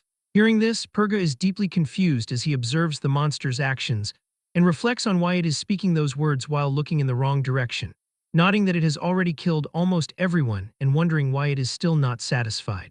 But as Purga looks in the exact direction the monster is staring, he notices Turan, and he finally understands what is happening, realizing that the rat he was using as bait has actually turned the tables on him. While still concealing his body, Turan suddenly lunges forward for a surprise attack, but the monster still manages to notice him, screaming out as it declares that it has found him and labeling him the fake night hunter, just as Turan delivers his attack. Concealing his body with magic as he closes the gap to attack the giant monster, Turan grips his heavy axe-type weapon. He hopes to land a series of powerful surprise attacks to defeat the creature in one go, taking advantage of the injuries Purga's relentless assault already inflicted. Yet his plan fails to go as smoothly as he hopes. The giant monster somehow detects his presence as he draws closer, glaring down at him with eyes filled with pure hatred while screaming that the false night hunter has finally revealed himself. Even though his location is now completely exposed, Turan swings with immense force, delivering a powerful strike directly to the monster's neck to injure the colossal beast even further. Dark blood sprays everywhere across the cold stone floor as he presses his sharp weapon deeper and deeper into the monster's flesh, but even this heavy strike is not powerful enough to kill it. Shouting furiously, the monster mocks Turan, claiming the false night hunter is weak and asking if he truly believes such pathetic attacks can kill him. Suddenly, panic strikes Turan as he realizes a single blow will not defeat this beast. Gripped by this realization, he desperately pulls back his weapon to prepare another strike. Roaring in absolute fury, the chief swings his massive arm and strikes Turan directly. Fortunately, Turan's passive defensive barrier activates just in time to absorb the brunt of the impact. Yet the impact is so incredibly powerful that it sends him flying backward through the air until he crashes into the distant stone wall with a loud, echoing impact. As the thick dust slowly settles, Turan braces himself against the wall with his weapon and groans in pain. Fortunately, his magical defensive artifact withstood most of the devastating impact, leaving him without any severe injuries. Realizing he lacks sufficient firepower to put this massive beast down for good, Turan looks down at the golden compass relic glowing green in his bandaged hand. Though consuming its power is highly unpleasant, he knows he has absolutely no choice but to try. Roaring at the top of its lungs for the imposter to die, the labyrinth chief charges forward with heavy, earth-shaking footsteps that rattle the stone chamber. Turan watches the charging monster, his eyes glowing with a brilliant blue light as he analyzes its movements. The beast swings its massive hand, trying to rip him apart with its razor-sharp nails. But Turan quickly anticipates the trajectory and dodges, instantly preparing a swift counterattack. He charges his heavy weapon with a massive amount of mana. As his body begins to glow with an intense purple energy, his power feels entirely different this time. Leaping high into the air, he swings his axe to deliver a powerful, shattering blow directly to the monster's intact hand, wounding the roaring beast even deeper. The chief screeches in absolute agony. Crying out in pain, it weeps for its fallen children, accuses Turan of killing them, and labels him a true monster. With one hand completely severed and the other heavily injured, the beast desperately slams its head into the stone ground where Turan is standing. But Turan jumps gracefully into the air, easily dodging the reckless attack. Without giving the giant monster any time to recover or raise its head back up, Turan gathers a massive surge of mana into his weapon once more, and delivers another devastating, downward purple slash directly to the monster's exposed neck. After Turan lands continuous, precise attacks on the exact same spot, a massive gaping wound opens on the chief's neck, leaving the beast too severely injured to stand. But Turan is not finished yet. Raising his weapon high above his head and gathering every single ounce of his remaining mana into the blade, before swinging his weapon down one last time with a heavy slash that finally cuts off the giant monster's head. The severed head of the massive beast slides across the stone floor as Turan lets out a long, deeply exhausted sigh of relief. He collapses wearily onto the ground, having finally managed to defeat the terrifying monster. Reflecting on the battle as he slowly catches his breath, Turan realizes that without the powerful bloodline ability he previously absorbed from Dolph Marin, this fight would have been much harder. He now fully understands how the artifact works. While still unsure about the Wave Rider power, he knows the mimic ability is active, allowing him to temporarily use stored bloodlines, even if ingesting the glowing liquid remains unpleasant. The absorbed power already fades slowly from his body, likely to disappear entirely in about 30 minutes. Standing up, Turan looks over at the battered and bloody body of Purga Zahar lying nearby on the cold stone. Walking over to observe the dying noble, he notices a punctured lung and a deep wound near the heart. He realizes there is no surviving such fatal injuries as Purga Zahar coughs violently, weakly begging for his life. Looking down with a serious expression, Turan says he is sorry, explaining that saving him is far beyond his current capabilities. Purga weakly whispers for help one last time. Slowly, his eyes cloud over as he takes his final breath and passes away. Staring down at Purga's lifeless body, Turan stands in silence for a few long moments. Looking around the massive hall, he notices the bodies of numerous nobles, knights, and monsters scattered everywhere from the fierce battle. Wasting no time, Turan begins absorbing the massive pools of mana from the fallen. He reflects that while Purga was a cruel man who sacrificed subordinates without hesitation, he was also a true warrior who fought to the bitter end without abandoning his men when the situation turned dire. Silently repeating his full name, Purga Zahar, Turan promises to remember him in the future. Standing there, he continues to absorb the surrounding mana. He realizes he has never seen such an immense, endless pool of energy, wondering how much more he can take in before finally reaching his limit. After absorbing all of the mana in the area, he takes a close look at the holy relic compass. Instead of only green, it now contains a mixture of colored liquids, having drawn the diverse mana of many noble families. Though highly curious to test multiple bloodlines at once, he decides to save the experiment for later, knowing he must first escape this dangerous place. Realizing he is now at least twice as strong as when he first entered the labyrinth, Turan reflects that the massive surge of energy has granted him a level of power that would take an ordinary noble 100 years to accumulate. Looking down at the swords and other magic tools scattered on the ground, Turan decides to abandon them to avoid pursuit by the powerful Zahar family, knowing he must also erase all traces of his presence. Running swiftly through the dark corridors, he casts tracking magic to locate any lingering traces of his presence. The tracking spell instantly highlights his scattered blood along the floor, allowing him to quickly dissolve every single drop of it into thin air. Since he has already killed the powerful labyrinth sovereign, Turan once again arrives back at the massive eyeball door, which is now heavily cracked and tightly closed. Considering his next move, he gently places his hand upon the cracked surface, prompting the massive door to slide open with ease as he steps inside the chamber. He stands in a grand, ancient room filled with massive knight statues and a majestic throne. In the center of the floor, a dark, violent whirlpool spins, clearly serving as the exit since it looks identical to the vortex he used to enter. Turan spots an old book resting quietly on a small table near the throne. Picking it up, he reads that the text details a secret experiment to replicate the legendary Night Hunter's ascension. The discovery leads him to wonder if this refers to some kind of class change. According to the ancient pages, the Night Hunter is a combination of the Hunter, Stalker, Shadow, and Alchemist bloodlines, with the successful clearance of the Labyrinth of Evil acting as the absolute condition for ascension. These details only reveal themselves when a compatible target is detected, mentioning a mechanism designed to lure such individuals inside. He confirms that the Night Hunter is indeed a combined form of the Hunter, Stalker, Shadow, and Alchemist, requiring the clearance of this very labyrinth to ascend. Understanding that this place possesses a built-in function to lure compatible targets, he now knows exactly why he felt such an irresistible urge to enter the maze. Flipping the page, Turan finds a detailed drawing of a monster labeled Rotten Jaw, noting that the materials used to create it are giant blood and flesh, specifically utilizing the body of a giant queen with mana as its power source and hibernation, solving its longevity issues. The book also notes that the method to replicate acidic blood and fire breath is absent, making the creation far inferior to the original dungeon's monsters. Shocked to learn that those creatures were constructed from the flesh of giants, Turan reads further about a failed experiment to replicate the Earth Mother Goddess Ascension. Closing the book, Turan reflects that almost everything written inside is incomprehensible, but concludes that at least one thing is absolutely certain. The creator's true goal was to produce a Night Hunter, and the gate mistook him for a candidate possessing all four bloodlines because of the holy relic compass, unaware that the Shadow and Alchemist bloodlines went extinct long ago when the ruthless Zahars wiped them out. Remembering that the arsonist claimed a god revealed a method to artificially obtain a bloodline, he wonders if permanent acquisition is truly possible, but realizing he will not find answers by standing here, he runs toward the vortex to escape before it disappears and leaps directly into the swirling portal. Emerging outside in the hot, sandy desert, Turan looks back at the massive pyramid structure. Declaring in relief that he finally made it out, he realizes he has landed on the outskirts of Banifal. The picky eagle lands next to him, flapping its wings angrily as it writes in the sand to ask if he is 1 or 2 days late.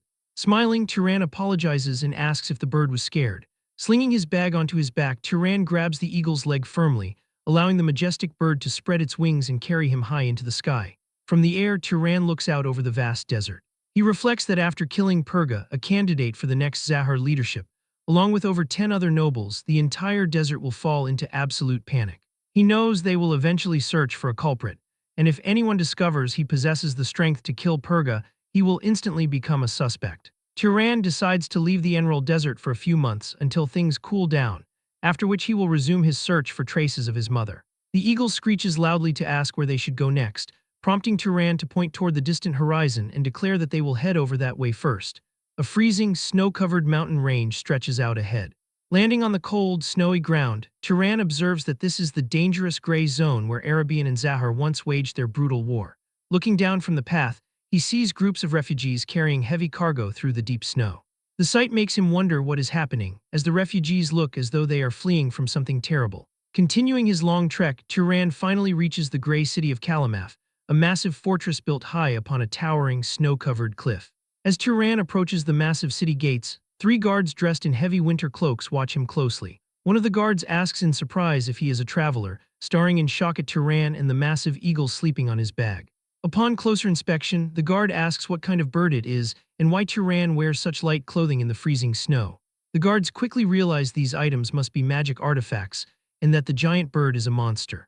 Nervously bowing to welcome him, the guards ask if Turan belongs to a great noble family. Realizing they have identified him as a powerful mage, Turan silently decides to buy much simpler clothes next time. Explaining that he is just a passing traveler, Turan asks if he can request lodging for the night from the city's lord. The guard breaks into a sweat and explains that Kalamaf no longer has a ruler. Turan asks what he means by that. The guard reveals that the city lord died recently during a devastating attack by dark elves from the west, leaving the city without a single noble or knight to rule. This development certainly complicates his plans. Dropping to his knees, the guard bows deeply into the cold snow. He pleads desperately with Turan, begging the noble lord to become the new ruler of their city. Confused by this sudden request, Turan stands speechless in the falling snow, asking, "What?"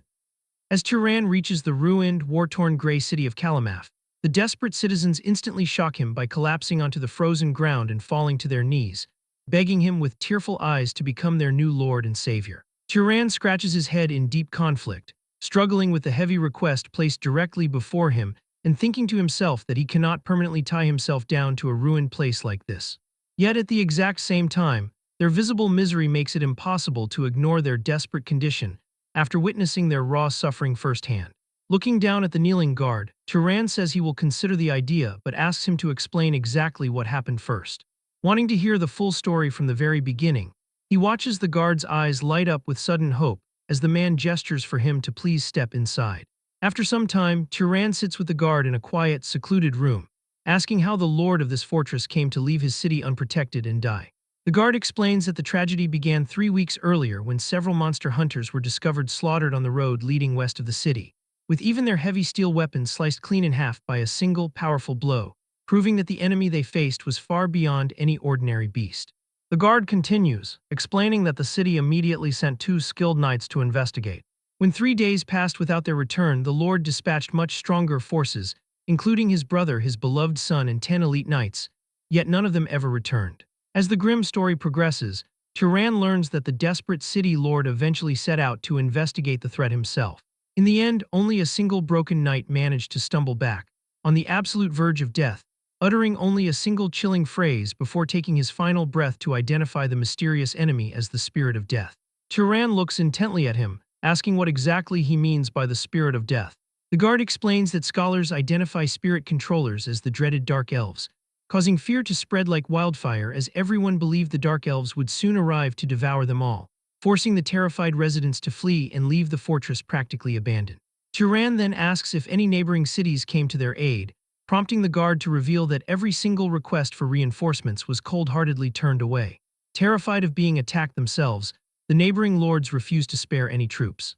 Hearing this, Turan thinks to himself that he cannot truly blame those lords, reflecting that their refusal is actually a logical and self-preserving decision. After fully digesting the entire situation, Turan stands up from his seat and admits that handling the complex affairs of this ruined city is far too big of a task for him to manage as well. At that moment, the guard lowers himself to the cold floor and desperately bows before Turan, pleading for mercy while comparing his people to weak sheep in a deep valley who desperately need a protector. He claims that the nobles are the shepherds, the knights are the sheepdogs, and the commoners are merely the sheep. And hearing these familiar words leaves Turan visibly shocked, instantly recalling how his mother used to say the exact same thing. Turan asks in surprise if that specific comparison is common around these parts. The guard explains that yes, everyone in the gray zone talks in this exact manner, believing the nobles are the shepherds, the knights are the sheepdogs, and the commoners are the sheep, where the sheep follow the dogs, while the dogs obey the shepherd and protect the entire flock from predators. As Turan listens carefully, he begins connecting these words directly to his own past, realizing his mother must have once lived or stayed in this region, since he has never heard such an expression in Hisaril or the desert.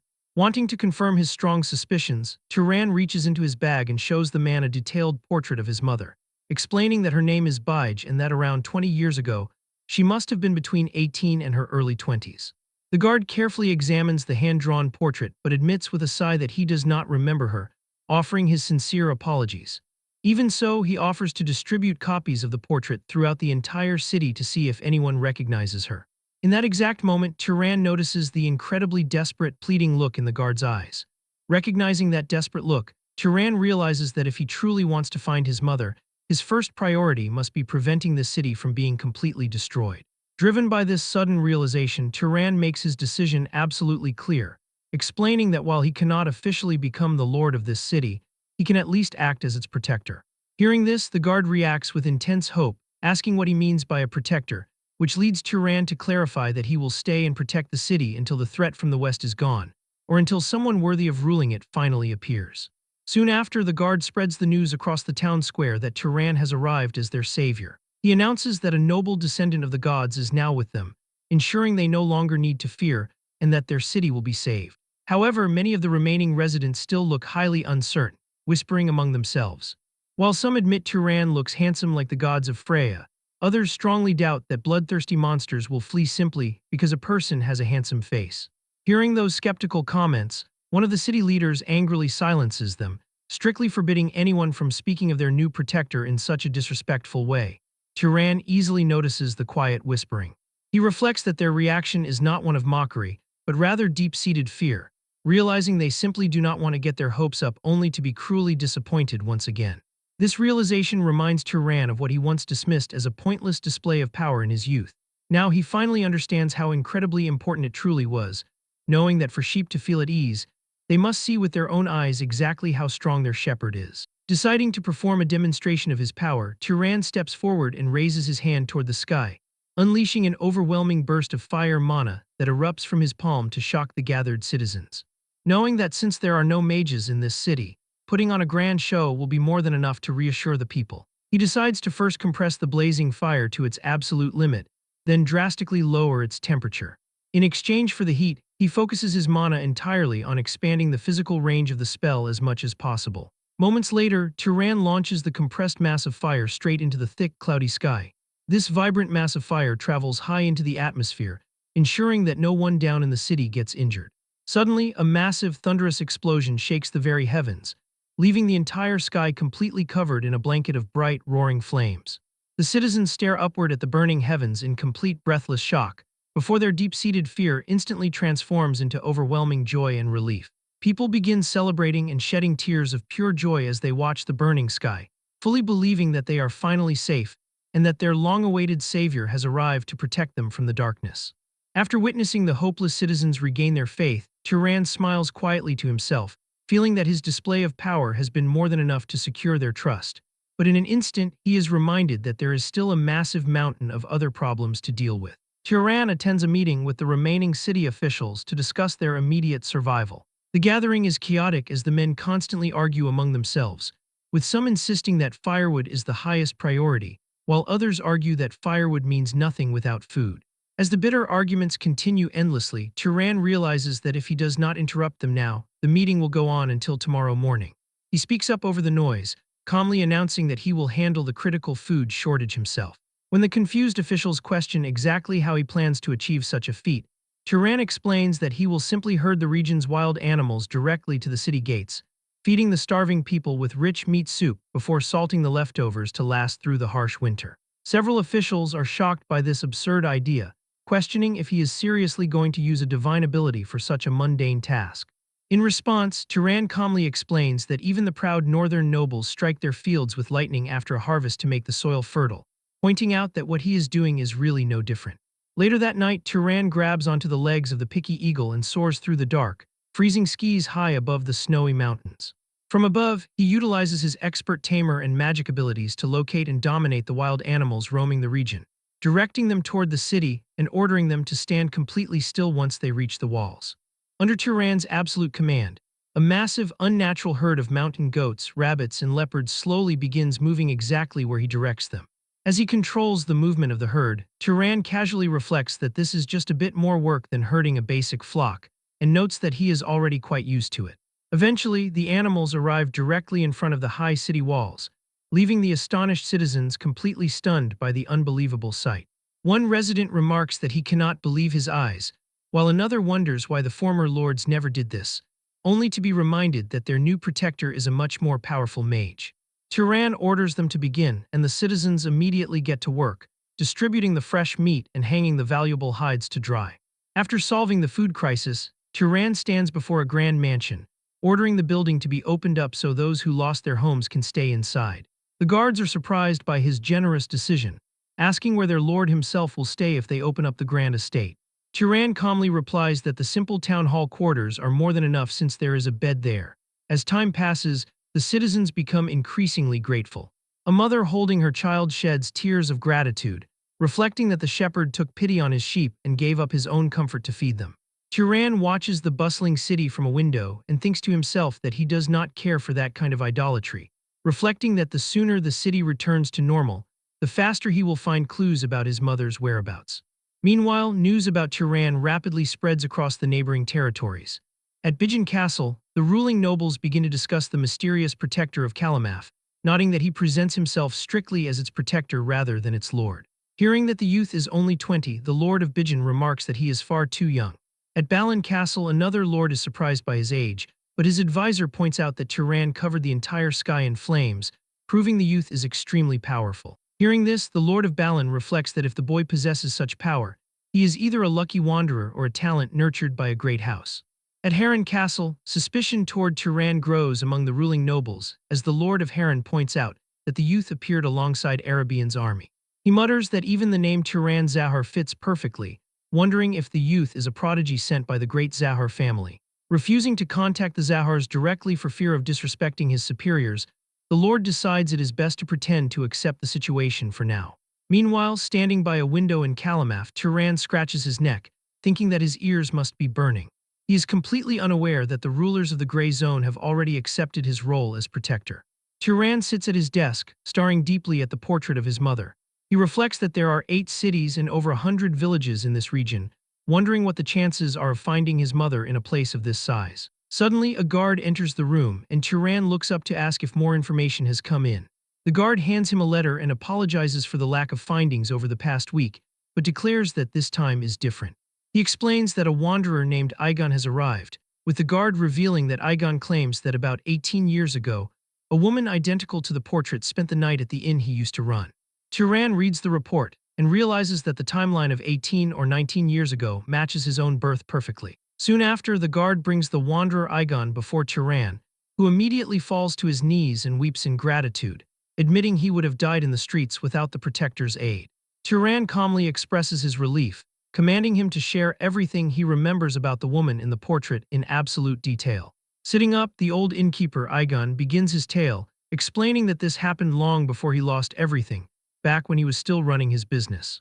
At the time, Kalamaf was plunged into utter chaos by the war between Arabian and Zahar, leaving everyone in constant fear as no one knew which army would suddenly invade.